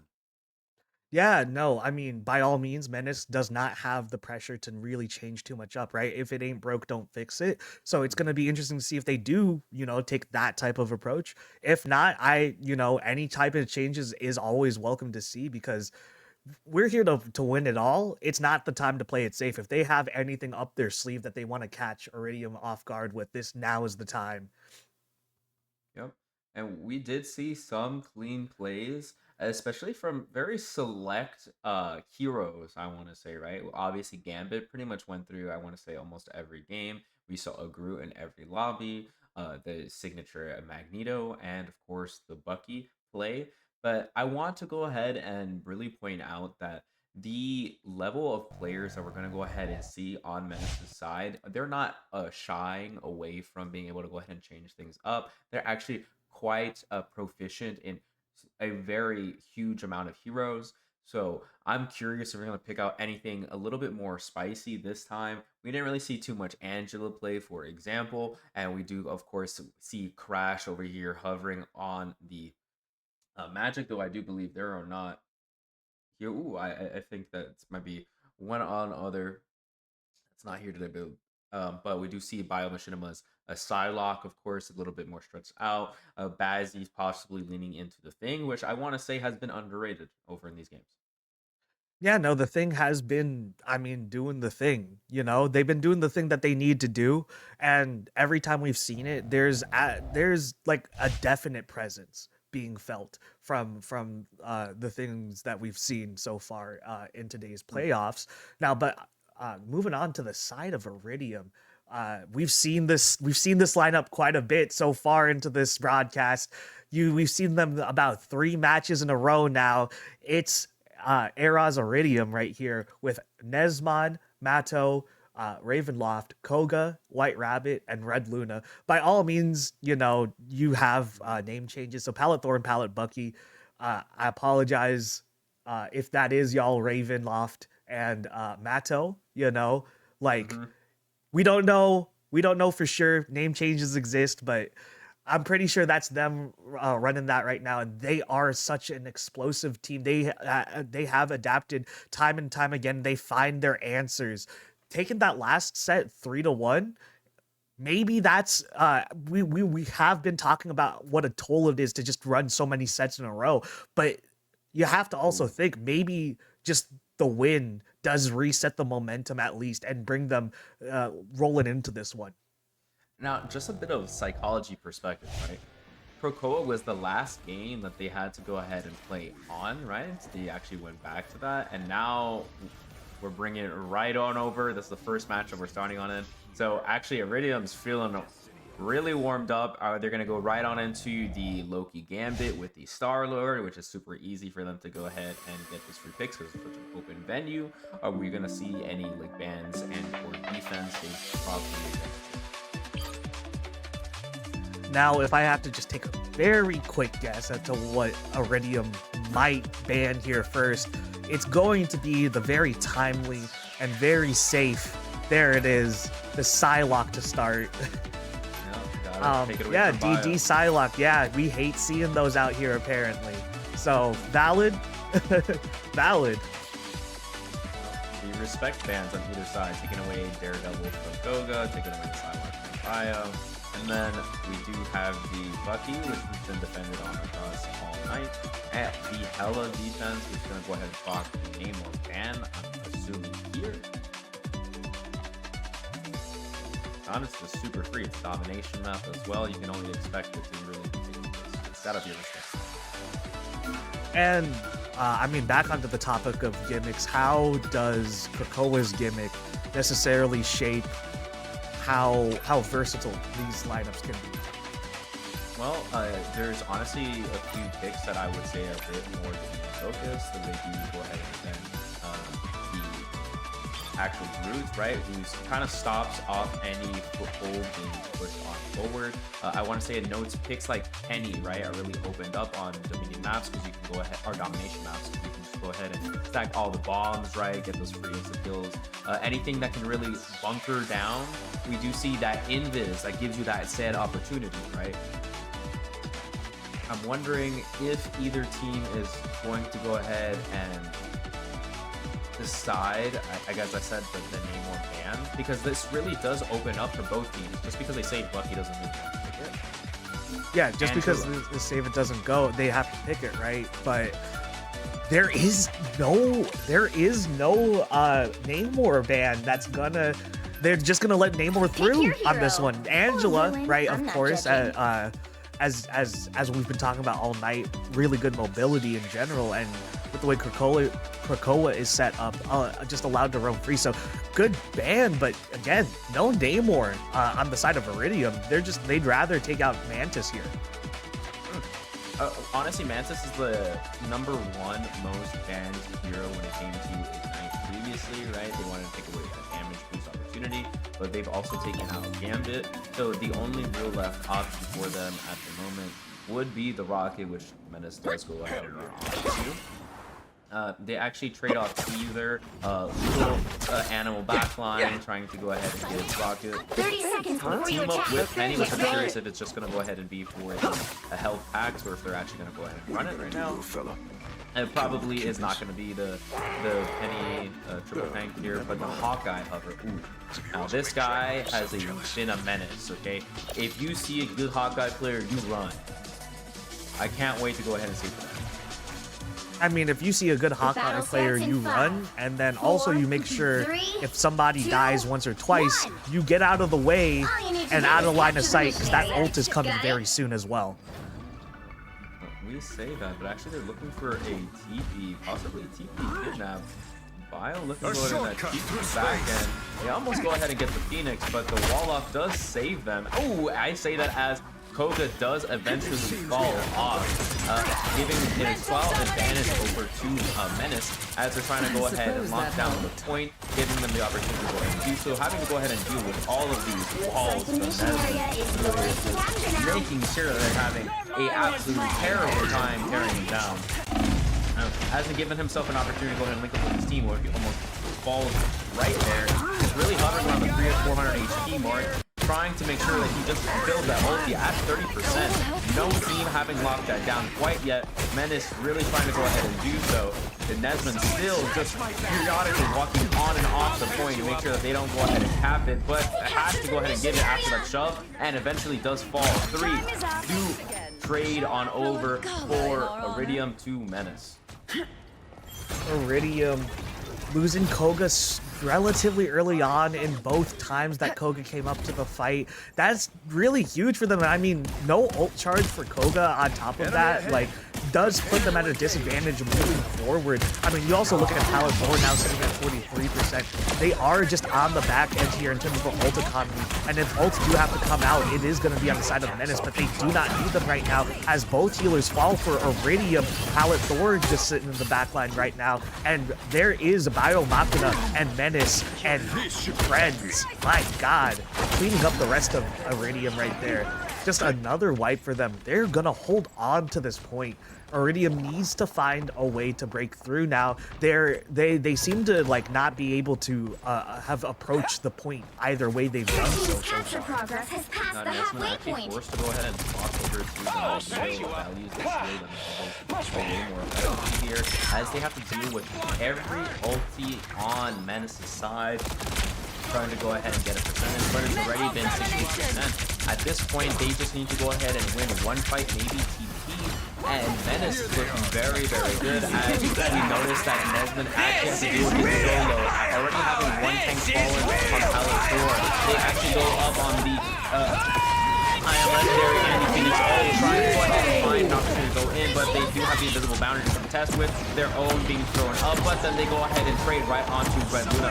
Bio having found the perfect angle to go ahead and hit with the Goddess of Death. Pallet Thor looking for the right opportunity, doesn't want to go in there and have to use all, and is in fact foregoing it. Actually, I think they're looking to go ahead and give off this point, maybe save it for this TP that they're trying to go ahead and use.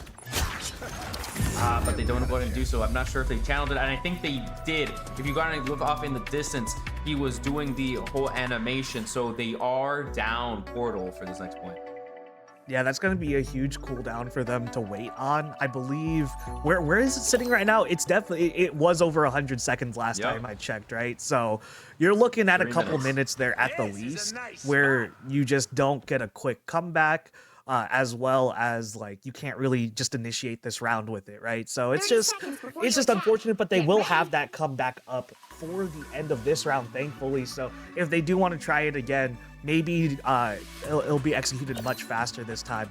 But interestingly enough, they are hovering over currently just the triple tank, but I doubt that they're going to go in with that, right? That's not going to be what they go in. It's probably going to be the 2-2-2 that we normally see with them. 4, 3, Unless I'm mistaken. 2, 1. All you need to do is capture the mission area. Oh yeah, that's a goats comp right there. Oh no, my fault. Spidey is not goats. Yeah, they're not doing so, but it is interesting that they do end up still walking out with the triple tank. Just because they have that portal right here. Okay, alright, try to go ahead and get the opportunity. He's gonna jump on back. Yeah, so he gets the portal for his team and swaps out so that he can go ahead and take the Namor and then give his team up to Ella, who's already at the point. Really. Oh yeah, excellent stuff to start off the round very quick. They do recognize that Iridium does not have their port, so yeah, no, really good on them to just push the action immediately with their own port as well. KQ very quick on that swap, by the way. That swap over to Namor gets one to finish off. Psionic Seduction goes out, and there's also a Meteor M. There also happens to be the dance, the dance of eternal bonds and whatnot, as Red Luna and Squad holding it down on point right now. 23% going for them. CYA goes out. That's going to be only 1, 2 actually for Menace right now, as Iridium goes down. 2 more, or 3 technically, but the BRB does bring back Nesmod, but that is 1 healer down for them. That's actually going to be a huge source of the heals for them, as White Rabbit has to just back out and just preserve their life, but it's not going to amount to too much because Biomachina is actually there on the angle to finish that off. What a snipe from Bio. I was going to say, and then they get traded, unfortunately. I was going to say that Iridium has so many ults coming on up here. They're going to have an easy time trying to walk on in, even though they're going to have to go to fight Menace. Menace has had so many trying to go ahead and kill them already, as they're trying to go ahead and make sure that they are up, but they do drop one over on Pilot Bucky, having to go ahead and drop the invisible boundary over on IQ. But we do have White Rabbit looking over for the CYA as well, and immediately dropping this cracking impact, which almost gets met with after them to the face, but is blocked by a crucial bubble from Nesmond. We do have Khaled Bucky looking to go ahead and ulti in a short moment as well, trying to make sure that he's going to get first. As I say so, he goes up in the air, trying to go ahead and make sure he gets those final assets. Does find one on Bio, almost finds 2, and does so for his team. Able to go ahead and struggle right onto their enemy CYA, take out the straggling little squids from over KQ, who has the Horn of Proteus looking for his team. They have already lost the point, but not the battle, as they're trying to recollect themselves to walk onto the point. Yeah, KQ gonna fall there, unfortunately. That's gonna be a little bit of wait time for them as they have to just play it out right now in this war of attrition towards the side of the slope. And there goes a freedom charge right now from Pallet Thor. Pallet Thor going in. Nesmod following suit, taking out Biomachina. Horn of Proteus goes out from KQ, but KQ not finding anything too much out of that. White Rabbit does BRB, Red Luna, so both healers do come up, and that invisible boundary shortly after, by Red Luna. Koga trying to find something inside, and there is going to be Bazzi who falls, unfortunately. That's going to be a cracking impact. Shut down immediately by Kubnik. What a grab from Kubnik, honestly. Kubnik now trying to press this advantage. They are trying to press the issue as well. They are slowly walking down on this Iridium team. They are trying to get this beam charged. CYA goes out. That's going to boost everything for this side of Menace right now. KQ and Bazzi finding their own picks through the CYA. Biomachina as well. Damage boost doing so much right now as Iridium falls and Menace takes the point right back. 98% for Iridium, not even overtime. Menace does have a few ults actually being charged up. Pretty much all of them except for Kubniks and Slime's 2 ults, and Iridium have 2, but nothing to go ahead and damage boost Pallet Bucky, which is what was really giving him that ability to clear out the teams earlier on. So now it's going to come down to overtime, and the Warriors go off. They almost go ahead and grab KQ. He looks forward and almost gets one shot, but Pallet Bucky is not able to go ahead and find it. And I say so, but it trades it off. Pallet Bucky does end up falling. We have Haikyuu, who end up having their own and immediately finish as well. Iridium's really trying to trade back and forth. Koga does fall. Goddess of Death available. Bio looking for the opportunity to go ahead and fly on up. I don't know that they really need to.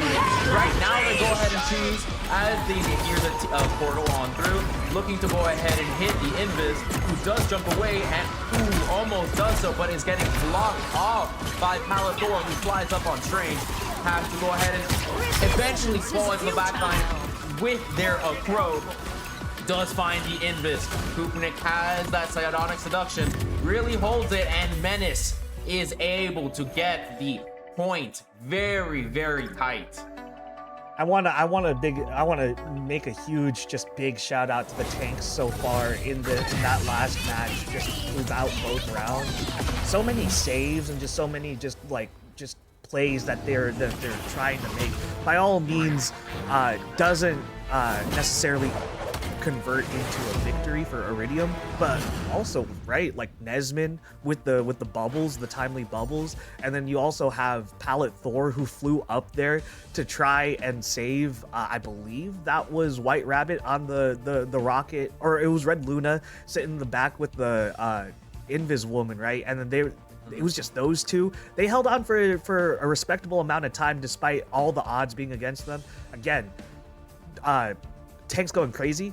Also want to talk about Kubnik with that huge, just immediate grab on a Kraken impact to just stop them in their to stop. I believe that was Koga in their wake. Like, and then Bazzi as well with like excellent dunks. Like, I can't just stop talking about these tanks, man.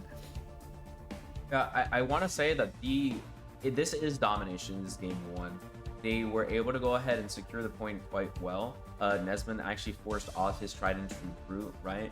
They weren't able to go ahead and get those easy turnarounds with Palette Bucky's Star-Lord because they didn't really have the Gambit boost up, right, as frequently as they wanted. They weren't playing the same strategist combination.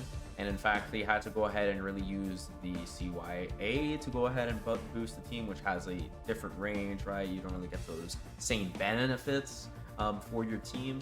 So Kupnik was also then able to give, of course, crucial chokes. But Badsy, just the threat of Magneto even existing as well, really forces Palette Bucky's playstyle to be just a bit different. Ultimately, I think we do need to see a change, and I think it needs to be in the DPS role if the bans stay like this. I definitely have to agree, but by all means, move on to the next game. Iridium is on the back foot now, right? Down 0-1. Not necessarily the end of the world, but again, coming off of so many sets, are they prepared for this rematch against Menace, or are we gonna see more of what happened the first time around? It's really just a pressure on Iridium at this point. It's only been one game. I mean, as we noticed, this is a best of 7. They are very likely to lose a game or two, and that's totally fine. It's all about how you bounce back here and really trying to go ahead and just work out the differences. You might be better on a convoy or convergence map in general. You just kind of give them a domination. Maybe they just had a really key pick, right, or rotation on that end. To really note this, maybe domination is often the point on which team kind of secures it at the beginning, and if they end up getting it for a decent percentage, well, it's just an uphill battle the entire time, right? So as we kind of go ahead and see what map they're getting here for either convoy or convergence. And I believe it says we're actually going to be getting Convoy Spider Islands.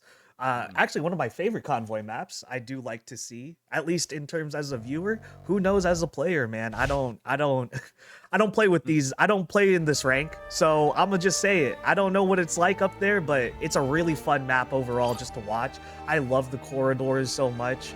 And speaking of corridors, you know, you're gonna, of course, we're gonna probably see it yet again. DD, Psylocke, God. You definitely don't want to let them take advantage of how many flanking routes they have, and just again small areas where you could just get caught and ISO'd.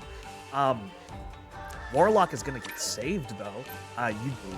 The Karmic Revival gonna probably play a huge part, and or just, you know, it's not necessarily something they have to choose, but it does leave that open for them. I mean, so this already leads me to believe that they're trying to go ahead and play that res triple goat comp, right? So the triple heal, triple tank.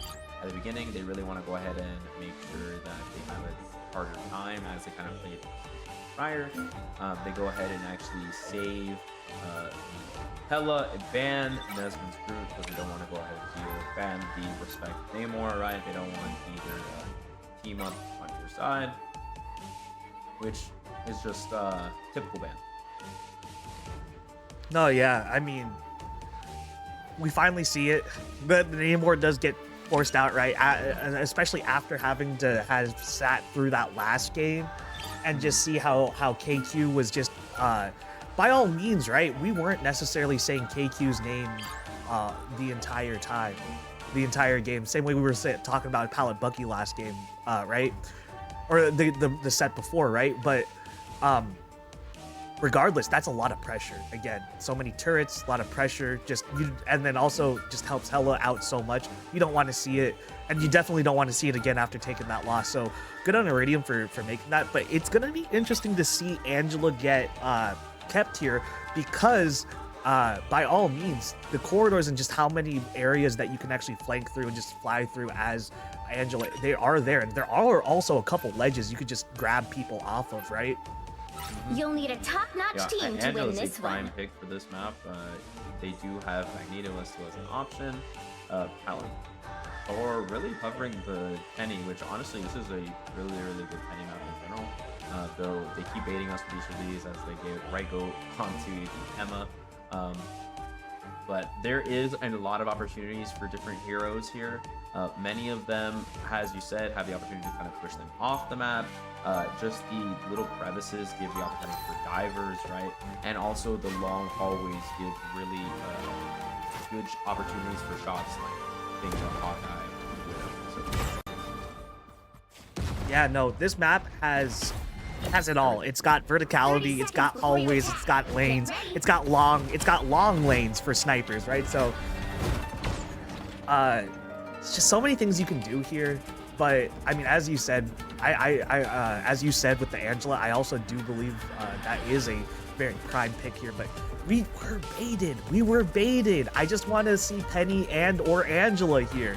I know it may not be the time for it, or maybe it is, but I just want to see it, man, you know. But yeah, no, spawn hold on the side of Iridium, this is one of their stronger comps, right? So this is something that we are used to seeing them play on the defensive side, and they are playing that pretty far up, as they usually like to do. Nesmond finding a very quick pick right there, actually. And following suit is Pallet Thor out the thing, just trying to get some punches out. And there it is. Gonna go right onto that Mantis, and what can the Mantis do? Unfortunately, not too much. Pallet Bucky finishing that off for Pallet Thor. Dazzy trying to make some space now, as Iridium just holding on to this just general area, not even allowing really like more than 10 meters actually. Feeling fantastic. More help is never bad. I need assistance. Invisible Woman with Red giving her the shield opportunity to actually take you forced to go ahead and get onto the Punisher, so you can have a good amount of damage out the shot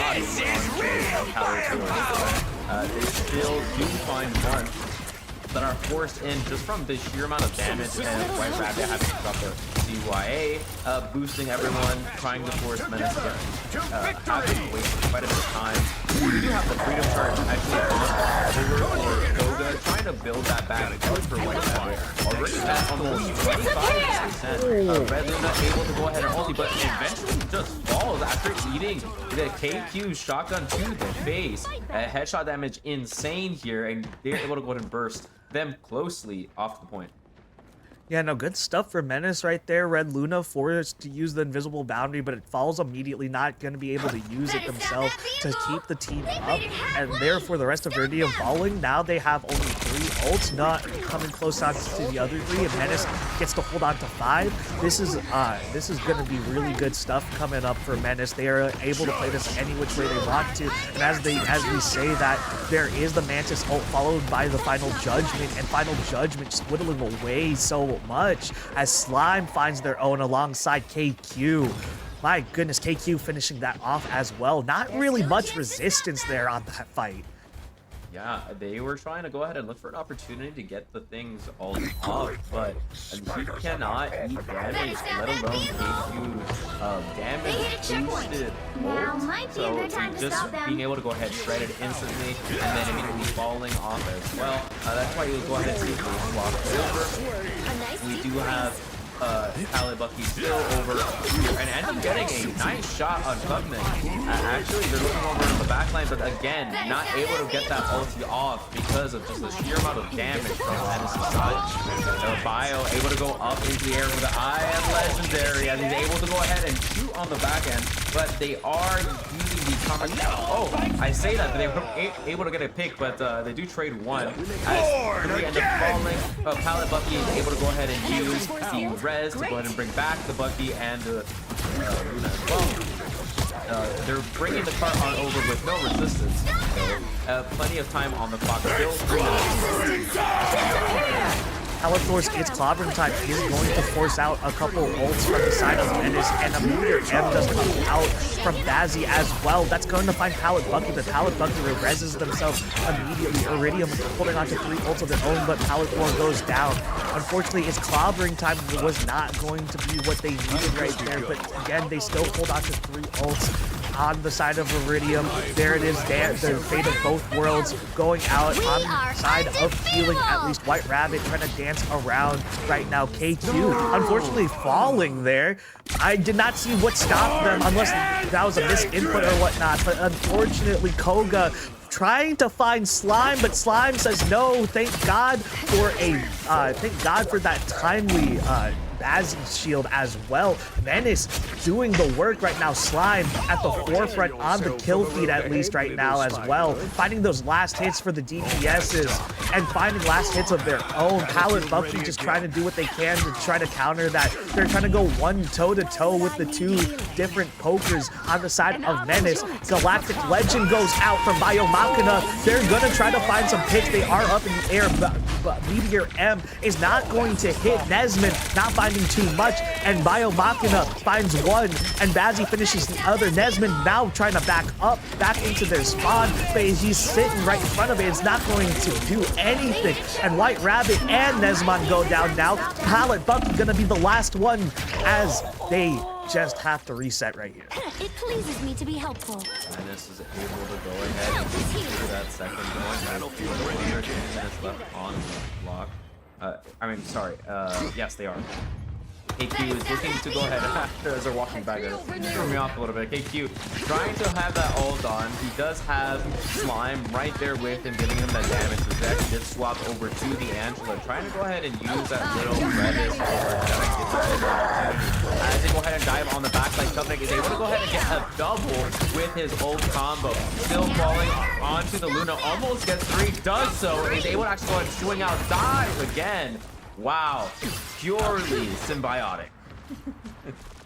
My goodness, yeah, Klubnik allowed to get their Venom in this game has been showing up a little bit. There have been some good picks on Klubnik, but in that case right there, yeah, Feast of the Abyss, and just really symbiotic. KQ though right now taking the spotlight with the final judgment, or the final judgment, and there is going to be 2 kills. Menace just cleaning up the rest. They look like they are just going to walk into the final point right here, and it is their round to take 3 right here. They just need to stop Iridium at any point before that. 3. And 1 minute and 45 is a huge amount, especially in these games. They have so much time to go ahead and work with. It is up now to Iridium to kind of change it. They have to be a little bit more aggressive. As we say that, it seems like Palethor is looking to go ahead and go on to the Wolverine. They themselves looking to go ahead and do the damage boost, hover with the Star-Lord and the Mantis, which is themselves open. They do have the opportunity themselves to go a bit of a different tank hold over on Menace, and it seems like everyone loves to go ahead and flex the fact that they can go all play tank in some sort of fashion. They do have a 3 I would say S tier tanks at the moment for the most part, other than a group having fallen off. I say that as they swap over for Bazzi's cap to go ahead and give those different ult 30 charges seconds for before his you team. attack. We Get even ready. do then have the combination on high Q and Biomachina having the Loki Mantis team of giving damage boost themselves. So bit of a different take. Yeah, a little bit of a different take, but kind of the same ideas, right? But regardless, I do want to come back to it again. I'm never gonna let it go. The battle starts in You may have guessed it already. Where's the damn penny? 2. Stop hovering it if you're just gonna bait me. I know, y'all know I like it apparently. Once again, just robbed of that much. As Iridium does happen to show a little bit of Koga running on the side, just gonna try to find their way out. Lots of timely shields too from Red Luna. But that is not the diving. Anyone willing to help? As Menace right now holding the corner, they do allow at least 16 meters, but that's not going to be a whole lot for them to work with on the side of Iridium.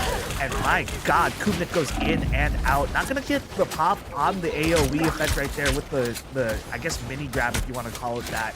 But that is going to be enough pressure for them to really have them all force and just sit there and say, no, stop that, stop that. The rest of the team sitting in the back now. My God, what a good clear from Iridium to start one off. They are going to get it past the first few corners, but it is going to be this lane right here that is really scary for them.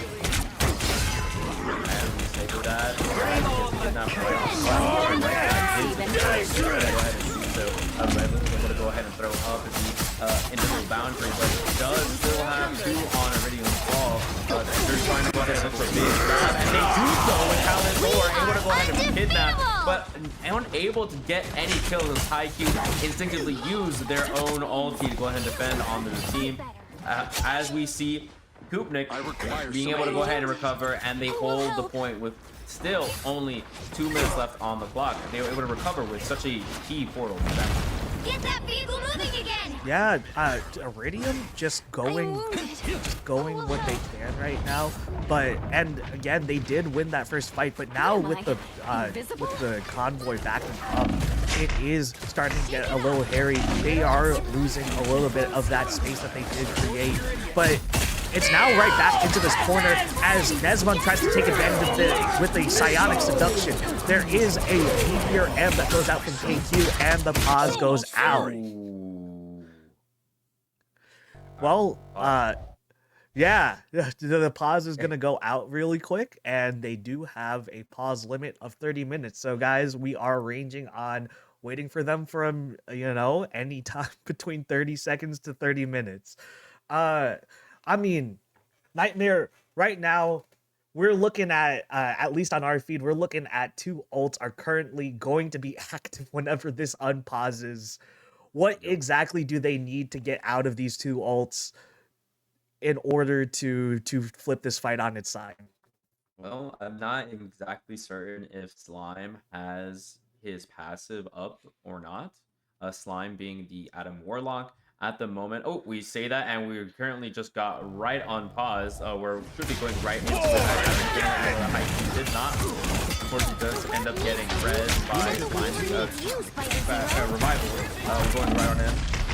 He's able to go ahead and give his whole team up as the Loki is able to go ahead and bring down their lamps. He's able to go ahead and have their ult available as well. Bazzi did get CC, but still has their eye of Agamotto going to do so, but ends up getting picked up by Palathor, who gets a triple kill and almost 4 right on after.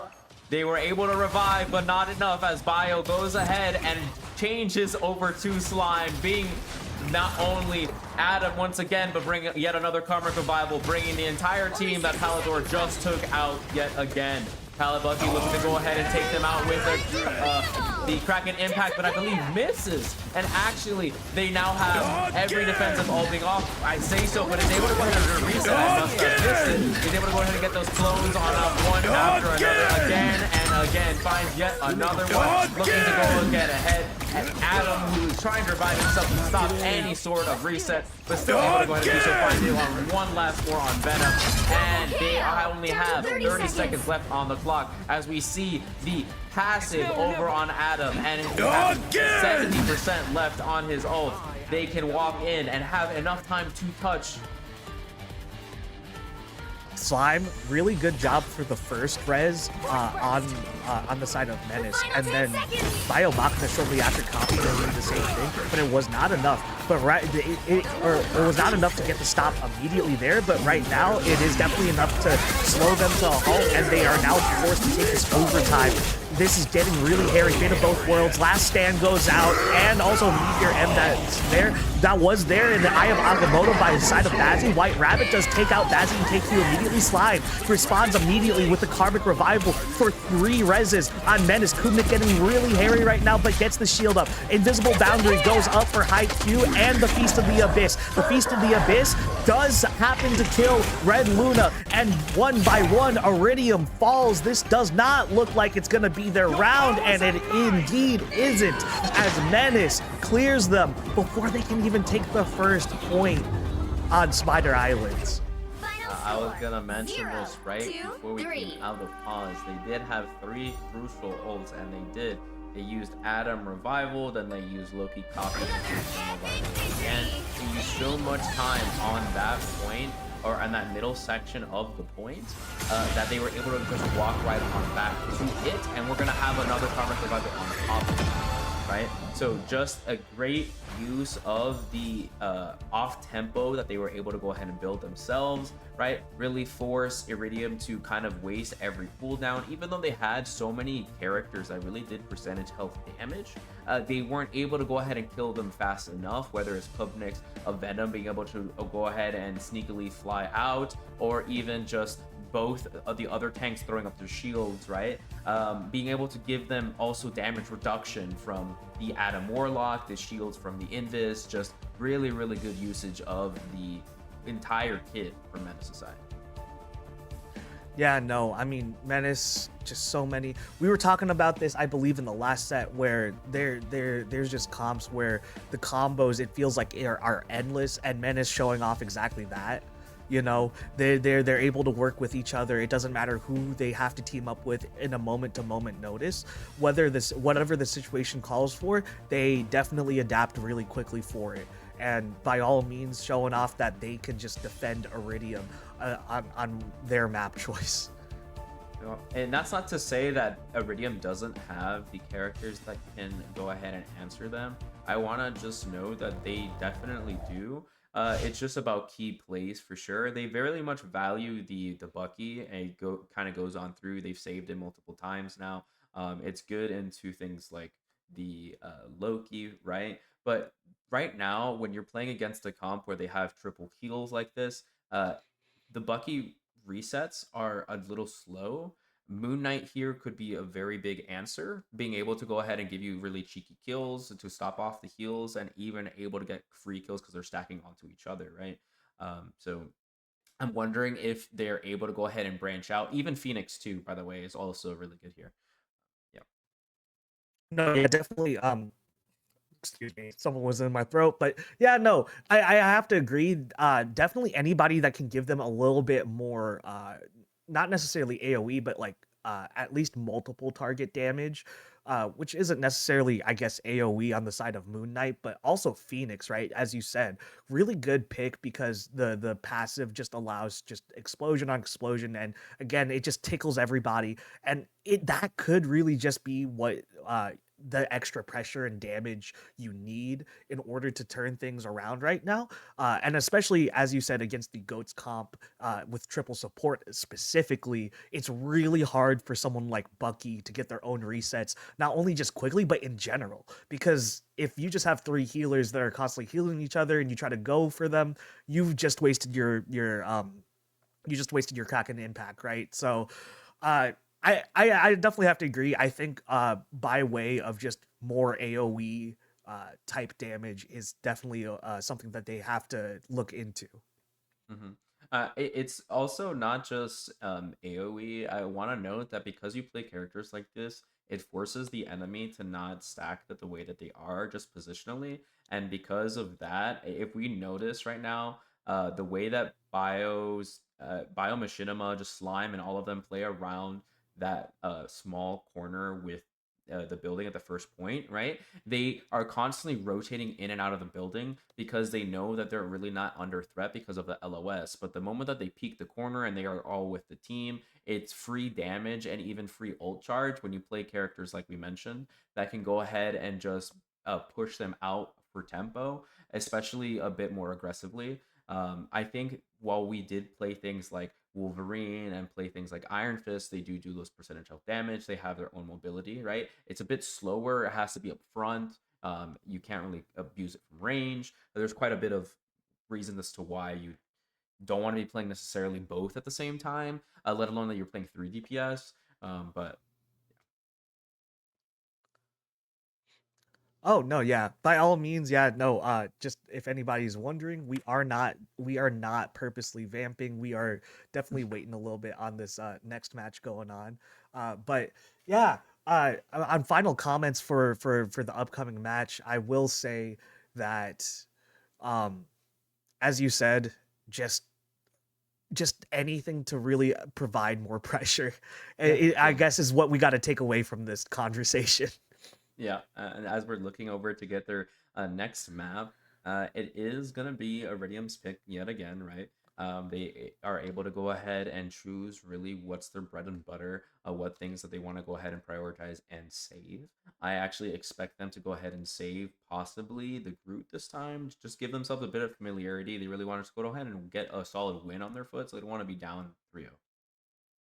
And it looks like this pick right here is going to be over onto Central Park Convergence, which, again, really good convoying and convergence team from Iridium.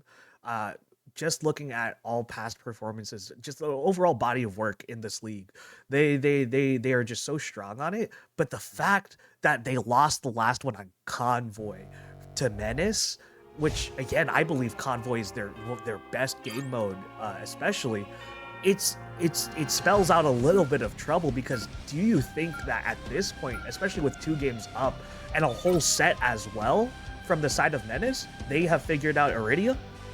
Do you think it's time to call the panic button? I mean, I think at this moment, after you play so many scrims, after you match the same team over and over again, I think it begs to question whether you want to go ahead and bring a little bit of something that you didn't otherwise practice, something that you guys have been talking about. And I say that they do go ahead and defend Nesvin's Groot, giving themselves a really solid opportunity, that playmaker, that really the Shaquille O'Neal, if you will, of their team, that goes ahead and set them up really to go ahead and get those really big dunks, as we noted earlier. They go ahead and defend Hella and ban Lucky, so we're actually not going to go ahead and get him this game, so we will see a bit of a difference when it comes to the S this game. We do maybe have the Namor ban right being yep, there it is, the Namor ban, just so you can go ahead and stop the threat of the team ups with Hella.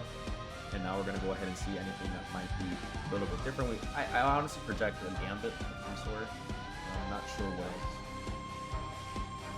what else. I mean, I will say, in terms of what I'm seeing from, well, there is the Magneto. That is something I was gonna talk about, actually.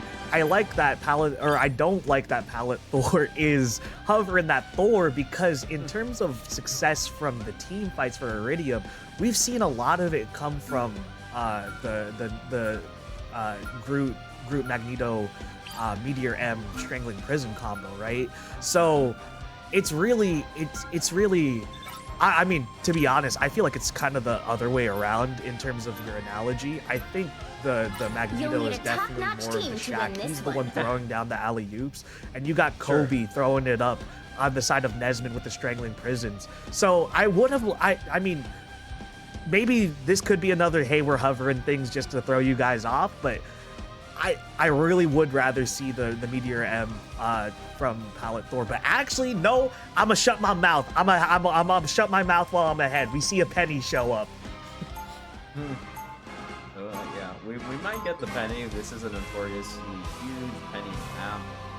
Nesman as well, being able to go get that root, who is also extremely strong on this. As we do get the pause, unfortunately, they do hover some very interesting picks. As we note this, by the way, KQ does have the Punisher already queued on up, as they did go ahead 30 and seconds before you attack. root, Get right? ready. So knowing this, they are well prepared.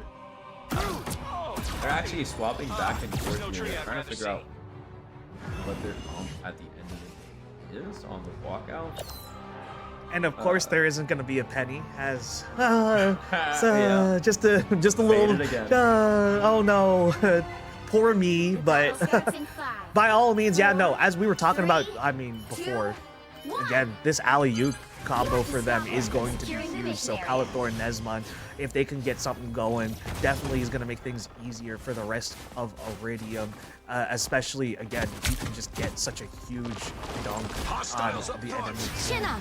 But Menace showing that KQ Hawkeye, we have been talking about Hawkeye quite a bit, but we haven't seen him necessarily all too much just yet, as you do want to get maybe a pick or two here, but honestly, there it is actually. Nesmond gonna get the headshot immediately, fully charged, by the way, from KQ. KQ just trying to find the picks now, and there's gonna be another from Palathor. Something really good about Hawkeye that KQ is showing us right now is the fact that Hawkeye can really finish these kills. If you get them towards a good chunk of their health gone for almost any character, tank, strategist, or duelist, that Hawkeye, if they're on target, will finish you off, and KQ showing us exactly why that's the case right there. Biomakina finding one of their own on Palathor, and Palathor just gonna have to back up right now. Koga coming through the port, and does actually get Bazzi before Nesmond falls, going through their own port themselves, but it's going to just be all for naught, as the point is already given, and they are walking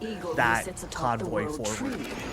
Hate to break it to you, but Yeah, it seems like they're having Better stop a that bit vehicle. of a difficult time to answer the damage that's happening. Heads up, back guys. Just what the That being doctor said, ordered. you mentioned how he does a good amount of damage. Not only, of course, can he get those headshots, but he can do about 50 to 75% HP. He just has like the ability to hit on you, and it just takes that sample away, and just getting that free damage just from the Mantis periodically, but also Bio able to go ahead and just shoot periodically from the back end is actually going back and forth, trying to really play into the enemy back.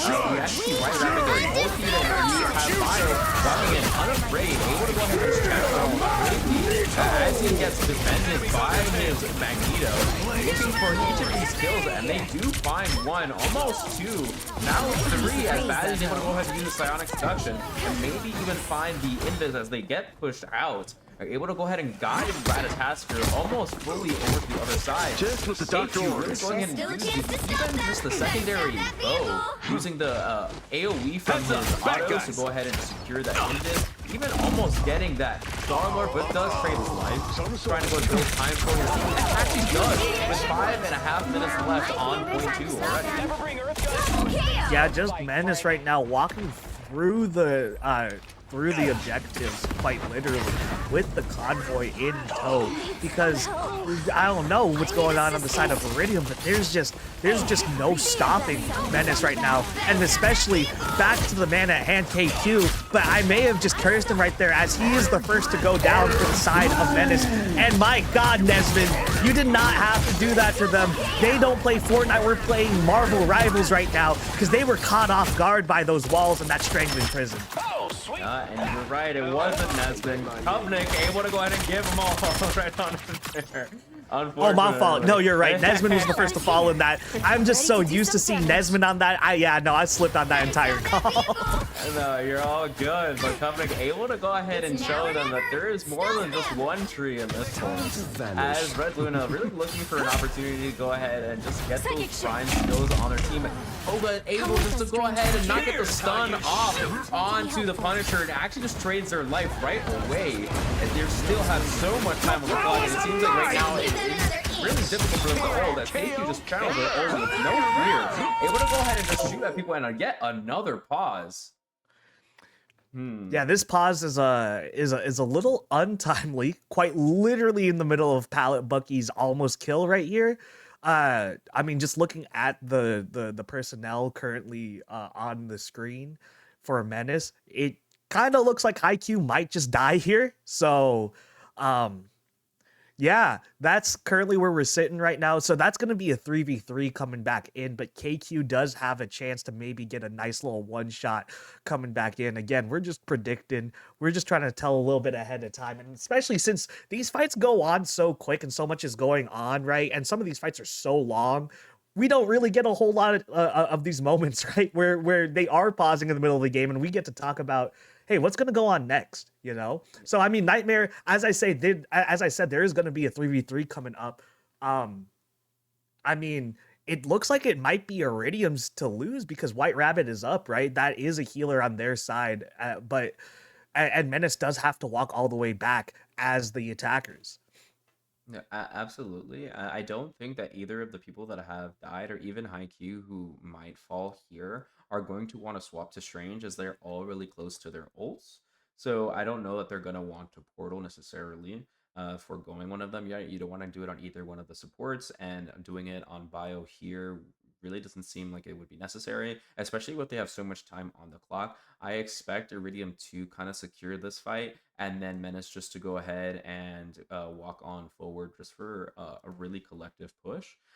Though that being said, Pallet Bucky does also have the opportunity to kind of face off with KQ, who at the moment I believe is still in ult. So actually, that's gonna be a very quick unpause into KQ canceling that ult. That was all they needed. Yeah. They aren't able to touch, actually. Oh my god. So it's right there for 4 minutes on the clock. Menace having gotten a very, very secured 3-0 right there at the current push. Right? They just have so much ability to kind of really push their initiative. KQ even looking to swap it around. I'm wondering if Iridium expects them to kind of go Hawkeye again on defense, if they are even willing to try to do so. It could very well be that Menace also just decided to do that because they're up 2-0, right? Hawkeye is obviously a really good pick right now, but is a little bit more punishable, right? Feast or famine. No, absolutely. I mean, I made this call earlier. High risks come with high rewards, and also high losses, right? And heavy losses as well. So by all means, yeah, feast or famine, huge feast or famine moment right there. But I mean, 4 minutes on the clock for the side of Menace. Let's just call it as it is. They really just walked Iridium down in that last round, and honestly, for the side of Iridium, it's, I don't know, 4 minutes is a lot of pressure. You called it out. 145 is a lot of time. So 4 minutes, my God, man, this is just an uphill battle right now for Iridium, and it's going to be interesting to see how they try to break it. And I see both teams really trying to go ahead and spice it up as the season goes on.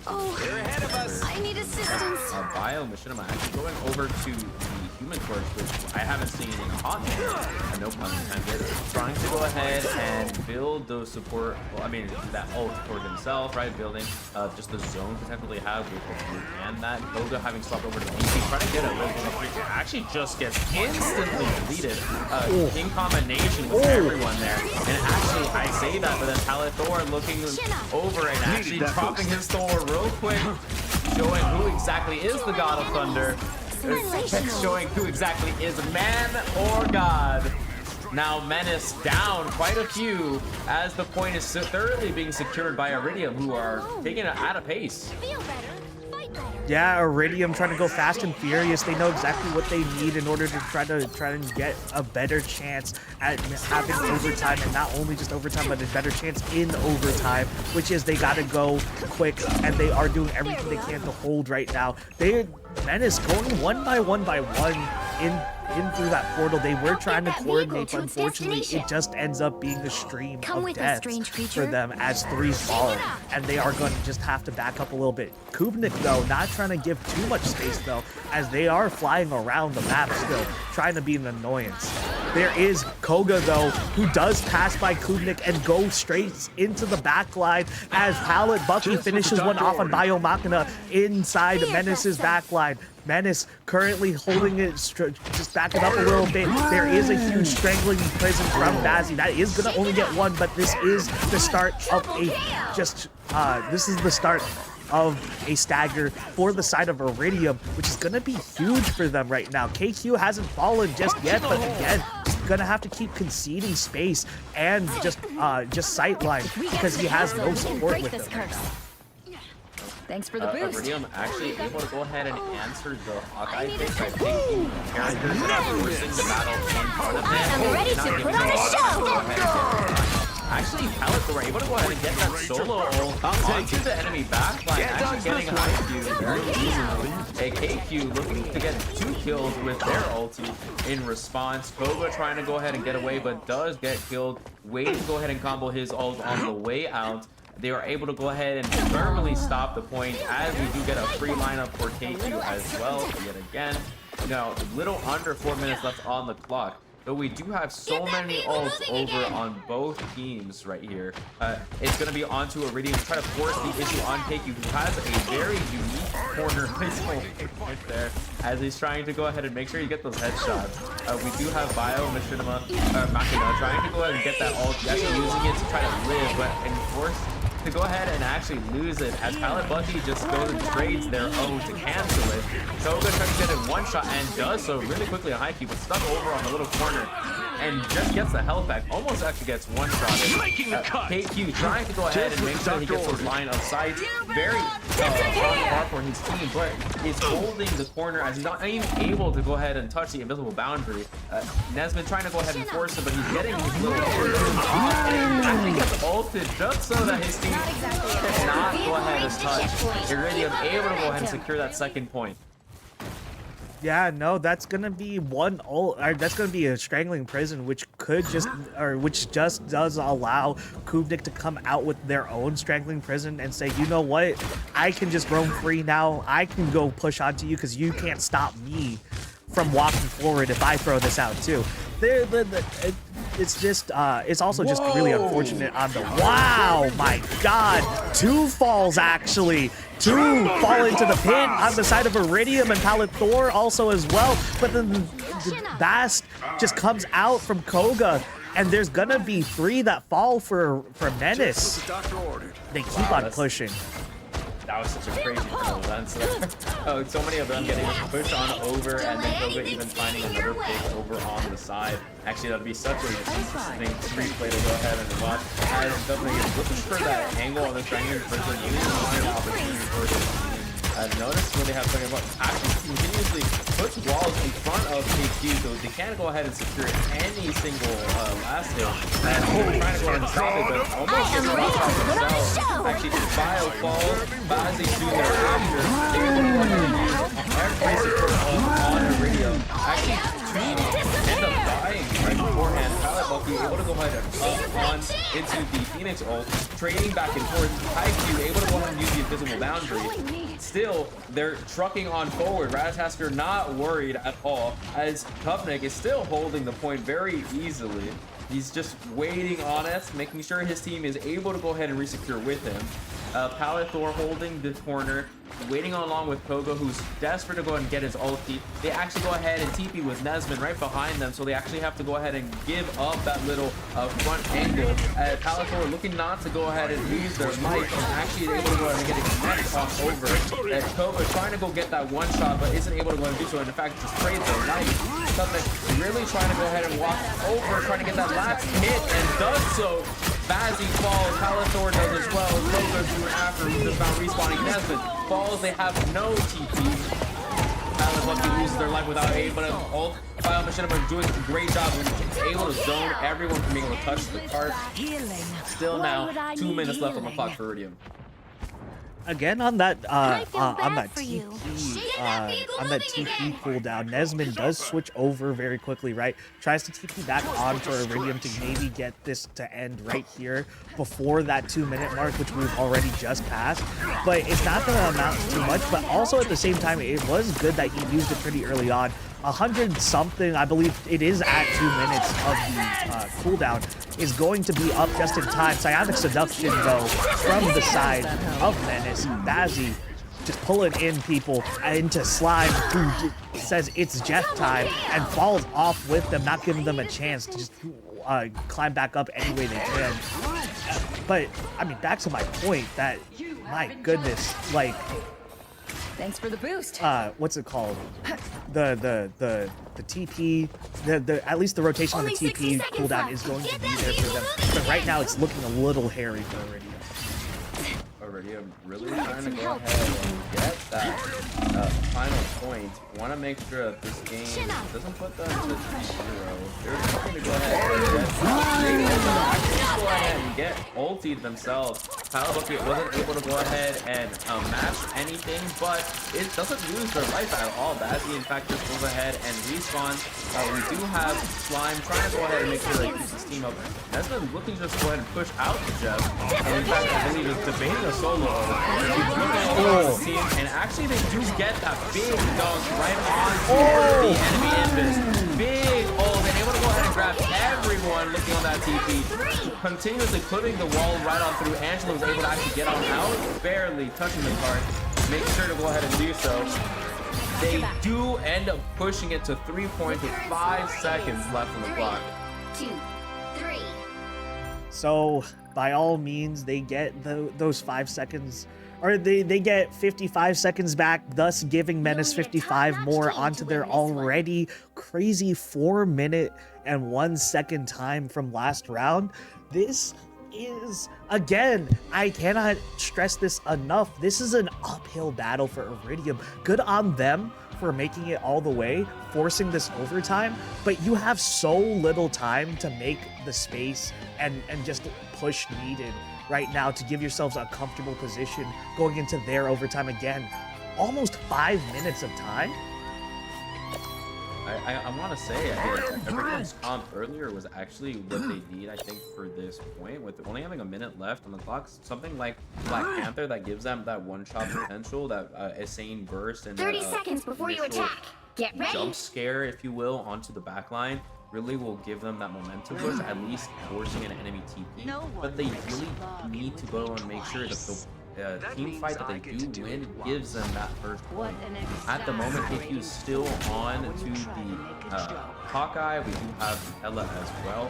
So they are looking to bunker down and make sure Battle they're getting starts in spots off. 5, Gogo actually swapped over 4, to Wolverine to make sure 3, they try to 2, get some sort of 1. response to this tank All you line need to do is from capture the Iridium. mission area. Got it? I'm sorry, for Menace. Yeah, KQ taking the top right there, trying to find some picks, and it's actually Koga who gets thrown immediately with that fastball special. And there's actually going to be a swap pretty quickly. I believe maybe that was just the shift. Maybe I was just dreaming of that fastball special. Either way, Koga gonna have to go in and out fast and finding White Rabbit immediately. That's gonna be huge for Menace right now, as that's one of their healers and damage boosters as well. And that's gonna be KQ pushing Palette 4 off the edge with their little sword slash, and that is just huge. Lots of good hits too as well for KQ, going to provide consistent damage as well. Consistent and chunky damage that's going to just whittle away at Iridium as they struggle to walk in through the front door right now. Palette 4 doing everything they can, putting everything down on the line right here, and they are going to fall first. You'll have to keep fighting. Bazzi taking Koga out second as well. There is the invisible boundary from the side of Menace, as well as the Strangling Prison. Ensong Inferno going to try to find some picks, but it's not going to be enough. KQ and company do hold it really well. They just need to get that 33% tick right there, and it's going to be theirs. They have almost 5 minutes to do it. Incredibly tough situation to be in if you are on the side of Iridium. You'll need a top-notch team to win this one. This is looking like it is a very, very, as you said, a tough hill to climb. They need to spice things up a little bit. Koga looking to try to swap it over maybe to the Iron Fist. We kind of just walk around. Actually just hovers over a different pick entirely. They need to go ahead and look for something just a bit different. And they do hover. Actually, the damage boost Squirrel Girl is something inspired, especially on this corner. You can pay quite a bit, but it seems like they aren't going to go ahead and do so. At the moment, Iridium with supports at least flashed right now. 30 seconds Yeah, before you definitely. attack. As I Get thought, ready. definitely not what they were gonna finally go. But three supports at the least. They're definitely looking to just not die here. Is maybe the answer. yep, actually, Pallet Door going themselves to the support of Koga going over to tank. They're trying to go ahead and maybe give themselves a bit of a refresher, you know, a bit of something a bit The different. battle starts in 5, KQ has 4, been very hot 3, on the Hawkeye. 2, So 1. at the moment, they're trying to You go have ahead and to lock stop it them down. from They have a securing the little over mission 5 area. minutes. Needed that boost.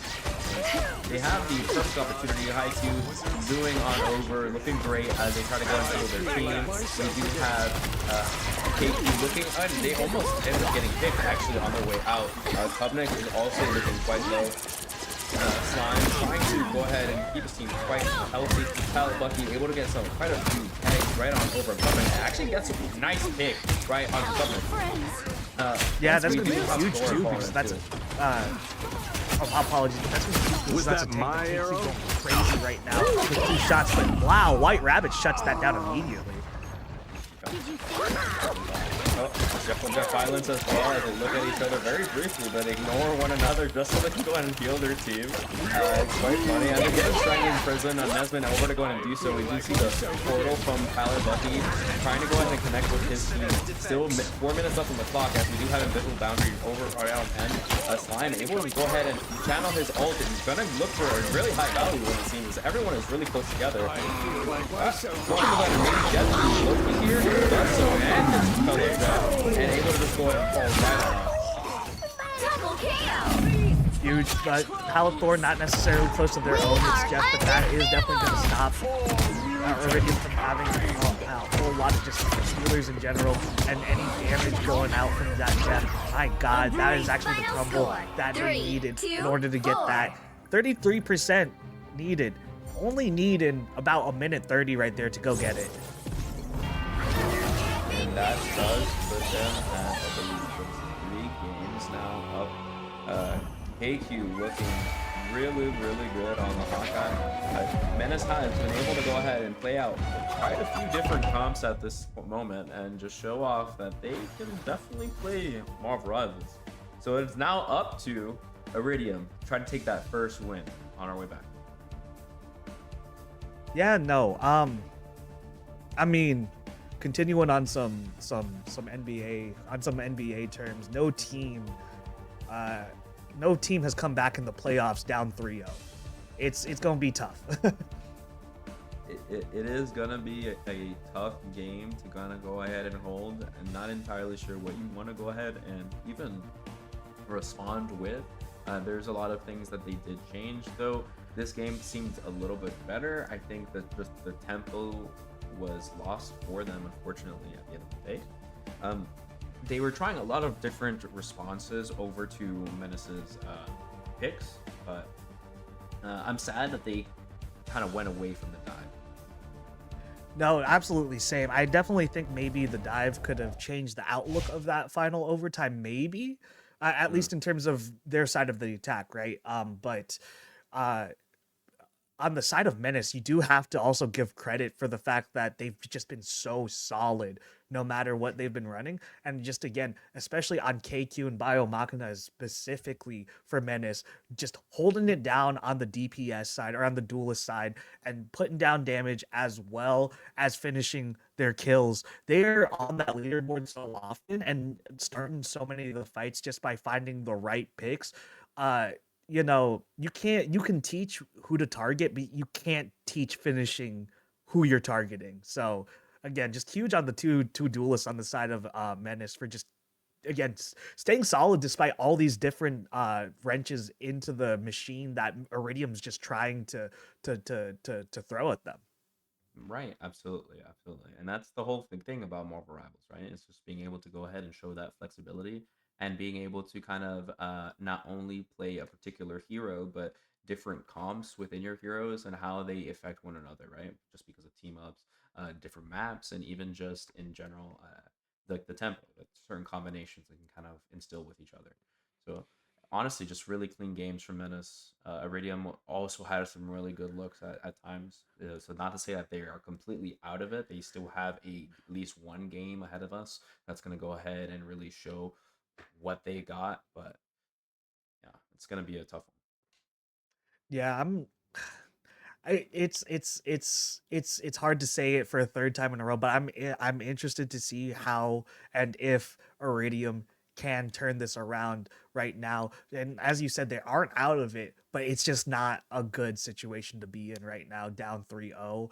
And again, last two maps were your choice. It's just incredibly disheartening, isn't it? You know, you got to choose the map and you tried to set the tempo on both of them, but Menace just finding their own answers, and their answers are clearly just working way better for them in terms of the bigger picture. hmm And I'm seeing some interesting negotiations happening in the chat. Not that we're going to go ahead and necessarily see them here in the game, but it looks like they're trying to handshake, not exactly for map, but they're trying to negotiate on both teams being able to go ahead and either get Daredevil or Psylocke. So we'll see if the bans change at the beginning. Yeah, I do want to see that. It is pretty funny to see a little bit of the bants between the two teams, and then trying to see if they can get something going. You know, I love that too. You know, that's what makes I mean, I guess team games and community games in general so great. You have the community that's just so willing to, even in a competitive scene like this, right?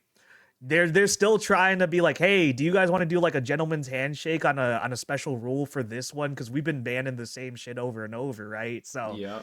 you love to see it. You love to see the sense of community there. And actually, we're gonna go ahead and see for the first time so far, Idrisil is gonna be a bit of a different, convoy map for us. It's a tried and true, like the #1 most played, I believe, map in season 0. Leave it around 1. Everyone remembers this one. So here we are on something just for everyone. As we see everyone go ahead and hover, we unfortunately have a Devil Blue ban. They don't want to go ahead and see it. He is not coming out of Hell's Kitchen tonight.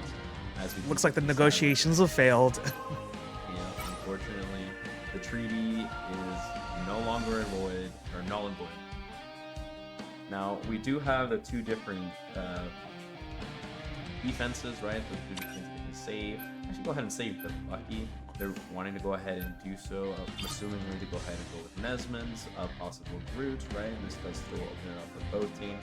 And in fact, it does give him an opportunity to kind of match the Hawkeye, not so much in range, but definitely in damage presence, right? We do then have another save, hopefully here, that kind of lead us. So we do have of course, the Hella that's made it through every game. Yeah, the Hella has made it through every game. The Groot finally getting shut down on second ban. Not gonna let that even go through for the second keep. There's goes Nesmond and the Groot. That's gonna be a little unfortunate for Iridium, but by all means, every single one of these players so versatile in what they can play. So whatever else Nesmond's got in that bag, it's not just Groot, but clearly Groot is one of the bigger threats according to Menace. So yeah, good on them for shutting that down immediately. But the Thor keep on the side of Iridium, pretty interesting. I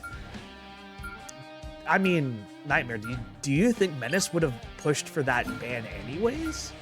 I don't know that they would have necessarily, though. I suppose maybe they believe that they did rather well for Thor in the previous game. And to be fair, I think Thor was like, okay, it didn't do really bad. It was actually able to get better picks for the team and maybe force the engagement. It's possible that it's just very strong on this map in general.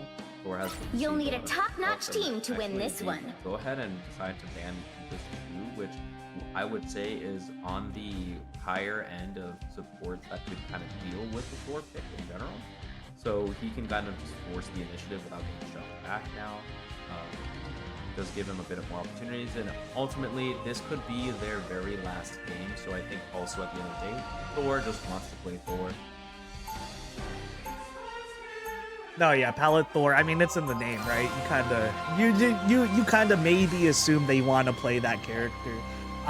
We haven't seen Palette Bucky on the Bucky in quite a bit, but that is also just a huge testament to, again, versatility in this league throughout all the 30 players. seconds before your attack. And Palette Bucky by no means has been a slouch throughout the past few games, despite Iridium not being able to find the victory.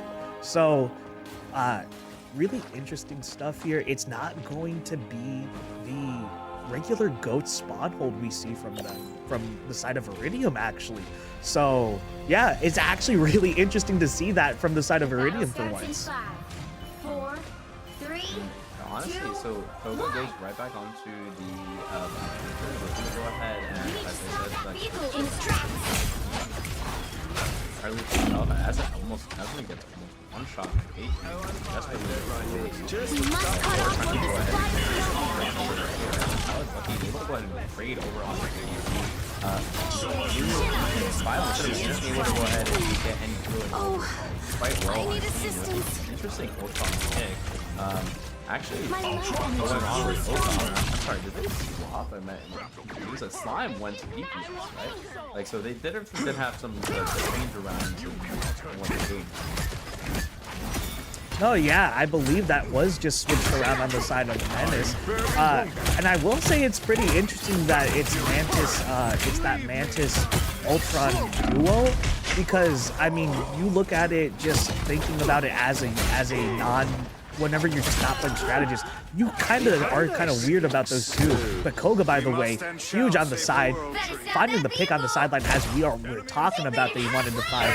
And my God, Koga now in trouble because Bio Machina does try to bring out the extermination protocols, but no, Koga shuts that down almost not immediately, but lets it basically run out and shuts it down, while Nesman finds another one as well. But the Feast of the Fist back onto the side of the point with Kubnik is going to find 4 or 5 from Iridium, and that's a lot of anti-healing to do. Menace picking up the picks right now, and they are going to go for that first point now. It was looking really good. Iridium just took a little bit too long to go ahead and kill Bio, and just Koga's respect, it's not even the damage that was got a problem. They hit a checkpoint. Ultron. It's just a Now matter of might like, be a good time to stop them. character for PvP as they're trying to go ahead and stop this Eagle that's going to be coming out. Thor having the ult, trying to go ahead and look for the trying to go ahead and stop the goddess. He does actually get punished for using it. Inferno. We do have Thor trying to go ahead and hold the gauge, trying to make sure that as much time as possible in Bio, making sure he just uses periodic drone on the Venom, who can go ahead and heal himself, and honestly, that's why they're probably down a little bit further. Because you can't really heal too much all the time, just because something extremely fly away, kind of forego all of that. Wow, this builds plenty of time for something to go into the backline of drone, giving them plenty of periodic healing, allowing themselves to use that. As we go ahead and see Bio using their ult again, and just able to hit the ult back. Yeah, no, Ultron showing the rage there, showing again the extermination protocols, but this time it's successful. They weren't ISO'd out by Koga like last time, so that's going to be huge for them. Palette Bucky does find Ocam though, and that's going to be Mantis going down, so it's only up to Bio Machina now to try to hold up the rest of the team as Iridium tries to flow back on to this point right now. Red Luna and Palette Bucky both finding their own picks right now, and it's just Bazzi pulling back ever so slowly with just a sliver of health right now, finally finds the heals, and they are going to slowly get up. Slime now, the one getting really, really hairy in a hairy situation of their own. Kubnik and Ocam holding on to Soul Resurgence and Feast of the Abyss, but not if Koga has something to say about that, with Bast coming out, gonna take Bio Machina out. The biggest problem for Koga, right, or in general right now, that's a Meteor M that's going out, and just sitting right there in the back. The point is just gonna have to get pushed up. That's so unfortunate for Iridium. There you are. They hit a checkpoint. Now might be a good time to stop them. Swapped over to the F from Legions of hell are beyond count. Beast of soul. Double KO. Be careful So what you wish that for. is quite hilarious. You guys see Why us would I line is need going you? on and something. Hello. We are undefeatable. They're trying to go ahead and touch White Rabbit, making sure, you know, they can go ahead and die on cart. They actually just kind of running around, just elongating the death and actually flagging forcing Bio to go ahead and ulti just for the heck of it. As we can see, again, This is gonna hurt. And just looking at Better stop that Now I'm A little bit of a Spidey standoff right here as Nesman just continually webbing up Kubnik, but just not really gonna do too much. Kubnik now twerking on him. Lots of just emotes going out. They're just pushing it to the end here. What's going on? It seems like Menace knows that they are just putting it a little bit too fast and Pleases me to be helpful. as Burger is desperately trying to make sure that his team just stays in it just a little bit longer, permanently continually getting knocked up and not able to go ahead and lock this. So we actually go ahead and see that portal from Baz. So we're going to go ahead and lock either side out as KC just go ahead and making sure to go ahead and threaten his team. Better stop that vehicle. The current score is 214 there. It's the gameplay there has the spirit of almost just conceding right now, you know? It kind of feels like it kind of feels like jumping to a different sport reference here. It kind of feels like a QB kneel. Like Menace has already won this. Yeah, they still have just a bit of the time left, right? They do get the flip back, but it does seem at the moment that mentals are thrown out. Possibly just a little bit for fun in this next match. I'm not really too sure, as Menace is trying to go make sure that they lock down that win, and Iridium is trying to make sure that they have their first point on the board. We do have Palithor back onto the actual Jeff. We do have a bit of a, I say that as they go ahead and swap around, really trying to go ahead and find a necessarily answer, even Nesman here on the hold. While we do have Bio on the Penny, are we finally getting that Penny game that you want?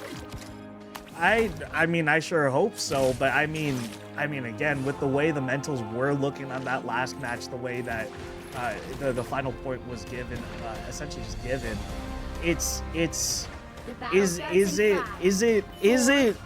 is it all for naught, really? Are we just seeing it just to see it at this point? Or are we gonna see something go crazy right now on the side of Menace? At least they are trying to, and are they going to try to experiment a little, if you will, right here?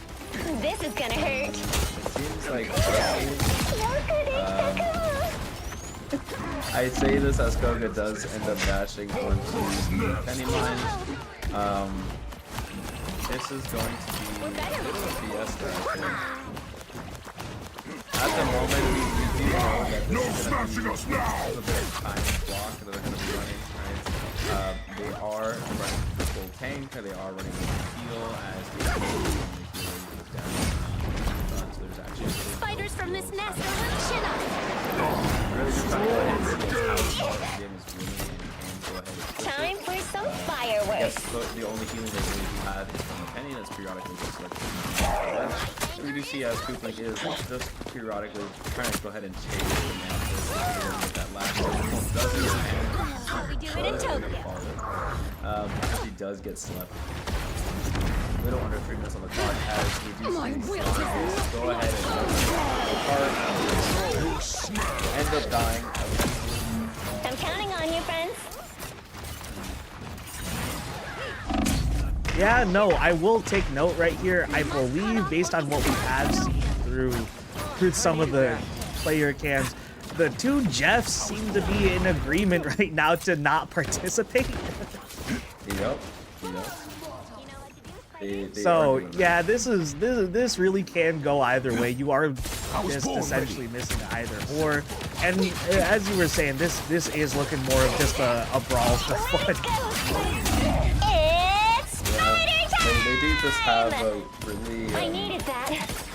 an easy time holding, not because of just the damage necessarily from Iridium, but also just the select I'll be tanks that ship they get in no using. time. All have a good amount of HP Focus as on the well, so they can battle. always touch the car Feeling and come strong. back, right? Real They even strong. have, Must cut off Slime, who lucky was supply of on ammo. Angela One from shot. House, who's back from Emma.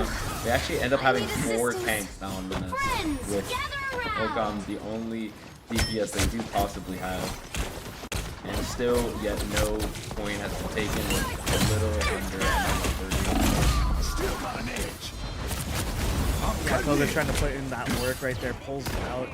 Oh, I'm fine. Don't Pulls out mind the me. judgment cut, if you will, from the blade ult, but unfortunately not going to get that The hunt finish. is on. And yeah, Pallet Thor and KQ really just chilling out right now in the back line. Jeff's just doing Jeff things, and there's a cracking impact from Ocam. That's not going to convert into anything. Pallet Bucky is going to finish that off and just shut it down. But Biomachina says, "What are you doing with Only our 60 Jeff?" seconds left. And stops KQ from having fun with him. Wherever they are, they don't look friendly. Yeah, it seems like they're having a little bit of a tougher time. Having a little go ahead and do so, but you know, as we said, they are doing this for fun. With 40 seconds left on the clock, they're all just having a little bit of a party over at the front. That's what he wants to go ahead and join, but man, no, he's not. 30 seconds. Like, Get that vehicle as we moving just again. see, you know, for fun. Friends. Yeah, and KQ just being a little cheeky, just trying to stick next to their Jeff buddy and Pallet Thor from the other team. As yeah, Desmond was trying to get a little bit of something with the Hulk, but that's not that's just not gonna happen, unfortunately. There's another pick right there. That's gonna be Kubnik. This is Nesma now on the point, and they are holding on to it as Bazzy does use that freedom charge, but that's a good enough hold, honestly. The rest of the team might just come back. And now KQ putting down some heals, putting down some right clicks. There is somebody one in the back. That is Slime, actually. It's Jeff, and it's Jeff time. KQ trying to get out of here with White Rabbit, but that's just gonna get shut down immediately. White Rabbit can spit out. The rest of the team now back here. Bazzy trying to get the port off. And it's going to be an ult from the side of Iridium. Just my fault, from the side of Menace. Ult after ult, and there were 3 balls off right there. 0, 2, 3. Don't know if that was still part of the for fun or not. You know, I don't know if they died on there or they just C9 or what there, but it ends up being, as we saw, the 3-0, very clean, huge series from not only Klubnik, but the rest of Menace, who played phenomenally today. Didn't actually drop a single game in the series. Huge game. GG's. Yeah, no, a huge congrats to Menace and GG's to Iridium. By all means, it's the playoffs. Regular season doesn't matter here. You could go undefeated in the regular season, but right now is where you got to answer, where all the money sits. Well, metaphorically speaking, of course, but proverbially speaking, yeah, this is where all the proverbial money sits, right? So it's just unfortunate. Iridium, season 1 champs, are gonna fall second here in the finals 4-0 to Menace. And what a game series it really was. Until the last game, which I know was for fun, they did show quite a bit of sportsmanship throughout the series, playing a few picks, and not only doing that, but changing up the game a few times, right? Whether it's through their choices in comps, their choices in maps, right? Even trying to do that little negotiation with the Daredevil, right? And the Psylocke stuff. Even though it didn't go through, you know, it's a bit something, it's funny. But otherwise, it was honestly a very, very clean series from Menace. Well done. Yeah, again, huge congrats to Menace one more time. By all means, you know, in season 0 and also towards the end of season 1, I did put a little bit of pressure on Menace. I did press a little bit and say, you know, this league has y'all's name, like y'all's team name on it. You know, this is your house. Go defend it, and they did. They did. They take home the playoff chip. They take it home from the other 3 teams that came in and with their chances. So excellent stuff from Menace, and GG's to Iridium. I believe we're going into I believe interviews next, is it? I believe that is what's gonna be happening. In 1 second, I believe we're gonna have a interview with Ravenloft. Smile. Let's see who it is here. I mean, we're definitely going to be interviewing some members of the team Menace coming up here very shortly. We're just sitting here trying to see who we're going to be getting. But yeah, no, again, huge GGs to all teams all around. Iridium and Blazing Bloom, honestly, hope they get their get-backs coming up next season.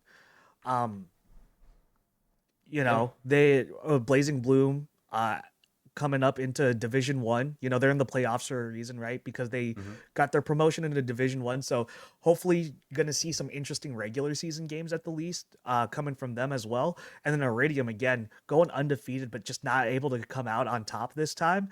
Hopefully next time they come back even stronger, go undefeated and go undefeated in the playoffs, you know, get your get back as well. You there's just so many there's so many just really good teams out here. Man, I just can't I don't know. I can't rant and rave about them. I can rant and rave about them all day. They're just so good. It's so entertaining to watch. Man, I don't know. Nightmare, what give me I don't know. Give me a team that you're looking forward to next season, because by all means, I'm looking forward to everybody coming back. I mean, I'll be honest. I think at the end of the day, it's the teams that are always at the lower end of the bracket that I'm really more so looking for, like a Crimson Eclipse and stuff like that that played off in the season. Obviously, they weren't in these games, but a special shout out to them.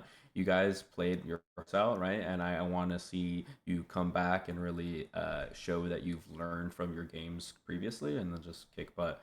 But otherwise, speaking on today's games, I really do think Menace played their heart out. Iridium, I'm sorry. But otherwise, I think that the others, in general, were playing very well, and I think that it's just a matter of how you get back up, right? It's not how you fall in general. And if your characters aren't even good right now, it's begged to know that your characters are going to be different next season, right? So there's always the potential for them to be just a little bit better. So just because you're out of it now doesn't mean you're out of it every season. Oh yeah, wise what's it called? Wise words from Nightmare for all the teams coming back. I mean, every team that's won too. In Menace, Blazing Bloom, Iridium included, right? As well as every other team. Again, huge shout out to Crimson Eclipse. I also want a huge shout out to Crystal Grove, who had to ride the bottom of the standings. Back to that topic of people on the lower end of the standings. They played their hearts out as well, and they were riding the lower ends of the standings for both season 0 and season 1. So by all means, hopefully keep on moving forward. You know, they get more wins in these upcoming seasons as well. I'm very looking forward to that too. Absolutely. And we're about to go right into break before we do see some of our players from these games from both Menace and AIROZ Iridium. So we'll be right back.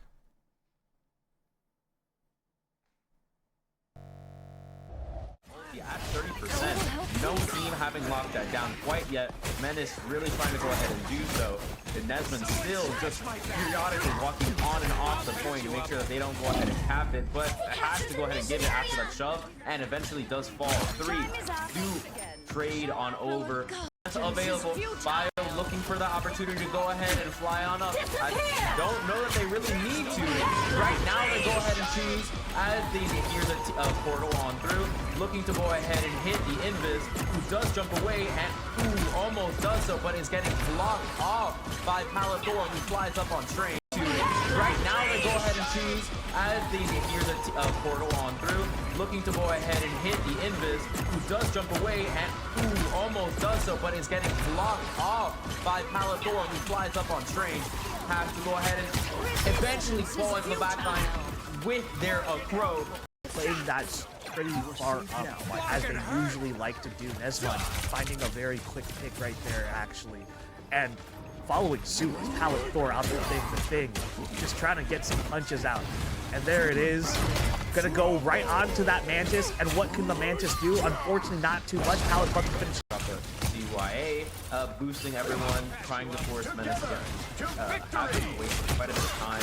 We do have the freedom charge actually over for Goga, trying to build that back for White Shadow. Already at almost 25%. Red Luna able to go ahead and ulti, but eventually just Luna as well. They're bringing the cart on over with no resistance. So, plenty of time on the clock. Still 3 minutes. Palathor's It's Clobbering Time is going to force out a couple ults from the side of Menace, and a Meteor M does come out from Bazzi as well. Done toe-to-toe with the two different pokers on the side of Menace. Galactic Legend goes out from Biomachina. They're going to try to find some picks. They are up in the air, but Meteor M is not going to hit Nesmond, not finding too much, and Biomachina finds one, and Bazzi finishes the other. Nesmond now trying to back. KQ is looking to go ahead as they're walking back there. Threw me off a little bit. KQ trying to have that ult on. He does have Slime right there with him, giving him that damage. The deck did swap over to the Angela, trying to go ahead and use that little Redis as they go ahead and dive on the backside. Covenant is able to go ahead and get a double. Go ahead and use that little Redis as they go ahead and dive on the backside. Covenant is able to go ahead and get a double with his ult combo. Still falling onto the Luna, almost gets 3, does so, is able to actually go ahead and swing out, dives again. Wow, purely symbiotic. He's able to go ahead and give his whole team up as the Loki is able to go ahead and move down their lamps. Is able to go ahead and have their ult available as well. Bazzi did get CC, but still has their eye on the lower to do so, but ends up getting picked up by Palathor, who gets a triple kill and almost 4. Right, able to go ahead and reset. He's able to go ahead and get those clones on one after another again and again. Finds yet another one, looking to go and get ahead. And Adam, who's trying to revive himself to stop any sort of reset, but still able to go ahead and do so. Finds the on one last more on Venom, and they only have just yet, as you do want to get maybe a pick or two here, but honestly, there it is. Actually, Nesmond gonna get the headshot immediately, fully charged, by the way. It's from KQ. KQ just trying to find the picks now, and there's gonna be another from Palathor. Something really good about Hawkeye, any character, tank, strategist, or duelist, that Hawkeye, if they're on target, will finish you off, and KQ showing us exactly why that's the case right there. Biomachina finding one of their own on Palathor, and Palathor just gonna have to back up right now. Koga coming through the port, and does actually get Bazzi before Nesmond falls. Go. He just has like the ability to hit on you and just take that tempo away, and just getting that free damage from the Mantis periodically, but also Bio able to go ahead and just shoot periodically from the back end is actually going back and forth, trying to really play into the enemy platform. Shoot periodically from the back end is actually going back and forth, trying to really play into the enemy platform. We actually right rapid their multi there. We have Bio running in unafraid, able to go ahead and stretch as he gets defended by his Magneto, looking for each of these kills, and they guide Ratatasker almost fully over to the other side. Just with the doctor really going in and using even just the secondary bow, using the AoE from his autos to go ahead and secure that invis, even almost getting that Star-Lord, but does trade his life, trying to go build time for his team, and actually does, with 5.5 I don't know what's going on the side of Iridium, but there's just no stopping Menace right now, and especially back to the man at hand KQ. But I may have just cursed him right there, as he is the first to go down for the side of Menace. And my God, Nesmond, you did not have to do that to them. They don't play Fortnite. As Red Luna really looking for an opportunity to go ahead and just get those prime skills on their team. Oba able just to go ahead and not get the stun off onto the Punisher, and actually just trades their life right away. And they still have so much time on the clock, and it seems like right now it's really difficult for them to hold. As KQ just who does pass by Kubnik and go straight into the back line as Pallet Bucky finishes one off on Bio Machina inside Menace's back line. Menace currently holding it, just backing up a little bit. There is a huge strangling prison from Bazzi. That is going to only get one, but this is the start of a just corner baseball right there as he's trying to go ahead and make sure you get those headshots. We do have Bio Machina trying to go ahead and get that ult, actually using it to try to live, but forced to go ahead and actually lose it as Pallet Bucky just goes and trades their own to cancel it. So good trying to get it one shot. Now I can go push onto you because you can't stop me from walking forward if I throw this out too. It's also just really unfortunate on the, wow, my God, 2 falls actually. 2 fall into the pit on the side of Iridium, and Pallet Thor also as well, but then back trade their life. Something really trying to go ahead and walk over, trying to get that last hit, and does so. Bazzi falls, Pallet Thor does as well. Logo's doing after, who just found respawning. Nesmond falls, they have no TP. Pallet Bucky loses their life without aid, but all Bio Machinima doing a great job and able to zone everyone. Also at the same time, it was good that he used it pretty early on. 100 something, I believe it is at 2 minutes of the cooldown, is going to be up just in time. Psionic Seduction though, from the side of Menace. Bazzi just pulling in people into Slime, who says it's trying to go ahead and make sure they keep this team up. Nesmond looking to just go ahead and push out the Jeff. And in fact, I believe it's debating a solo. Team, and actually they do get that big dunk right on the enemy Invis. Big and able to go ahead and grab everyone looking on that TP. Continuously putting the wall right on through as they try to go into their team. We do have KQ looking, and they almost end up getting picked actually on their way out. Kubnik is also looking quite low. Slime trying to go ahead and keep his team quite healthy. Pallet Bucky able to get quite a few pegs right on over Kubnik. Actually gets a nice pick right on Kubnik. Slime trying to go ahead and keep his team quite healthy. Pallet Bucky able to get quite a few pegs right on over Kubnik. Actually gets a nice pick right on Kubnik. yeah, that's gonna be huge too, because that's apologies, but that's gonna be huge. Was that's that a my arrow? Crazy right now with 2 shots, but wow. Still 4 minutes left on the clock as we do have invisible boundary over around 10. Slime able to go ahead and channel his ult, and he's gonna look for a really high value when it seems. Everyone is really close together. Going to go ahead and maybe get Loki here, does so, and just comes down, and able to just go ahead and fall right on us. No, yeah, I believe that was just switched around on the side of Menace. And I will say it's pretty interesting that it's Mantis, it's that Mantis Ultron duo, because I mean, you look at it just thinking about it as a non, whenever you're just not playing strategist, you kind of are yeah, and KQ just being a little cheeky, just trying to stick next to their Jeff Buddy and Pallet Thor from the other team. As yeah, Nesmond was trying to get a little bit of something with the Hulk, but that's just not gonna happen, unfortunately. There's another pick right there. Build that ulti at 30%. No team having locked that down quite yet. Menace really trying to go ahead and do so. And Nesmond still just periodically walking on and off the point to make sure that they don't go ahead and cap it, but has to go ahead and give it after that shove, and eventually does fall. 3 do trade on over. That's available. Bio looking for the opportunity to go ahead and fly on up. I don't know that they really need to. Right now they go ahead and choose as they hear the portal on through, looking to go ahead and hit the Invis, who does jump away and who almost does so, but is getting blocked off by Pallet Thor, who flies up on train.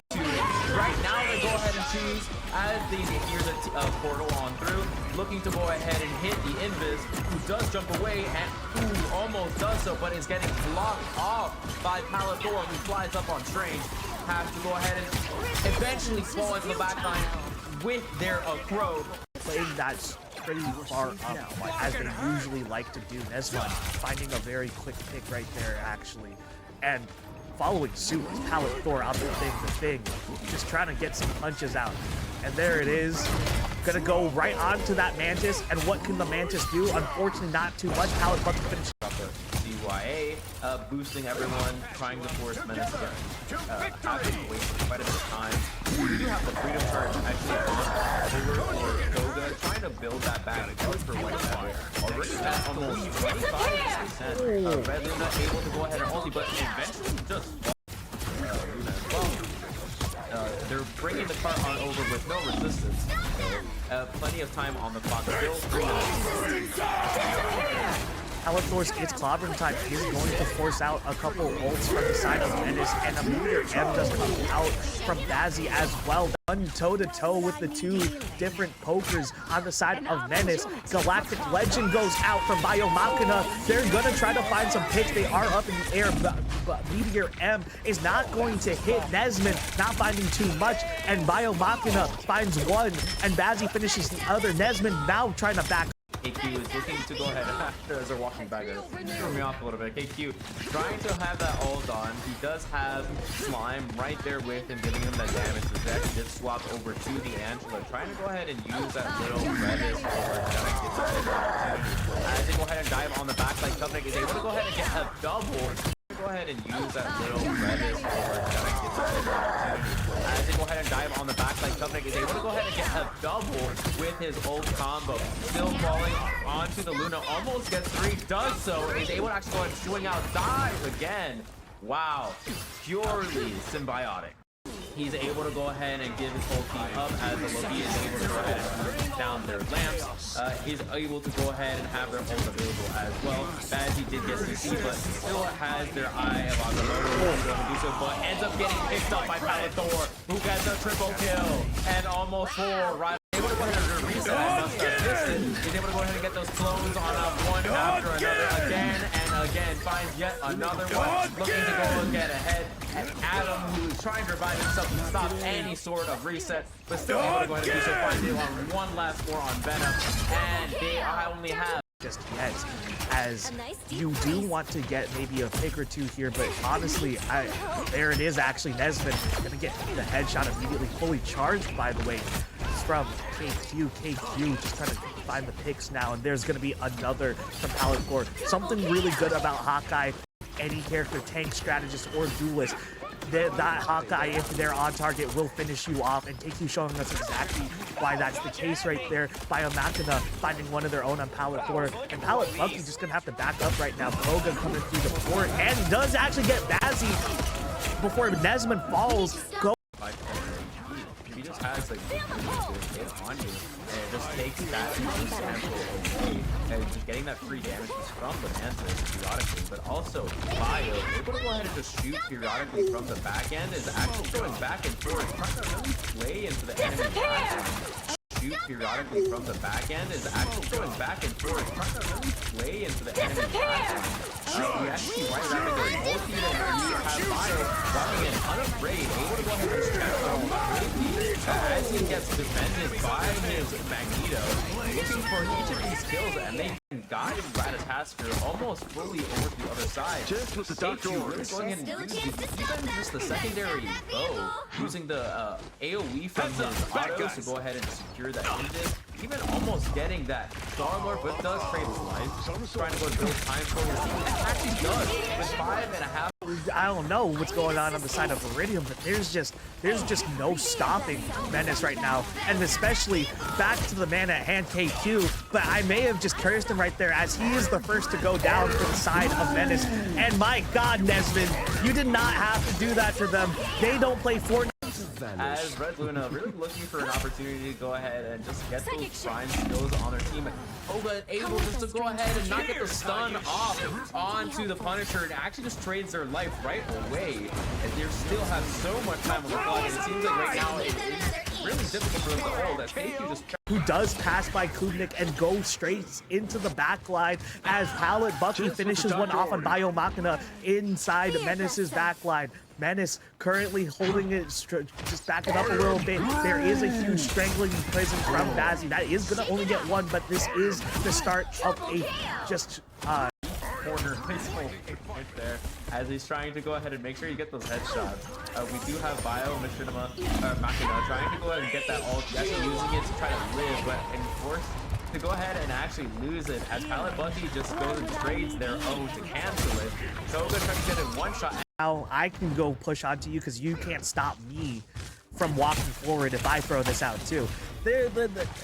It's just, it's also just really unfortunate on the, wow, my God, 2 falls actually. 2 fall into the pit on the side of Iridium and Pallet Thor also as well, but then that Trade their life. Something really trying to go ahead and walk over, trying to get that last hit, and does so.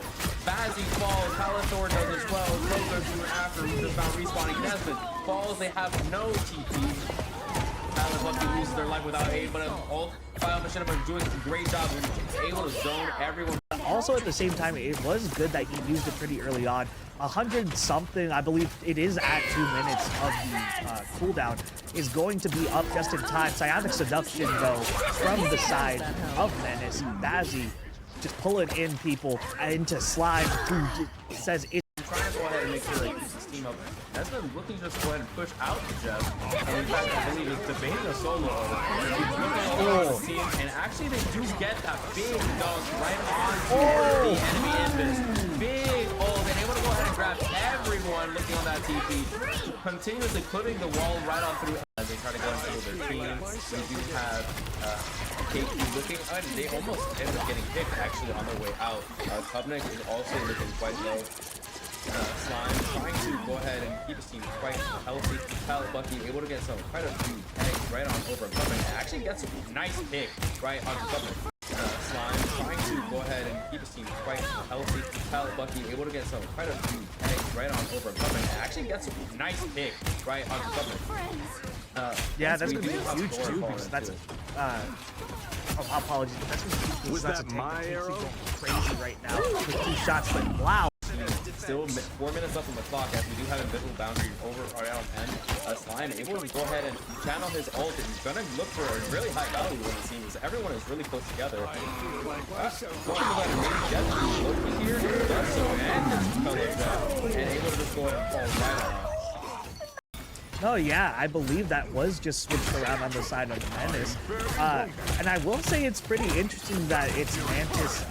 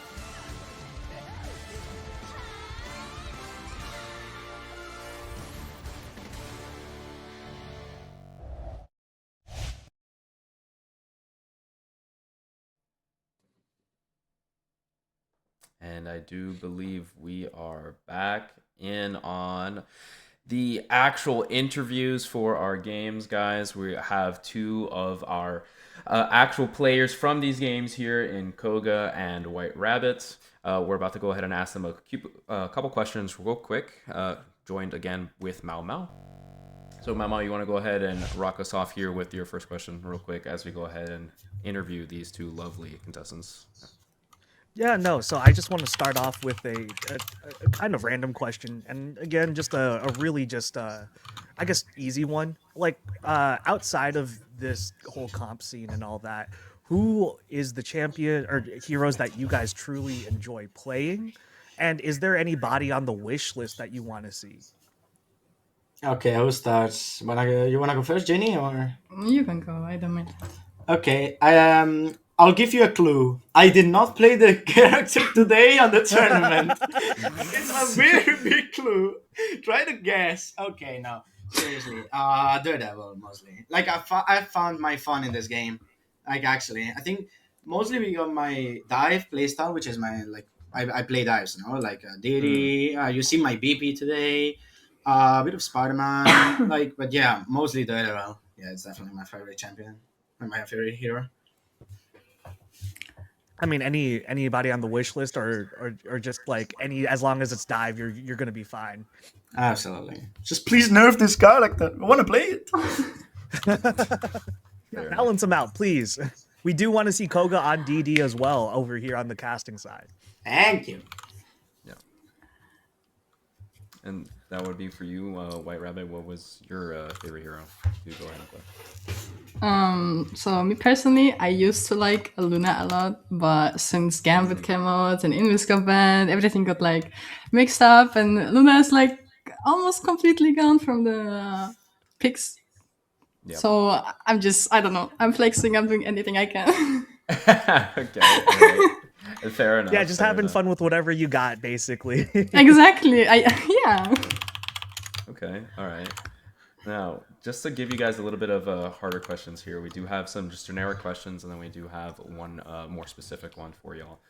So we do want you guys to kind of walk us through the last game a little bit. You guys were playing it out. It seems like you guys were kind of running it back and forth, especially KQ was kind of swapping off onto the Jeff. You guys were having a little bit of dancing moments. How did it really play out on your side? Were some of you wanting to just play around and mess around? Some of you guys were still being serious? Like, what was the thought process?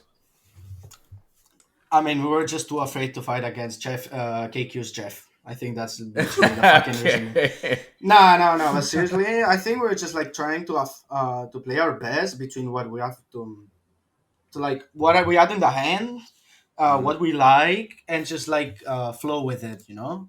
Like because at that point we're just like having fun, but at the same time, just like at least personally, I was just like trying to see, okay, we'll kill, let's just keep it on because you know I'm enjoying the game.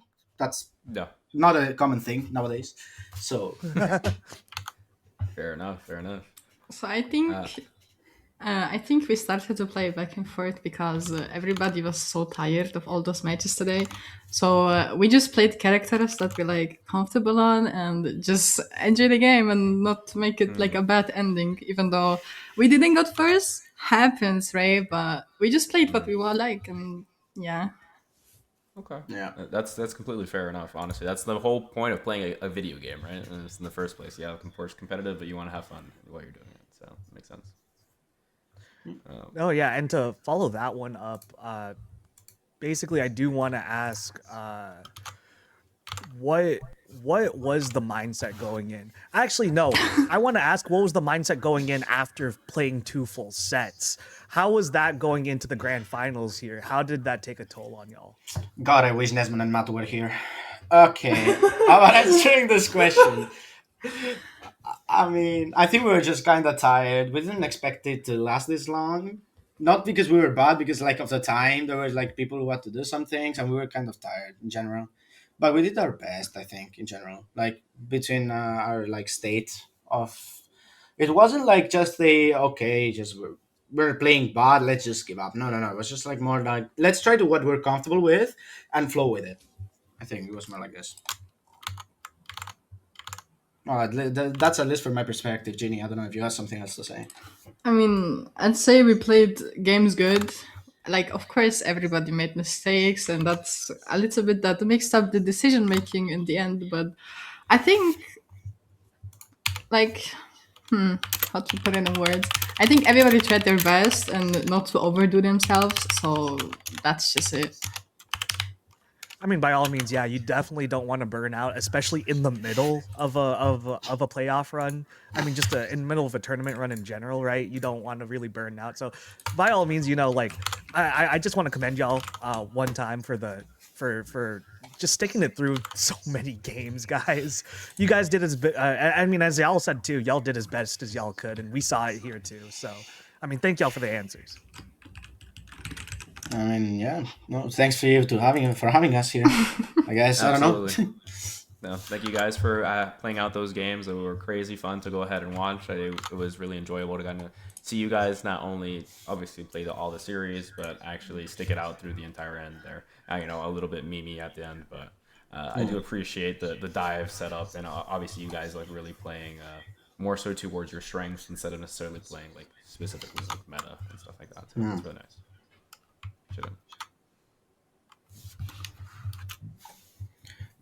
Well, yeah. Do you guys have any questions or like any other? Yeah. I think the only other question we really do have here is the one that I was mentioning a little bit earlier. I will spend some. You guys were playing a bit of a dive comp, right? You guys were playing it on Spider Island in particular. You did have a Bucky, a Wolverine, and an Iron Fist when you guys were playing into like goats, right? Like they were trying to lock you guys in. What was your perspective on trying to run more of a double melee setup as opposed to running something that builds like their ult charge a little bit faster? Well, our spawn break comp is, I mean, it's based on characters that work on spawn break, but they're like most comfortable on us because Mato's best DPS character is Wolverine, I'd say, and my best spawn break character, you can tell it's like I'd say is Iron Fist. I think it's the one, at least the one I'm most comfortable with. So our comp is mostly on kidnapping one tank and just like destroy him. That's how we already played this comp. That's how we played like in majority all of the comps. You can see it on all our votes, so it's nothing like new that we're saying. So the reason we didn't go like against to countering the lamps is like we didn't thought really about it because at that point we were like our state of mind, we just went deeply on it. We're just trying to focus, I guess, on a kidnap, bait the lambs, and we're just like kidnap again because he's not gonna have it in time. I think that was more or less our mindset. We didn't have it in mind, or we didn't like shut it out loud, you know. But yeah, I think that was it. Okay, fair enough. What White Rabbit? Any thoughts on that by chance? I mean, I'd say since my DPS and my tank players like Mato, Koga, and Raven are used to like playing melee characters like BP, Wolverine, Iron Fist, and Raven is most likely a poke player, so like Bucky and stuff like that. And we just implied the best characters that could work in a good spawn break to go through them. So it just happened, I'd say. Like with my damage boost, we hope that we can go through them and kidnap the cap, kidnap whatever is needed to kill them. But unfortunately, it failed sometimes. But there's nothing you can do about it sometimes. Yeah, absolutely. A pleasure. I just want to know a little bit more insight on that particular comp, but thank you guys. Appreciate you. I mean, once again, I want to thank y'all for hopping on here for the interview, as well as just again sticking it out for about how many games was that? Like almost 15 for y'all. So by all means, appreciate y'all. And yeah, no, we hope to see y'all back next season to run it back. Maybe different ending this time. Who knows? I have a question before we end. I have a question for the. Yeah, it's weird. Okay, how hard or how did you feel casting the last game? I kind of wanted to call out the Jeffs the entire time, but I was trying to steer away from that. That's how I felt, just to be honest. No, I couldn't. Like, I'm a very honest caster. The moment I saw it, I was like, okay, I'm calling it, bro. Like, what the heck happened here? First of all, like, just seeing KQ swap off and just do that, I was like, okay, he's just giving you guys the suitcase over and over again. Like, what the heck is this? Like, but honestly, I'm really appreciative, at least that even if some of you were like being more so memey, that some of you are also still like trying, if that makes sense. Like it's nice for mental, but also it's good for like sportsmanship a little bit that you guys are still like willing to play it out, even though the game was so like tough at the end of the day. So it just speaks to y'all as people as well. All right. No, yeah, by all means, like as I said, I was trying to steer away from it, but at the end of the day, it's still good fun, and like, I mean, I guess it was kind of just mutually agreed upon. You know what I mean? So it's like, who are we to stop y'all as casters too, right? If that was Yeah. gonna happen though, I was curious as to why they didn't just like let Daredevil through or something. If they were Look, if you guys were speaking about that, Yeah, shout yeah. out to Slime. Slime, I know you were tired, but Jesus Christ, we had an agreement. We had an agreement in game. They didn't ban. No. We had an agreement for the last game. We played. They let the DD open. We let the side of KQ open. That was the Yeah. deal. And they missed. Slime just decided to ban it. So we have. At 30%, no team having locked that down quite yet. Menace really trying to go ahead and do so. And Nesman still just periodically walking on and off the point to make sure that they don't go ahead and cap it, but has to go ahead and give it after that shove, and eventually does fall. 3 do trade on over. That's available. Bio looking for the opportunity to go ahead and fly on up. I don't know that they really need to. Right now they go ahead and choose as they hear the portal on through, looking to go ahead and hit the invis, who does jump away and who almost does so, but is getting blocked off by Palathor, who flies up on train. Right now they go ahead and choose as they hear the portal on through, looking to go ahead and hit the invis, who does jump away and who almost does so, but is getting blocked off by Palathor, who flies up on train. Has to go ahead and eventually fall into the backline with their crow. Playing that's pretty far up, like, as they usually like to do. Nesman finding a very quick pick right there, actually, and following suit is Palathor out there the thing, just trying to get some punches out. And there it is, gonna go right onto that Mantis, and what can the Mantis do? Unfortunately, not too much. Palathor finish. CYA boosting everyone, trying to force Menace to get having to wait for quite a bit of time. We do have the freedom charge actually on over for Koga, trying to build that back good for White Metal. Already at almost 25%. Red Luna able to go ahead and ulti, but eventually just Luna as well. They're bringing the cart on over with no resistance. So, plenty of time on the clock. Still 3 minutes.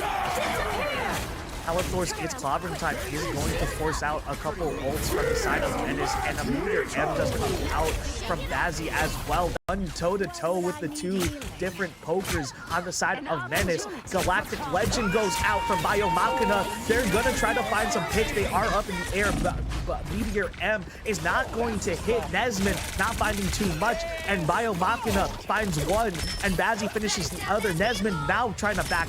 KQ is looking to go ahead after as they're walking back. Threw me off a little bit. KQ trying to have that ult on. He does have Slime right there with him, giving him that damage. The Zek did swap over to the Angela, trying to go ahead and use that little Redis as they go ahead and dive on the backside. Covenant is able to go ahead and get a double. Go ahead and use that little Redis as they go ahead and dive on the backside. Covenant is able to go ahead and get a double with his ult combo. Still falling onto the Luna, almost gets 3, does so, is able to actually go ahead and swing out, dive again. Wow, purely symbiotic.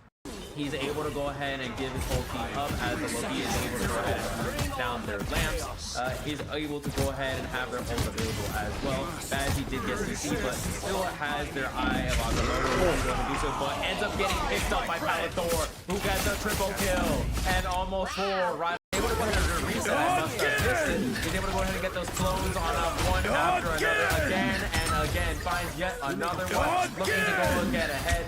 And Adam, who's trying to revive himself to stop any sort of reset, but still able to go ahead and do so. Finds the alarm. One last score on Venom. And they only have just yet, as you do want to get maybe a pick or two here, but honestly, there it is. Actually, Nesman gonna get the headshot immediately, fully charged, by the way. It's from KQ just trying to find the picks now, and there's gonna be another from Palathor. Something really good about Hawkeye, any character, tank, strategist, or duelist, that Hawkeye, if they're on target, will finish you off, and KQ showing us exactly why that's the case right there. Biomachina finding one of their own on Palathor, and Palathor's just gonna have to back up right now. Koga coming through the port, and does actually get Bazzi before Nesman falls. Go.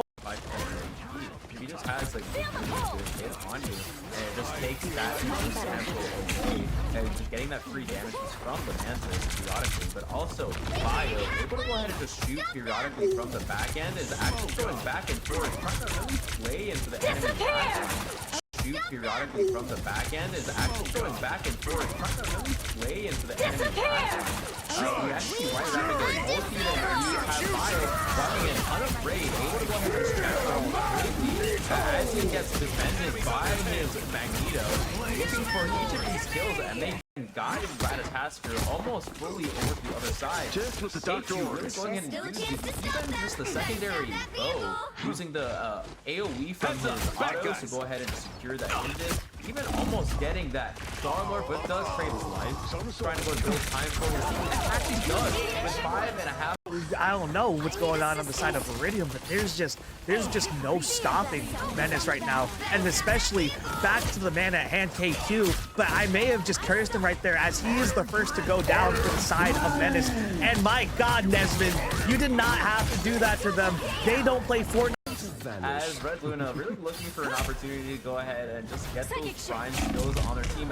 Koga able just to go ahead and not get the stun off onto the Punisher, and actually just trades their life right away. And they still have so much time on the clock, and it seems like right now it's really difficult for them to hold, as KQ just who does pass by Kubnik and go straight into the back line as Pallet Bucky finishes one off on Bio Machina inside Menace's back line. Menace currently holding it, just backing up a little bit. There is a huge strangling presence from Bazzi. That is going to only get one, but this is the start of a just corner baseball right there, as he's trying to go ahead and make sure you get those headshots. We do have Bio Machina trying to go ahead and get that ult, actually using it to try to live, but forced to go ahead and actually lose it, as Pallet Bucky just goes and trades their own to cancel it. Koga trying to get in one shot. Now I can go push onto you because you can't stop me from walking forward if I throw this out too. It's also just really unfortunate on the, wow, my God, 2 falls actually. 2 fall into the pit on the side of Iridium, and Pallet Thor also as well. But then that Trades their life. Something really trying to go ahead and walk over, trying to get that last hit, and does so. Bazzi falls, Palethor does as well. Koga soon after, who just found respawning. Nesmond falls, they have no TP. Pallet Bucky loses their life without aid, but all Bio Machinima doing a great job of able to zone everyone. also at the same time, it was good that he used it pretty early on. 100 something, I believe it is at 2 minutes of the cooldown, is going to be up just in time. Psionic Seduction, though, from the side of Menace. Bazzi just pulling in people into Slime, who says it's trying to go ahead and make sure they keep this team up. That's been looking to just go ahead and push out the Jeff. And in fact, I believe it's debating a solo. Team, and actually they do get that big dunk right on the enemy Invis. Big and able to go ahead and grab everyone looking on that TP. Continuously putting the wall right on through as they try to go into their team. We do have KP looking, and they almost end up getting picked actually on their way out. Kubnik is also looking quite low. Slime trying to go ahead and keep his team quite healthy. Pallet Bucky able to get quite a few pegs right on over Kubnik. Actually gets a nice pick right onto Kubnik. Slime trying to go ahead and keep his team quite healthy. Pallet Bucky able to get quite a few pegs right on over Kubnik. Actually gets a nice pick right onto Kubnik. yeah, that's gonna be huge too, because that's apologies.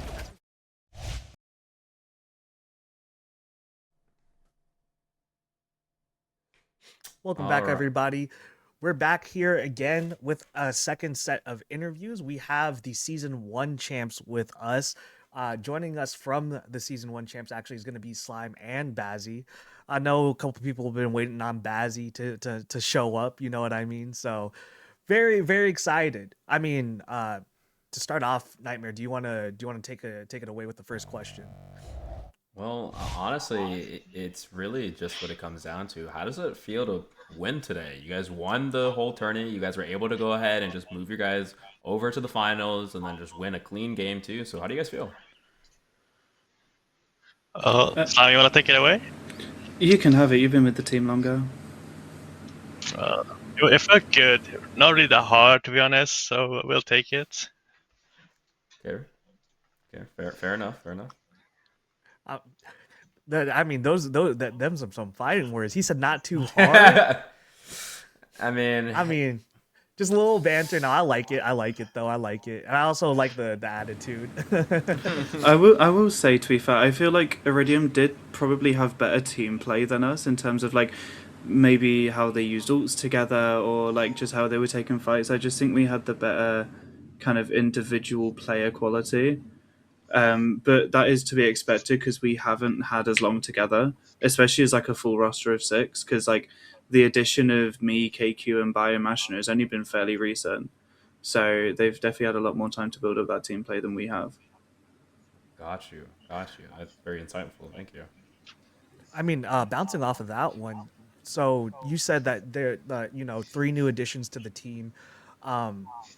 By all means, how does that play into or how did that play into the regular season coming into the playoffs?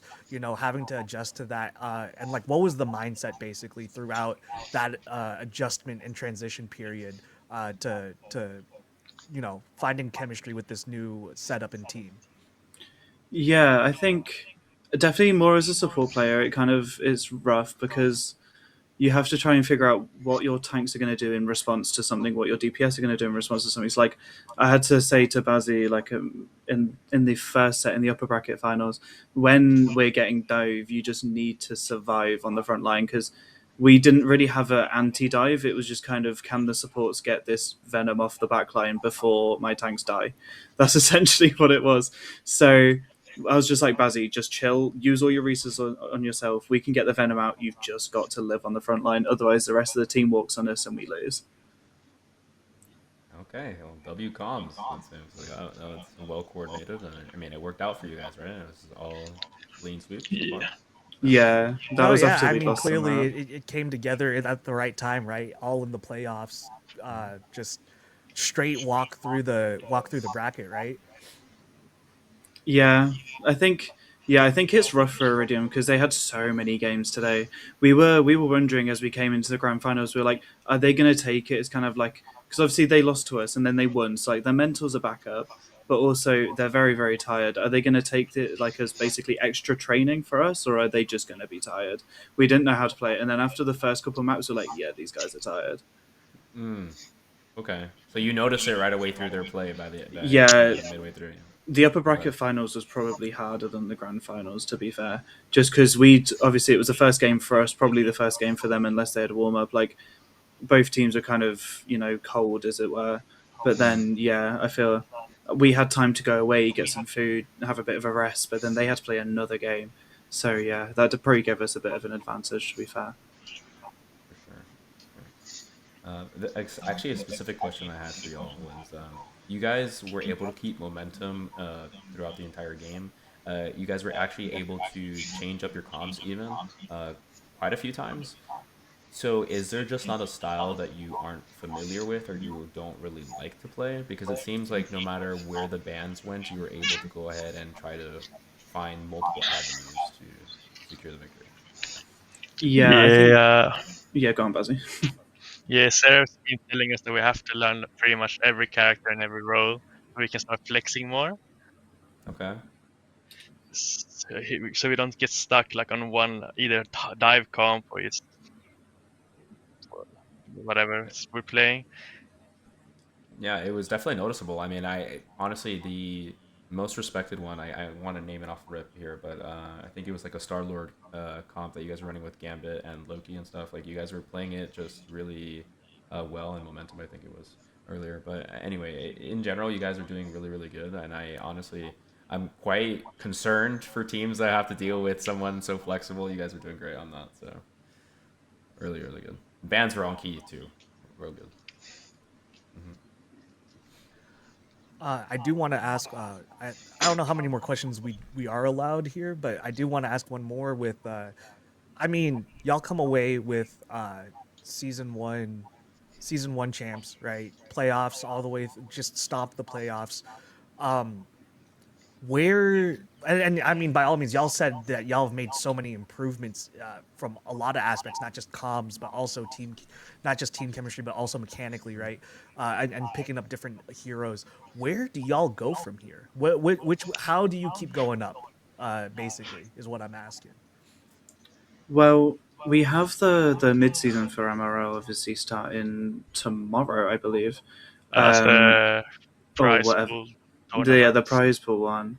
But then, you know, it's a struggle because it's coming into the holidays. You know, people are going to be busy. I myself am a uni student. I've got exams in January. Like, it's rough. I'm going to try and be here as much as possible, as are the rest of the team. But there may have to be some substitutions. It just depends, honestly.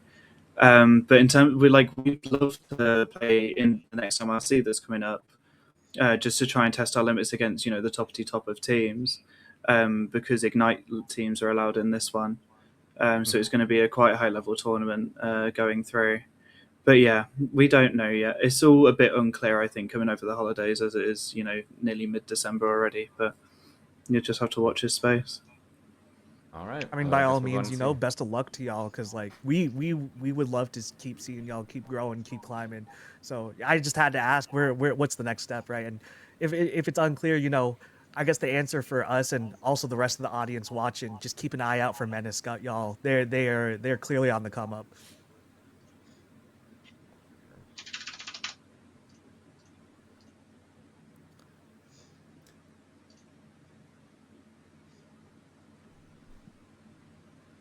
Nightmare, any closing questions?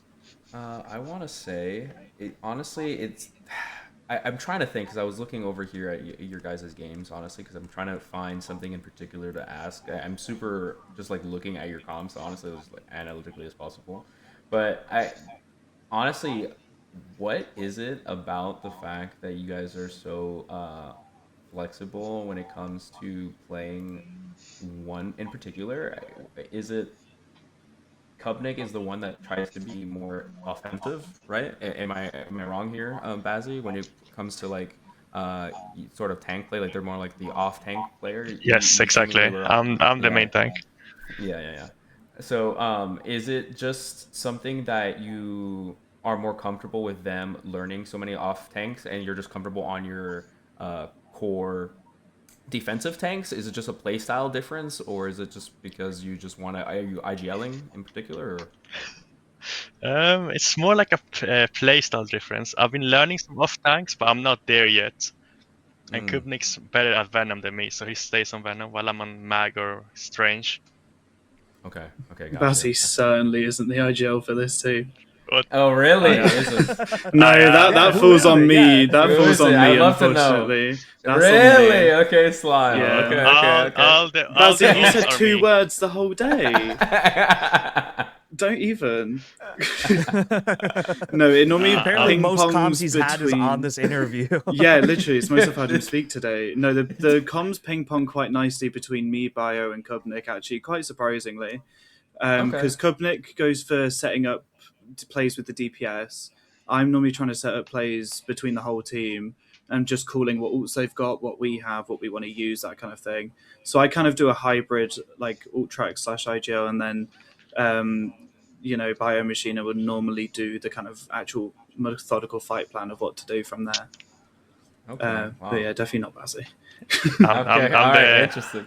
I'm the ult tracker. Yeah, definitely distributing the ult mental tracker. stack. That's really cool. No, yeah, really love to see that. You know, that's really good team chemistry to see, and again, really cool to see the mental stack essentially just get distributed out.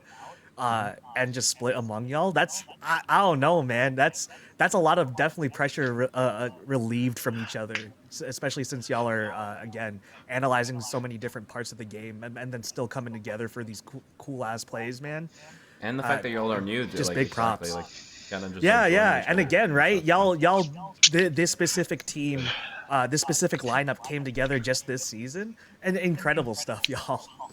Yeah, I think it's been really nice. I think because a lot of us have come from quite high level teams as well, and to like just before last Ignite, there was what was called roster mania. So everyone was just leaving teams, joining teams. So rosters got changed like a week before Ignite. So everyone had to adapt on the fly.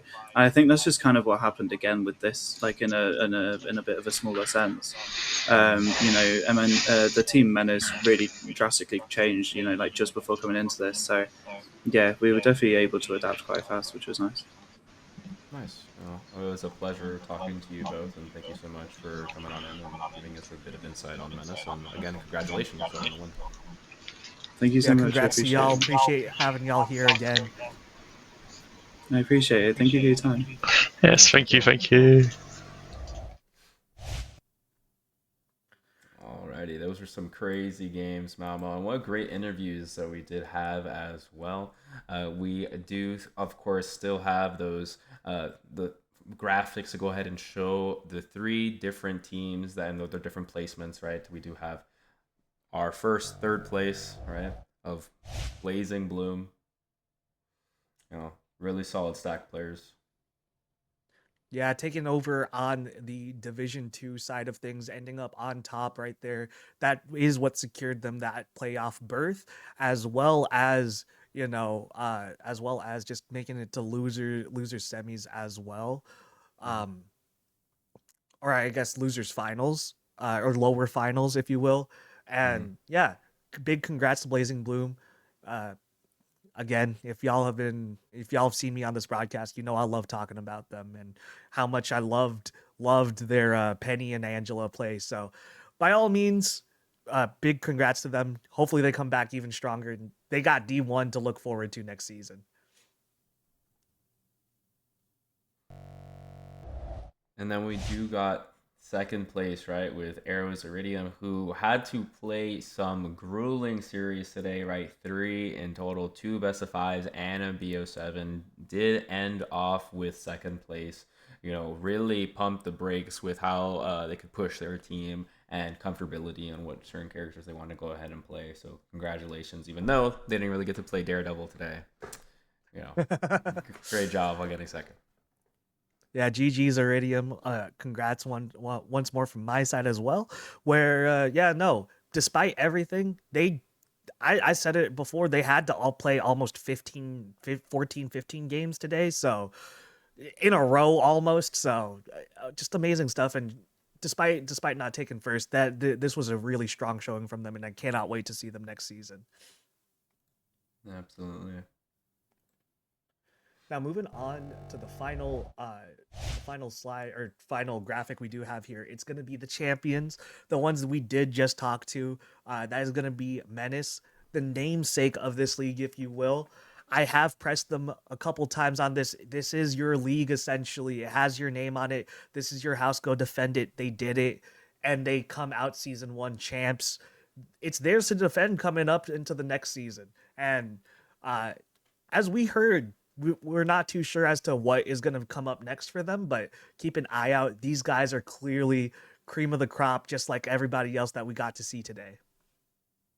Oh, absolutely. They played out of their minds today, not being able to go ahead and really have much of competition as far as like score-wise. At the end of the day, they played a really solid season. They played insanely here in the playoffs, and they ended up taking it home. So great job again to Menace, Bazzi, Kopnik, KQ, Bio, Slime, Okam, and HiQ all played phenomenal.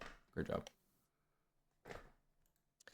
And that is going to be it for us here at Marvel, the Menace Marvel Rivals League, the MMRL or MRL, if you will.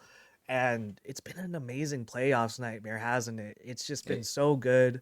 There's so many close games. I know a lot of the scores end up looking like 3-0, 4-0, et cetera, but the games, they are close as hell. No, absolutely.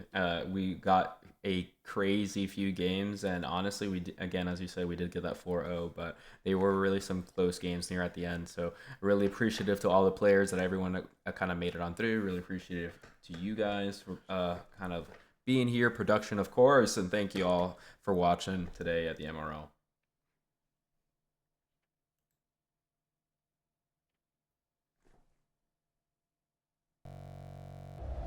Yeah, 30%. no team having locked that down quite yet. Menace really trying to go ahead and do so.